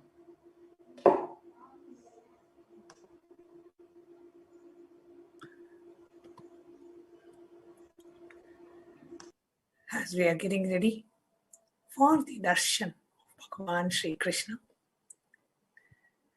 let us set up our Panchopachara Puja kits. Please set up your puja kits with the sandalwood paste or powder, flowers, incense sticks, lamps, and the Naivedyam offerings. Take a few moments to go ahead and set up your puja kits as we get ready for the meditation to receive the darshan of Bhagavan Sri Krishna.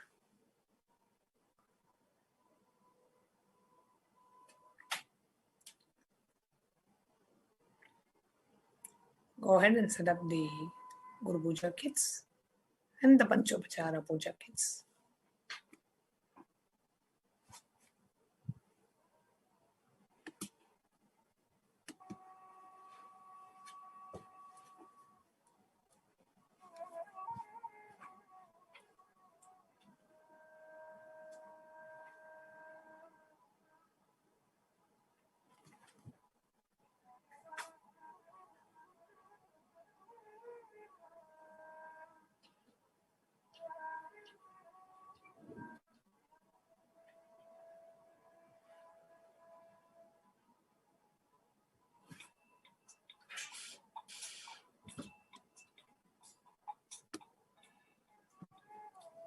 Yes.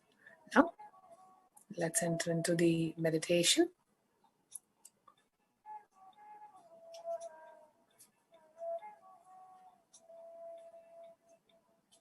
Please sit straight.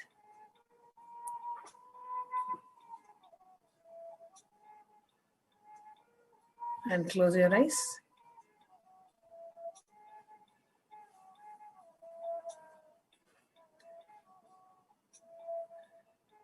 Inhale and exhale as slowly as possible and as deeply as possible.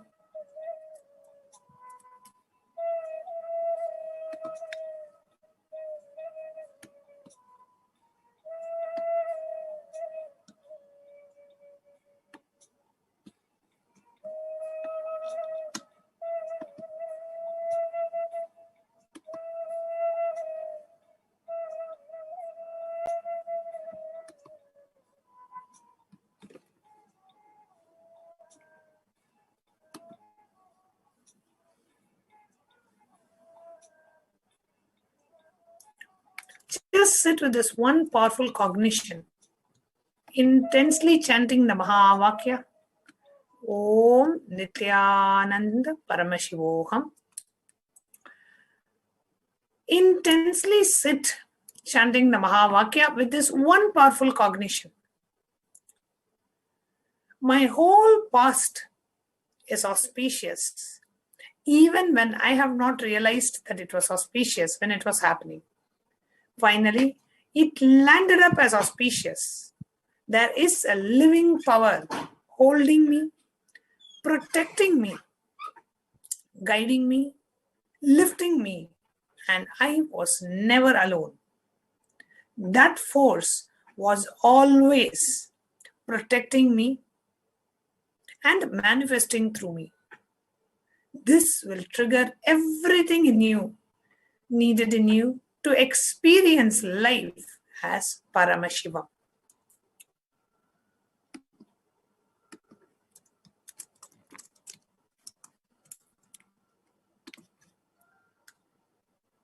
Just sit intensely chanting the Mahavakya, just allowing these powerful cognitions to become a part of you, to make a strong decision and a declaration and a sincere prayer.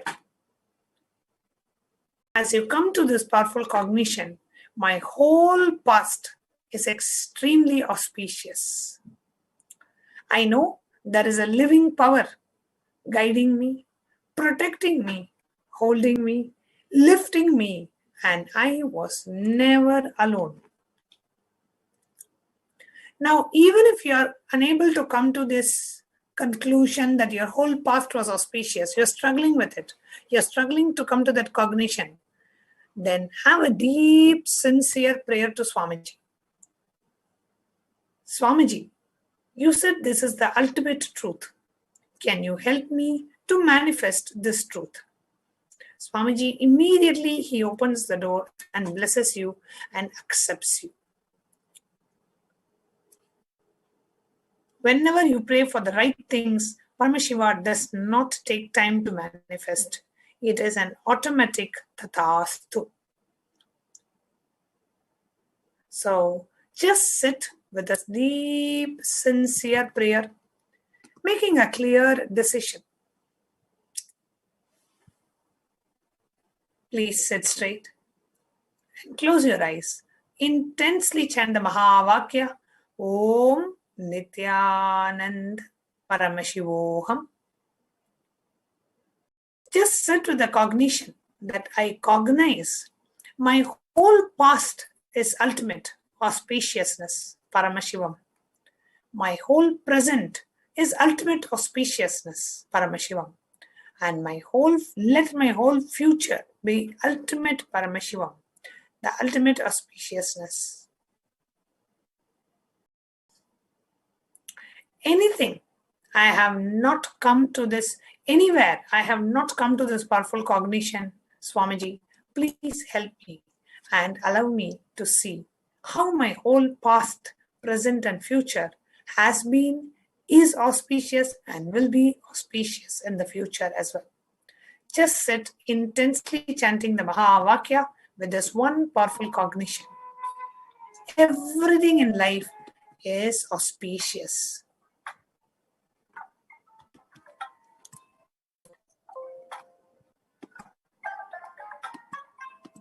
I bless you all. Let you all open all your three eyes and manifest the powers of Mahasadashiva. Om Nithyananda Paramashivoham. Om Nithyananda Paramashivoham. Om Nithyananda Paramashivoham. Om Nithyananda Paramashivoham. Om Nithyananda Paramashivoham. Om Nithyananda Paramashivoham. With the one powerful cognition, whatever is happening in the past, whatever is happening in the present, whatever is yet to happen in the future, ultimate auspicious. Wherever you are not able to come to this cognition, just pray this mantra, take this cognition, so that you can come to the reality that everything is auspicious. With this, now let's get ready to offer the Panchopachara Puja.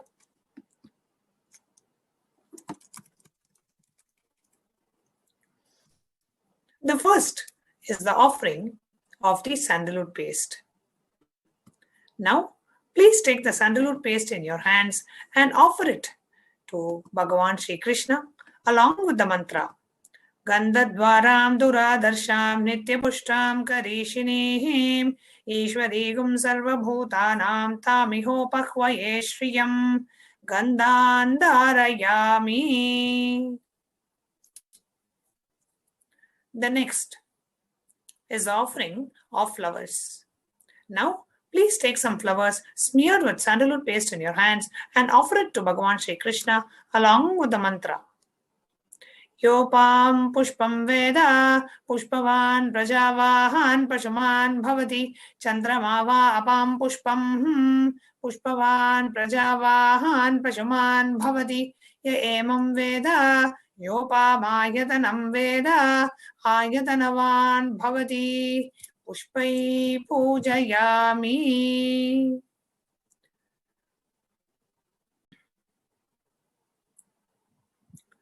The next is the offering of dhupa, the incense sticks. Now, please take the lit incense stick in your hands and slowly wave it towards Bhagavan Shri Krishna along with the mantra, and please ring the bell as you do so.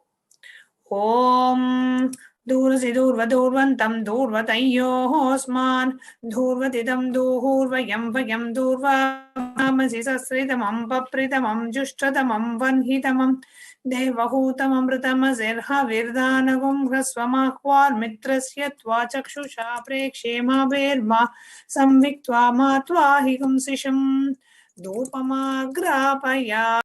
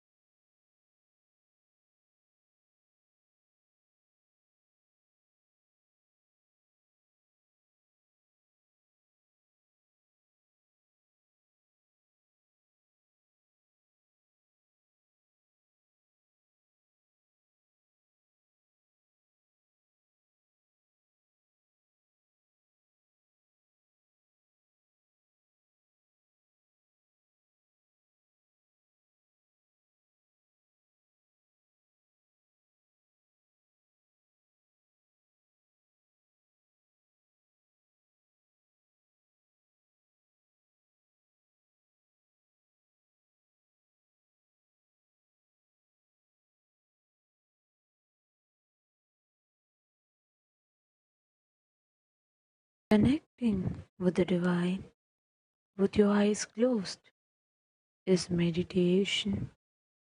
Connecting with the divine with your eyes open is darshan. Come, let us all now move from meditation to darshan. Slowly, very slowly, please open your eyes.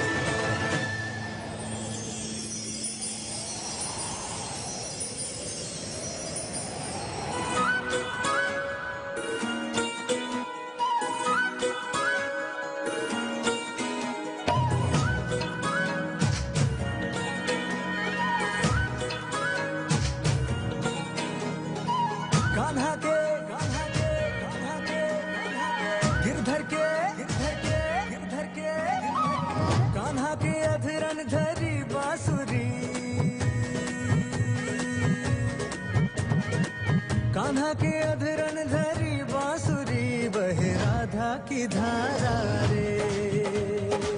Kanha के अधरन धरी बांसुरी बहे राधा की धारा रे।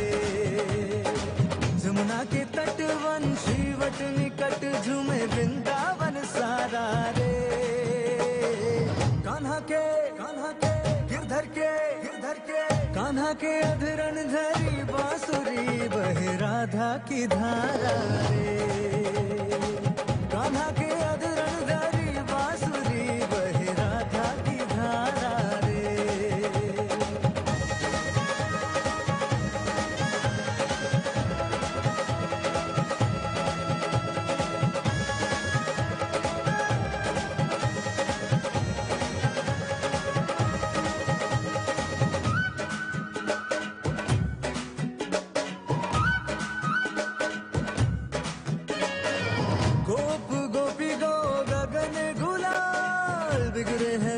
रस रंग घेरत है होरी नंदलाल निकरे हैं नित नई तरंग।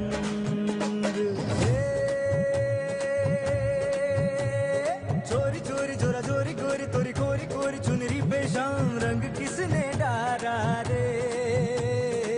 कान्हा के गिरधर के कान्हा के अधरन धरी बांसुरी बहे राधा की धारा रे। कान्हा के अधरन धरी बांसुरी बहे राधा की धारा रे। राधा राधा राधा राधा कृष्ण कृष्ण कृष्ण राधा राधा राधा राधा कृष्ण कृष्ण कृष्ण राधा राधा राधा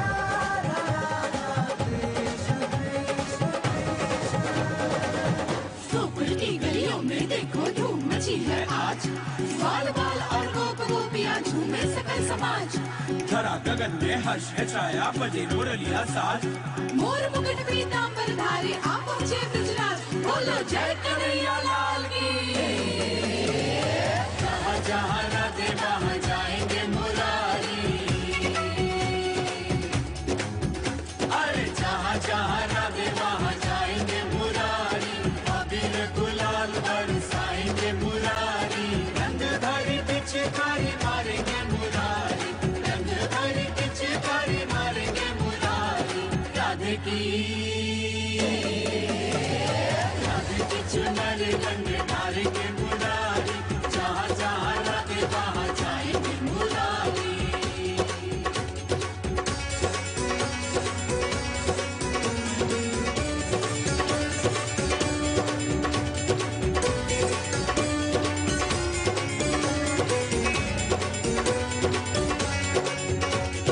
राधा रानी रूप है तो रंग है मुरारी, राधा परिधान है तो अंग है मुरारी। राधा रानी रूप है तो रंग है मुरारी, राधा परिधान है तो अंग है मुरारी। फूल में सुगंध जैसे बसती है वैसे हर घड़ी राधा जी के संग संग है मुरारी। जहाँ जहाँ जहाँ जहाँ राधे वहाँ जाएंगे मुरारी, जहाँ जहाँ राधे वहाँ जाएंगे मुरारी।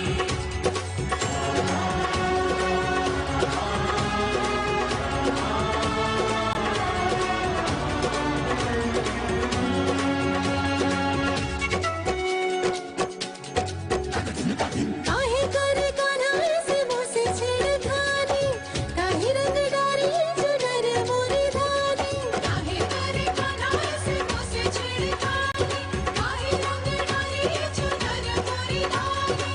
रुके तो डगर काहे मारे पिचकारी, कैसे समझाऊं तोहे हारी मैं तुम्हारी। जहाँ जहाँ जहाँ जहाँ राधे वहाँ जाएंगे मुरारी, जहाँ जहाँ राधे वहाँ जाएंगे मुरारी।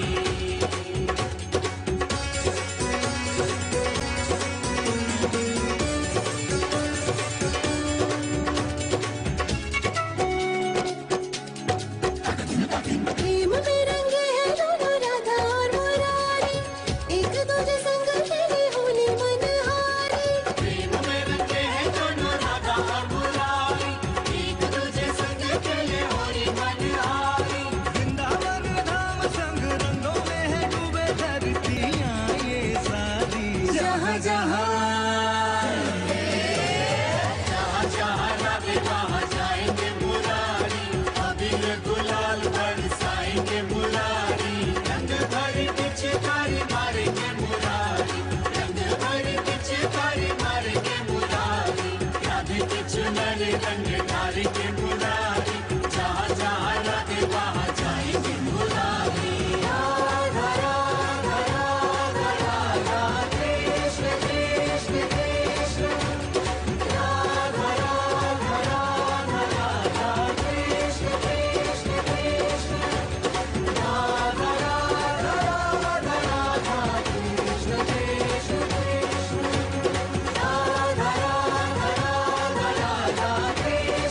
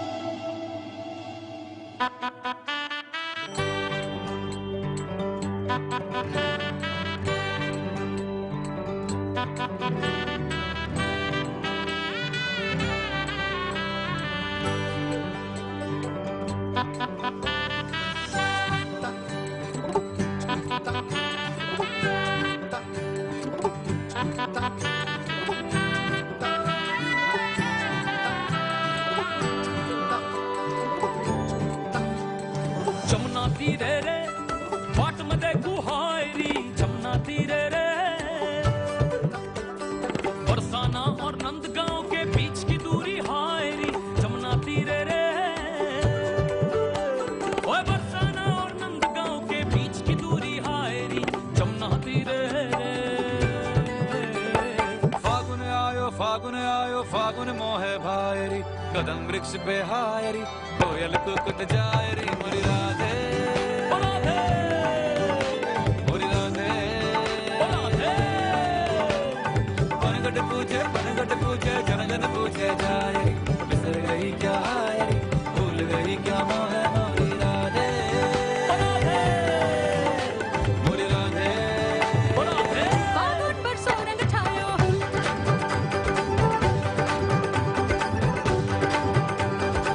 फागुन पर सोरंग छायो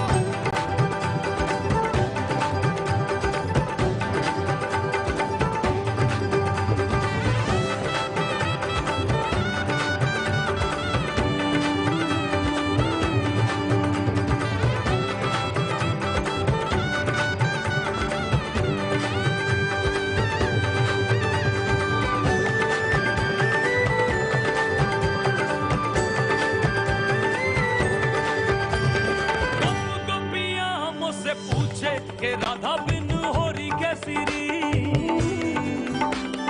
पीहू पीहू गाए पपीहा और मोहे सुने पीर हरी और ठुमक ठुमक सब नाचे है हर्ष का उत्सव री भाग मुर जागे जो तोरी सूरत चमकी ओ धूम मचायो रंग रचायो पुलकित हो गयो श्याम री कदम वृक्ष पे हायरी कोयल कुकुट जायरी मोरी राधे मोरी राधे पनगट पूछे जन जन पूछे जायरी बिसर गई क्या हायरी भूल गई क्या मोहे मोरी राधे मोरी राधे फागुन पर सोरंग छायो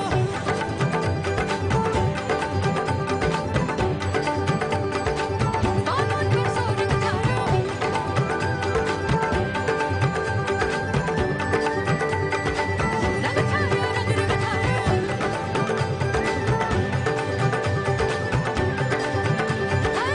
फागुन पर सोरंग छायो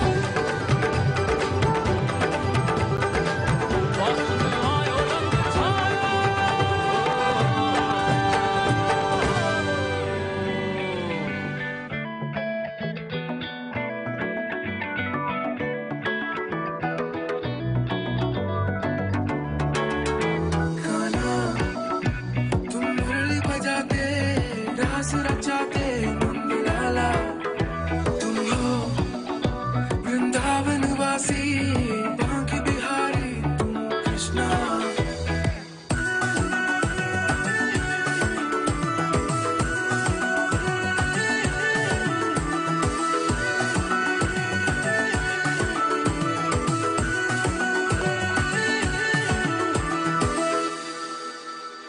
वसुदेव कन्हैया गिरधारी बंसी बजैया नंदलाल कन्हैया गोपी संग रास रचैया खाना तुम मुरली बजाते रास रचाते नंदलाला तुम हो वृंदावन वासी बांके बिहारी तुम कृष्णा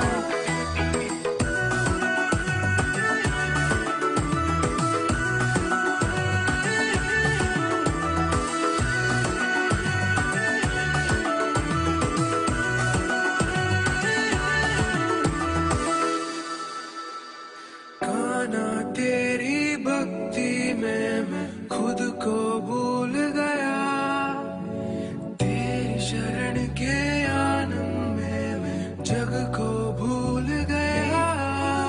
तेरी लीला से झूमे जहां कृष्णा, यमुना किनारे बसी तेरी दुनिया Krishna.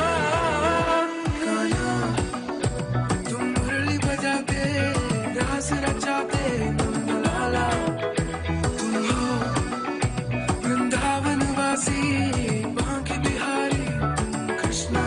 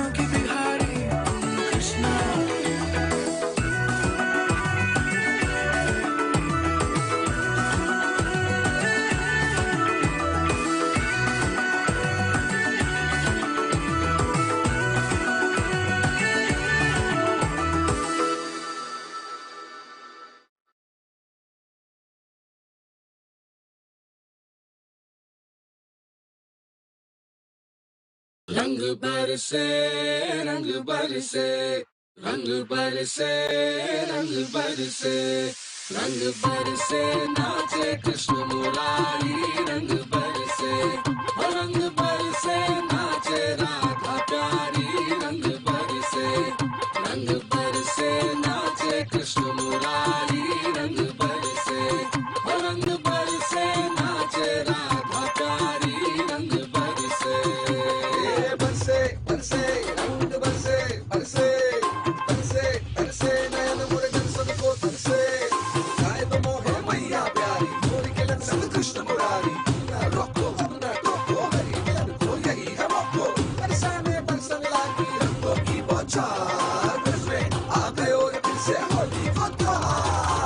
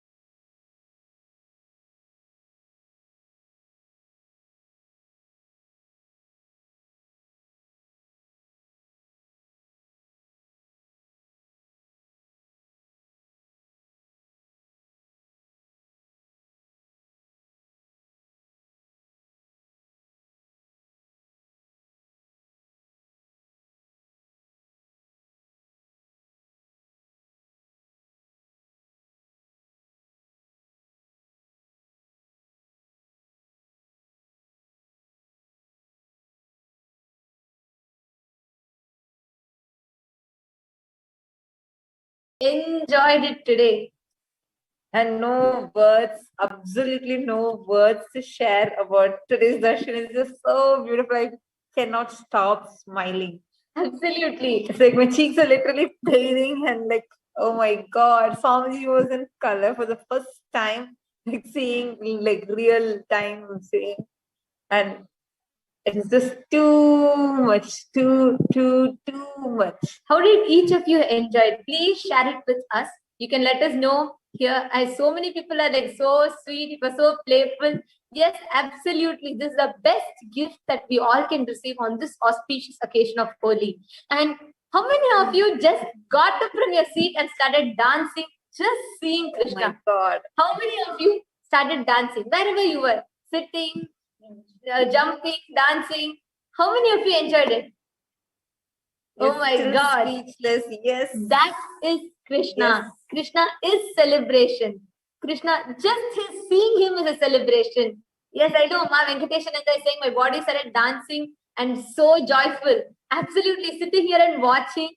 We were just swaying and dancing literally. That is Krishna. Couldn't control at all. It's like so Swamiji's darshan, Krishna's darshan was just too sweet, intensely celebrative. I have no words to say, no Absolutely. words. So many feeling that for the first time in their life, they felt they saw Krishna. Oh So my much God. joy inside, felt like romancing with everyone and everything, celebrating life. Wow. That is Krishna. That is absolutely the consciousness of Krishna. And today, he himself came down in his Nija Avatara as Swamiji and just enjoyed Holi, this whole festival of colors. It's also called as Vasantotsav, the festival of spring. And Krishna coming in this most special form for all of us. It's such a treat, such a joy, and such a blessing. I think I know I'm like not even ready to talk about anything else other than this darshan right now, but it's just so feeling like I'm not able to open my mouth for the next thing. It's the whole darshan is just still standing in front of my eyes and I'm still not able to stop smiling. Cheeks are literally paining. So beautiful. And I'm seeing the comments are just flooding, be it on Facebook or on YouTube. It's so sweet. Absolutely. I think it's really time we enter into the power manifestation. Actually, what But just joy, want to let what you know- love, everything that you are experiencing right now is going to translate into powers. Do not miss it. It's so beautiful. This sweet way that each one of you are experiencing Bhagavan Krishna right now is going to manifest as powers through you. So stay tuned and get ready for the power manifestation session. And this, as we're all entering, want to let you all know. Today we all learned about how life is auspicious. Understand, from this moment, after such an auspicious darshan, I can see each of us in the camera just sitting with so much of joy, beaming with the joy of seeing Krishna. Life is immense auspicious. Life is immense auspiciousness. And from this moment, simply you will experience life as a celebration, no matter what. This is the best way to begin, best way for a fresh start. Let's all now just invoke the presence of Krishna. Just be in the same state as you're all. No need to change, no need to become serious, nothing. Just be as playful, as romancing with life, as dancing and fun and bubbly, just as you are right now, as you saw Krishna. You are the gopikas around Krishna. You're all the gopas around Krishna. You're all just the gopikas and gopas around Krishna, enjoying Krishna. Let's just be in that same Actually, space. no words can do any justice. I think like just our experience right now, let's just manifest those as powers. I know, just enjoy. Now each of you will see how the power manifestation happen. Let's enter into the session. Now let's begin with Sadguru Vandanam.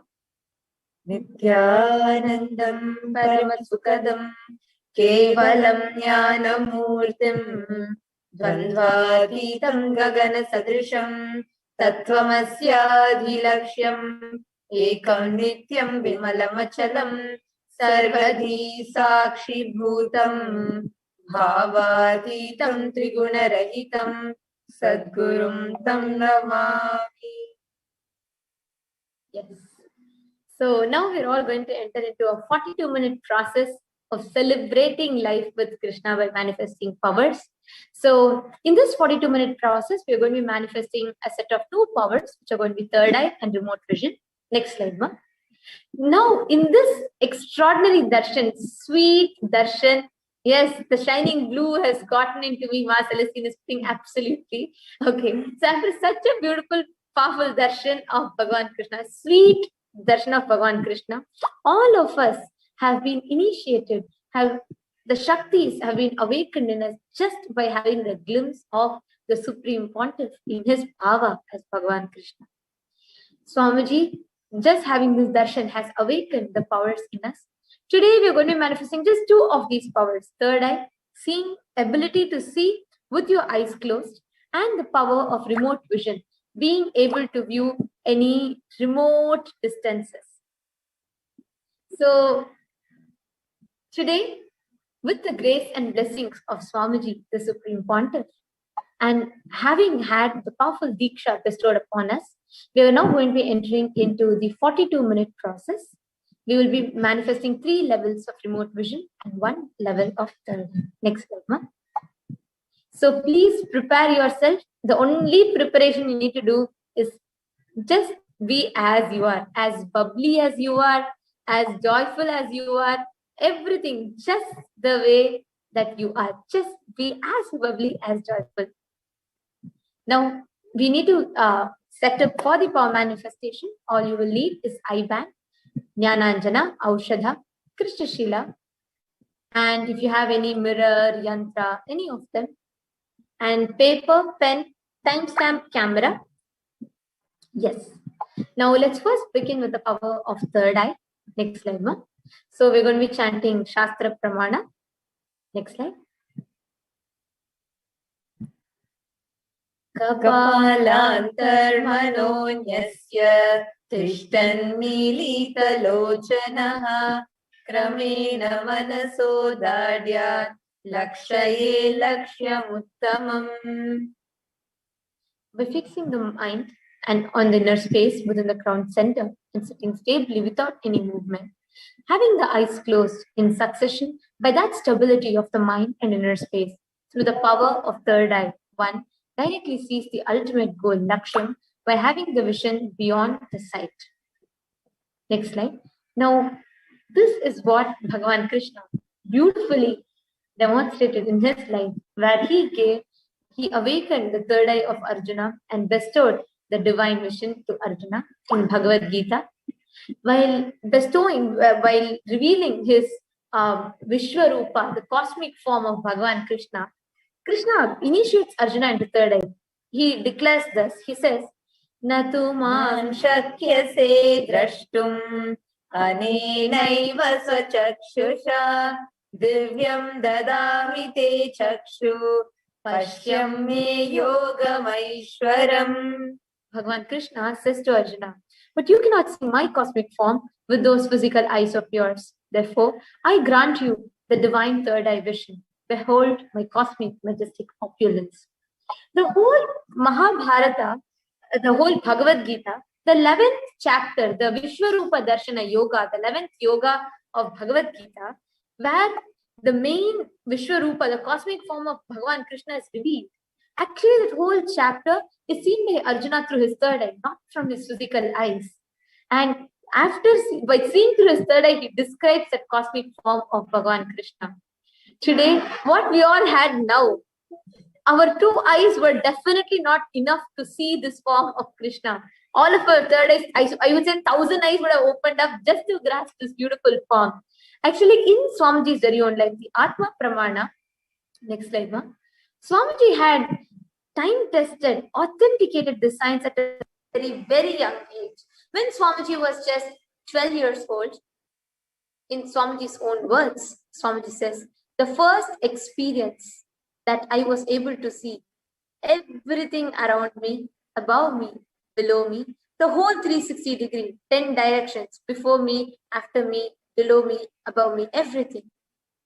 Not only I was able to see, I realized I was able to feel and experience all of them as a young boy of 12, when Swamiji was playfully meditating, as Swamiji says it beautifully. Swamiji was playing with meditation. Swamiji had this extraordinary experience as a divine Leela to reveal to the humanity this science of third eye. The same science was not just revealed to Swamiji by humanity, but experientially given to all of us and scientifically established as well. Next is the Pratyaksha Pramana, next slide, where the modern science, the scientific experiment was conducted on the Supreme Pontiff himself with the latest modern technology, the positron emitting tomography, which was conducted on Swamiji himself.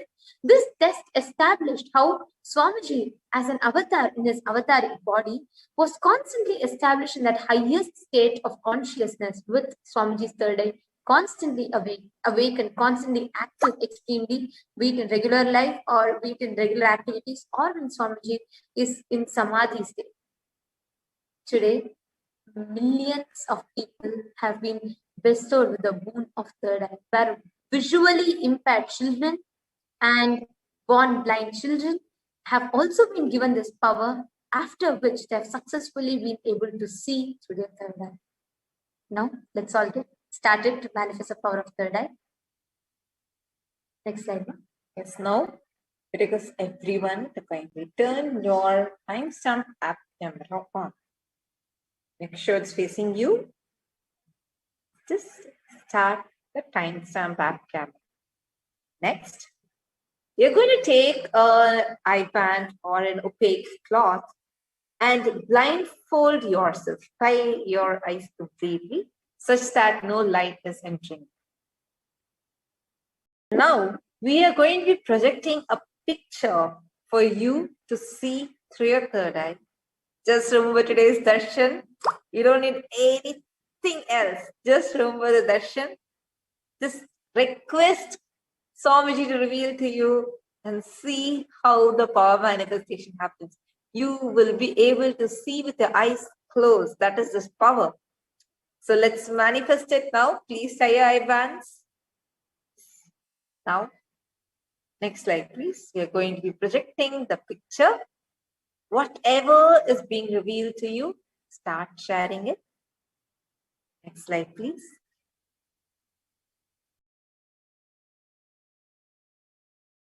You can project the picture now. Start verbalizing it, whatever is being projected. Om Nithyananda Paramashivoham. Om Nithyananda Paramashivoham. Om Nithyananda Paramashivoham.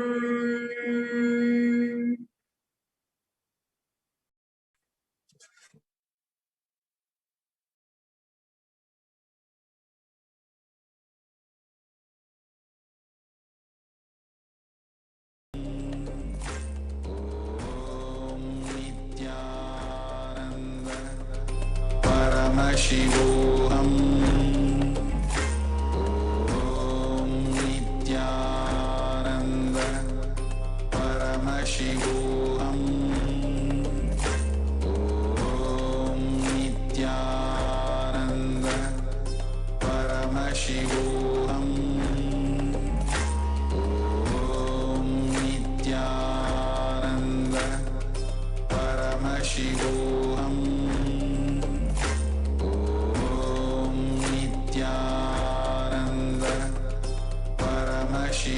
Paramashivoham. Om Nithyananda Paramashivoham. Om Nithyananda Paramashivoham. Om Nithyananda Paramashivoham. Nithyananda Paramashivoham. Om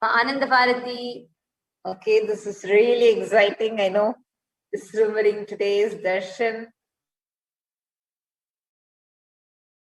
I think many of you close your eyes and just remember the Darshan. Many of you, Swamiji in blue, Swamiji in blue, Swamiji in blue. Oh my God, I think that's like the headlines now. Yeah, even closing your eyes, your third eye, all of you have seen Swamiji in blue, Swamiji in blue, Swamiji in blue. Even your third eye is not able to still like come back and see. It's like, oh no, I want to keep remembering that. I know. Oh my God, Swamiji. Gold, yellow flower, blue turks, elephant, peacock feather, holy celebration. All right. Actually, it is beautiful. So many of you are participating and posting whatever is appearing in your third eye. That's the best part. Multiple colors, clay pot, flute, peacock feather, Krishna in yellow, blue dhoti, everywhere blue. Okay. Oh my God, Swamiji. Today's this Krishna Darshan was like so beautiful, so beautiful. Swamiji in blue. Okay. Wow. So now should we all see what the answer is? See, it's great that each of you are putting the details. Always do like this. It will really help you manifest. The details that you go to will really help you manifest and see through your third eye in much more. As you go to the details, your third eye will reveal you more and more. So now that all of you have posted in the chat, yes, let's go ahead and see what the answer was. Okay. Now let's verify the answer. Yes, Ma Megha Ishana, you were very correct. You had posted you saw a pot of holy colors. Many of you posted you saw colorful. Yes, that's and all the picture. Of you right. It's holy. Yes, it is holy. That is what all of you are seeing. The colors also. So many of you got right. So many of you manifested. Actually, today all of us will easily manifest. Easily have the break. You just need to express whatever is coming in your third eye, and all of you are participating very beautifully. So keep participating, keep it up, and let's go on to the next round now. Okay, now that we've finished third eye, shall we all enter into remote vision? Remote vision also requests everybody to do it the same way, extremely sincerely. See, remote vision is what? Remote vision is to be able to see anything beyond barriers of time, place, and space, into the realms of realities of far distances, places, even oceans and planets away. So being seated in wherever you are, right, in one place, you can see and experience the happenings at any place. The remote vision power is literally the all-pervading experience of Paramashiva's own third eye. So that's what you'll be able to do. Oh, Ma Divyananda, you want to see the picture that was shown, Ma? Sure. Yeah, I'll repeat it for you. Sorry, Ma, I request the interview operator. I apologize. I request you to go back to the slide which was projected for third eye, Ma. The answer. The picture, the holy pot picture, if you could just show that. Yeah. So this was the answer that was projected, in case any of you had missed. This was the answer. So this is what was projected for all of you to see through the third eye, which many of you had seen correctly, along with the blue dhoti, of course, but many of you had seen this correctly. So yes. Now let's enter into remote vision. Okay. So now that we all saw what remote vision is, we will chant the Shastra Pramana for the power of vision. Vyomakaram swamatmanam dhyayeddhikviranavritam nirashraya chitishakti swarupam darshayet. Concentrate and cognize with restful awareness on oneself in the form of vast etheric space or sky, the Vyomakaram, which is limitless in any form or any direction whatsoever. Thus, the Chitish Shakti, the power of consciousness, freed from all support, reveals and manifests herself as a form of one's essential nature of the self. Now, the Apta Pramana. Oh,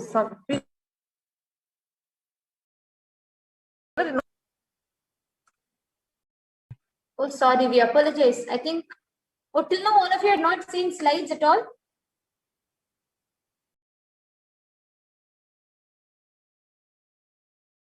Oh, sorry, we apologize for this. I think, sorry.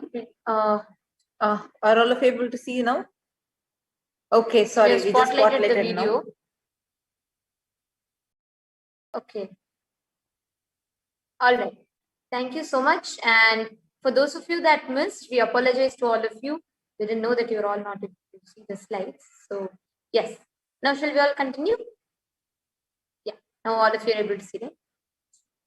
So this whole Mahabharata, where the war, Bhagavad Gita, all of this, it was revealed to the whole of humanity through Sanjaya. Sanjaya was a charioteer who was initiated in the power of Duradrishti and Durashruti, being able to do remote distances, view remote distances, and being able to hear remote distances as well. And Sanjaya narrates the whole happening of Mahabharata war, the whole chapter of Bhagavad Gita to the blind king Dhritarashtra. And it is through Sanjaya's revelation of the third eye that humanity has the science today. Next slide. Now the Atma Pramana, Narayana Swami Tata Swami, one of the gurus of Swamiji, who was well known in Tiruvannamalai to see remote distances at ease. One day a senior police officer came to Narayana Swami Tata, seeking help to find a thief whom they were searching for the last 1 week. Narayana Swami Tata just turned towards Swamiji and asked him to see the whereabouts in the mirror that the Jnananjana applied and show the police officer. Swamiji not only saw the whereabouts of the thief, he also showed the same to the police officer, after which the thief was caught on the exact same location as revealed by Swamiji. Now the Pratyaksha, the Sakshi Pramana, now so many people are manifesting. You already have seen the demo also that we did before the darshan.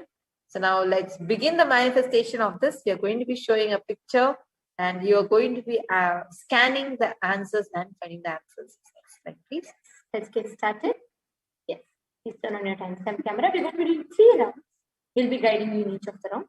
So we request all of you, like how intensely you all participate in third eye. Put whatever is coming. See, don't wait. Don't wait for everything to come.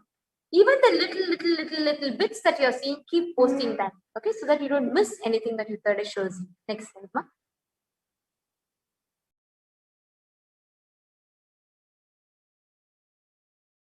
So we're going to be projecting the questions as well. Okay, Ma Ananda Bharati is asking how to find out whether it is your imagination or third eye revelation. It is a very simple technique, Ma. If you're all using a Krishna Shila or Yantra, this is for them. Okay, right? First, for those who are using Krishna Shila or Yantra, if you are seeing it on the Krishna Shila, when you move it, it has to, like, now I'm holding my hand, right? When I'm moving it, you're not seeing the hand. Same way, if you move the Krishna Shila, you will not be able to see the image. Then it is you're seeing on the Krishna Shila. Same way, if it is about the place, right? When anything, see, the moment you connect and chant Mahavakya, in your inner space means when you close your eyes, what is inside is called inner space. When you chant Mahavakya, in your inner space, whatever comes is coming to your third eye. But if you think in between, let's say now you see the picture of a temple, right? If you think, oh, okay, this temple must definitely be in India, and you know something, maybe this must be a Krishna temple because today was Krishna's Darshan. Any logic that you bring in leads to imagination or guessing. Actually, anything apart from that. Just visualize this projector and the screen. The third eye is like the projector. It is projecting the image on the screen, which is you, like what your brain or whatever. Now, what will happen if I bring my hand between them? So the projector is going to project properly, but how the image result comes is going to be, there is going to be some, like the hand shadow is going to fall. It's not going to be proper projection, correct? Same way, when our thoughts cross in between, our logic crosses in between, the information gets corrupted like this.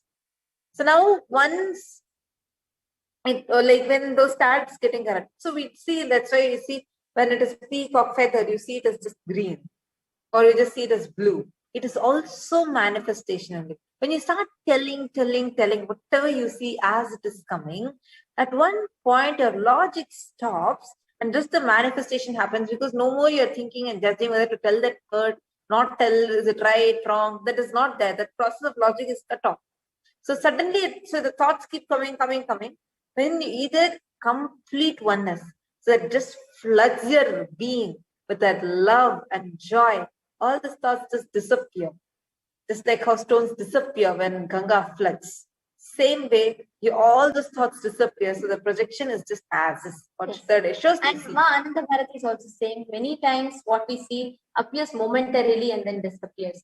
Swamiji explains beautifully, Ma. In your third eye, well, what you see in your third eye, right? First, it will be like flickering, like when you're seeing something, it will come, go, like, it will flicker. Then it will just set, like frame. When you're, adjusting a frame lens, it will be blurry, but at one point, it will just click. It will be a right shot. Same. That's why you have to just keep telling whatever appears in your inner space. Inner space means when you close your eyes, what exists inside you is your inner space. Okay? All of us are clear? We just request a minute or two. There's a small technical glitch. We are just going to be fixing it. Sorry. We just request a minute or two.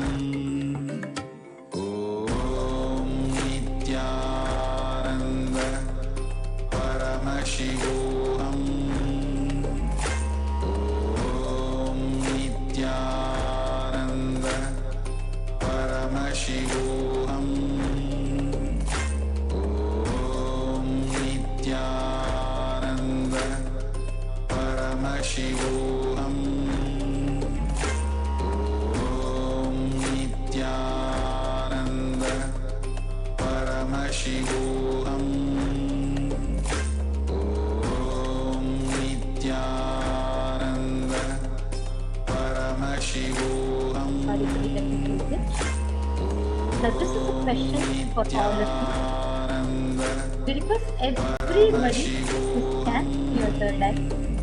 Connect with Swamiji, scan your third eye. Describe what is the main deity of this temple and what is around the vicinity, the structure, speciality of this temple, whatever is coming in your third eye. Just start posting that in the chat. Please start manifesting.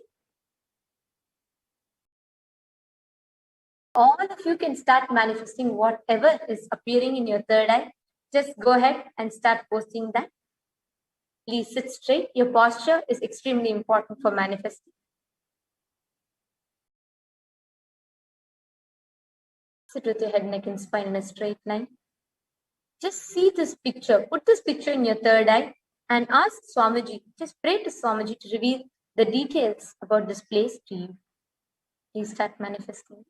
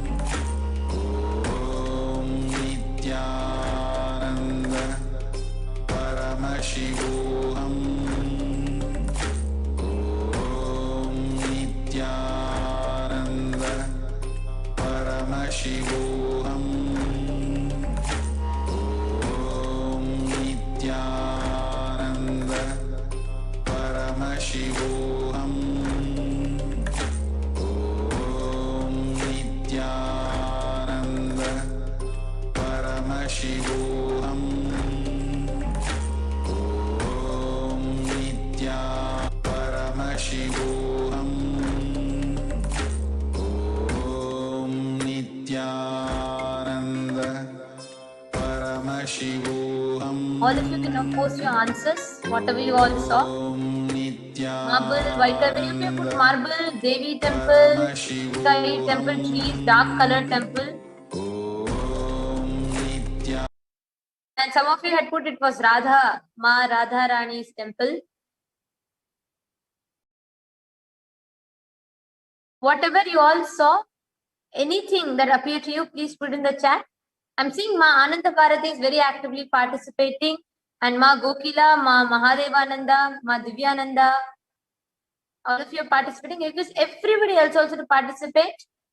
Yes, of course, Ma Jalandhara Stithananda, Okay, I think now we'll see what the answer is. Request the next slide to be projected. Next slide, please. Okay, Durga Devi with her lion, Shiva temple. Okay, this is called Sri Govindaji temple in Imphal, which is in Manipur. And this temple was originally built in 1846 and located next to the palace of the former rulers of then Manipur kingdom. This temple is in simple design with 2 gold-plated domes and a paved court, a large raised mandapa or the congregation hall. The main temple of the main deity is, okay, many of you saw Gopal, many of you saw Krishna. Yes, this main deity is Govinda and stated to be the incarnation of Lord Krishna and Radha. Whoever saw this temple has Radha deity has been absolutely correct. It is Radha. Wow, you're all manifesting so beautifully. Yes, it is a temple of Radha and Krishna, which is in Manipur, in Imphal. All right. So shall we all quickly go to round 2 now? The same intensity, let's just enter into round 2. Yes, so you can directly project the second question. Yeah. Next round. Sorry, next slide. Yes. You're all going to be scanning this place and describing this place. What this place is. I mean, this is a temple, of course, but what exactly is this temple and the significance of this temple? What is in the vicinity of this temple, the main deity, etc.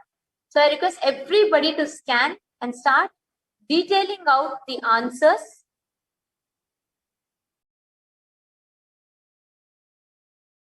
Yes, please sit straight. This is going to be an intense, like an instant rapid fire round. So we'll just take 1 minute to see the details. You can take 2 minutes to see the details and see whatever your third eye is revealing to you and post that in the chat. Shall we start? Sit straight. Om Nithyananda Paramashivoham.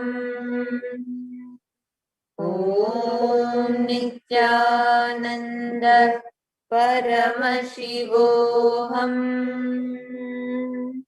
Om Nithyananda Paramashivoham.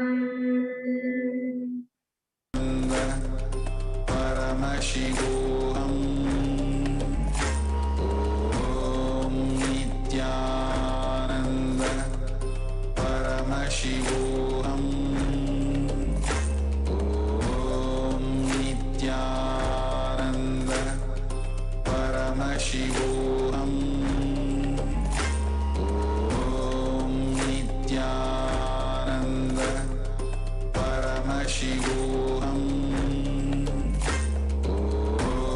Nithyananda Paramashivoham. Om Nithyananda Paramashivoham. Om Nithyananda Paramashivoham.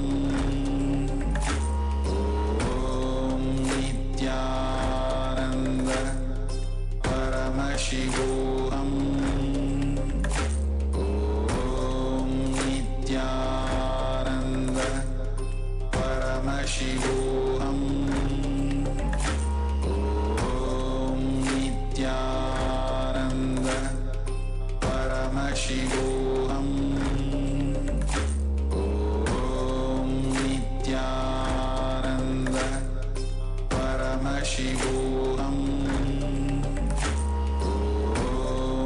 Nithyananda Paramashivoham. Om Nithyananda Paramashivoham.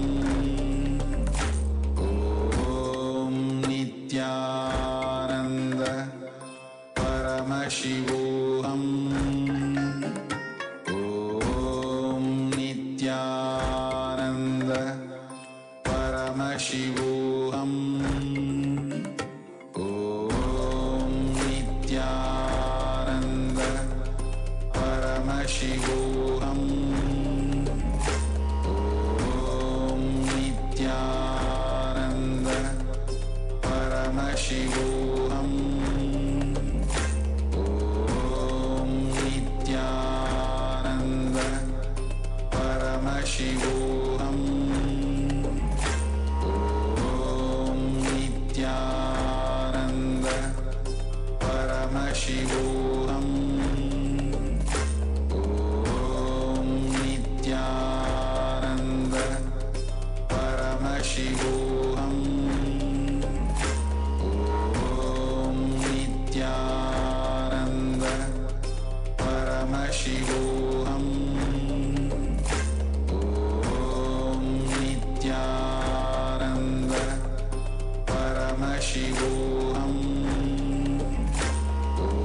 Om Nithyananda Paramashivoham. Om Nithyananda Paramashivoham. Om Nithyananda Paramashivoham. Om Nithyananda. Okay, so West Bengal temple, Kanhaji's temple, place for cows. Okay, what else answers? What other answers update to all of you? Any other answer? Please post in the chat. Underground temple. Ma Fatima's underground temple. Ma Surabhi saw it as Ayodhya. Okay. So now let's see what is it.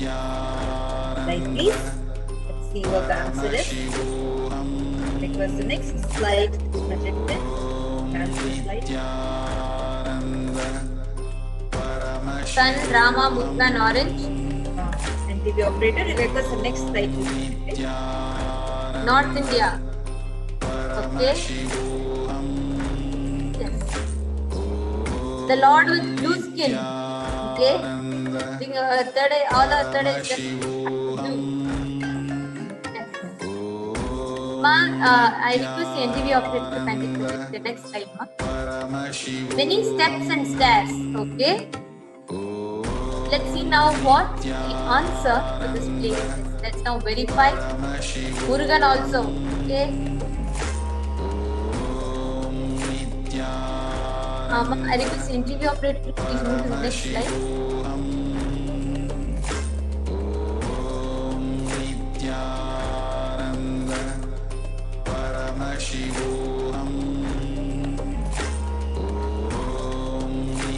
Please go to the next slide, ma.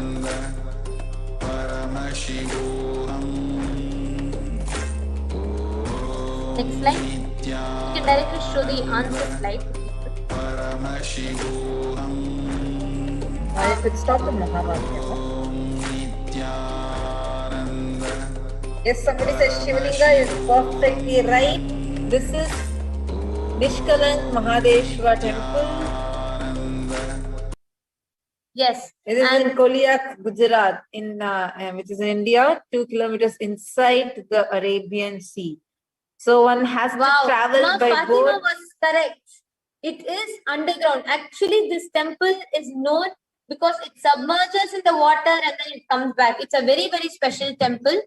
And yes, so we have to travel to the travel by boat and can be reached only once the water levels recede. The temple is immersed in the sea during certain hours. One can identify the temple with the help of the flag arranged on the top of the temple. Devotees perform their puja activities and return by evening. According to historians, this temple was built by Pandavas during the Mahabharata war.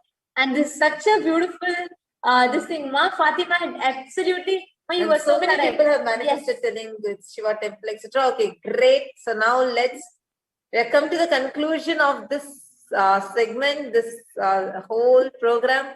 I know all of us had a blast and enjoyed it. Thank you so much for joining us today. It was really, really amazing to have all of you over here. And please, before you conclude, please take a few minutes and fill your feedback. How was this darshan? Fill your feedback in the feedback form. And now with this, you can now stop the slides, ma. We thank each of you to join us here today. You can stop the slides sharing itself, ma. You can stop the slides. Yes. Now let's conclude with Purna Mantra. And let's all just be in this space of gratitude, in the same space of celebration and joy. And we thank each of you for taking part today. And let us all offer our heartfelt gratitude to Bhagavan Krishna in his Pratyaksha Avatara as Swamiji, the Supreme Pontiff of Hinduism. Let us all offer our heartfelt gratitude at Swamiji's lotus feet. Om Purnamada Purnamidam Purnat Purnamudachyate Purnasya Purnamadaya Purnamevavasishyate.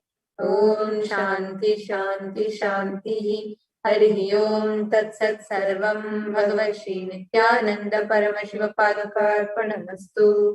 Om Nithyanandam. Thank you all. Nithyanandam. Nithyanandam.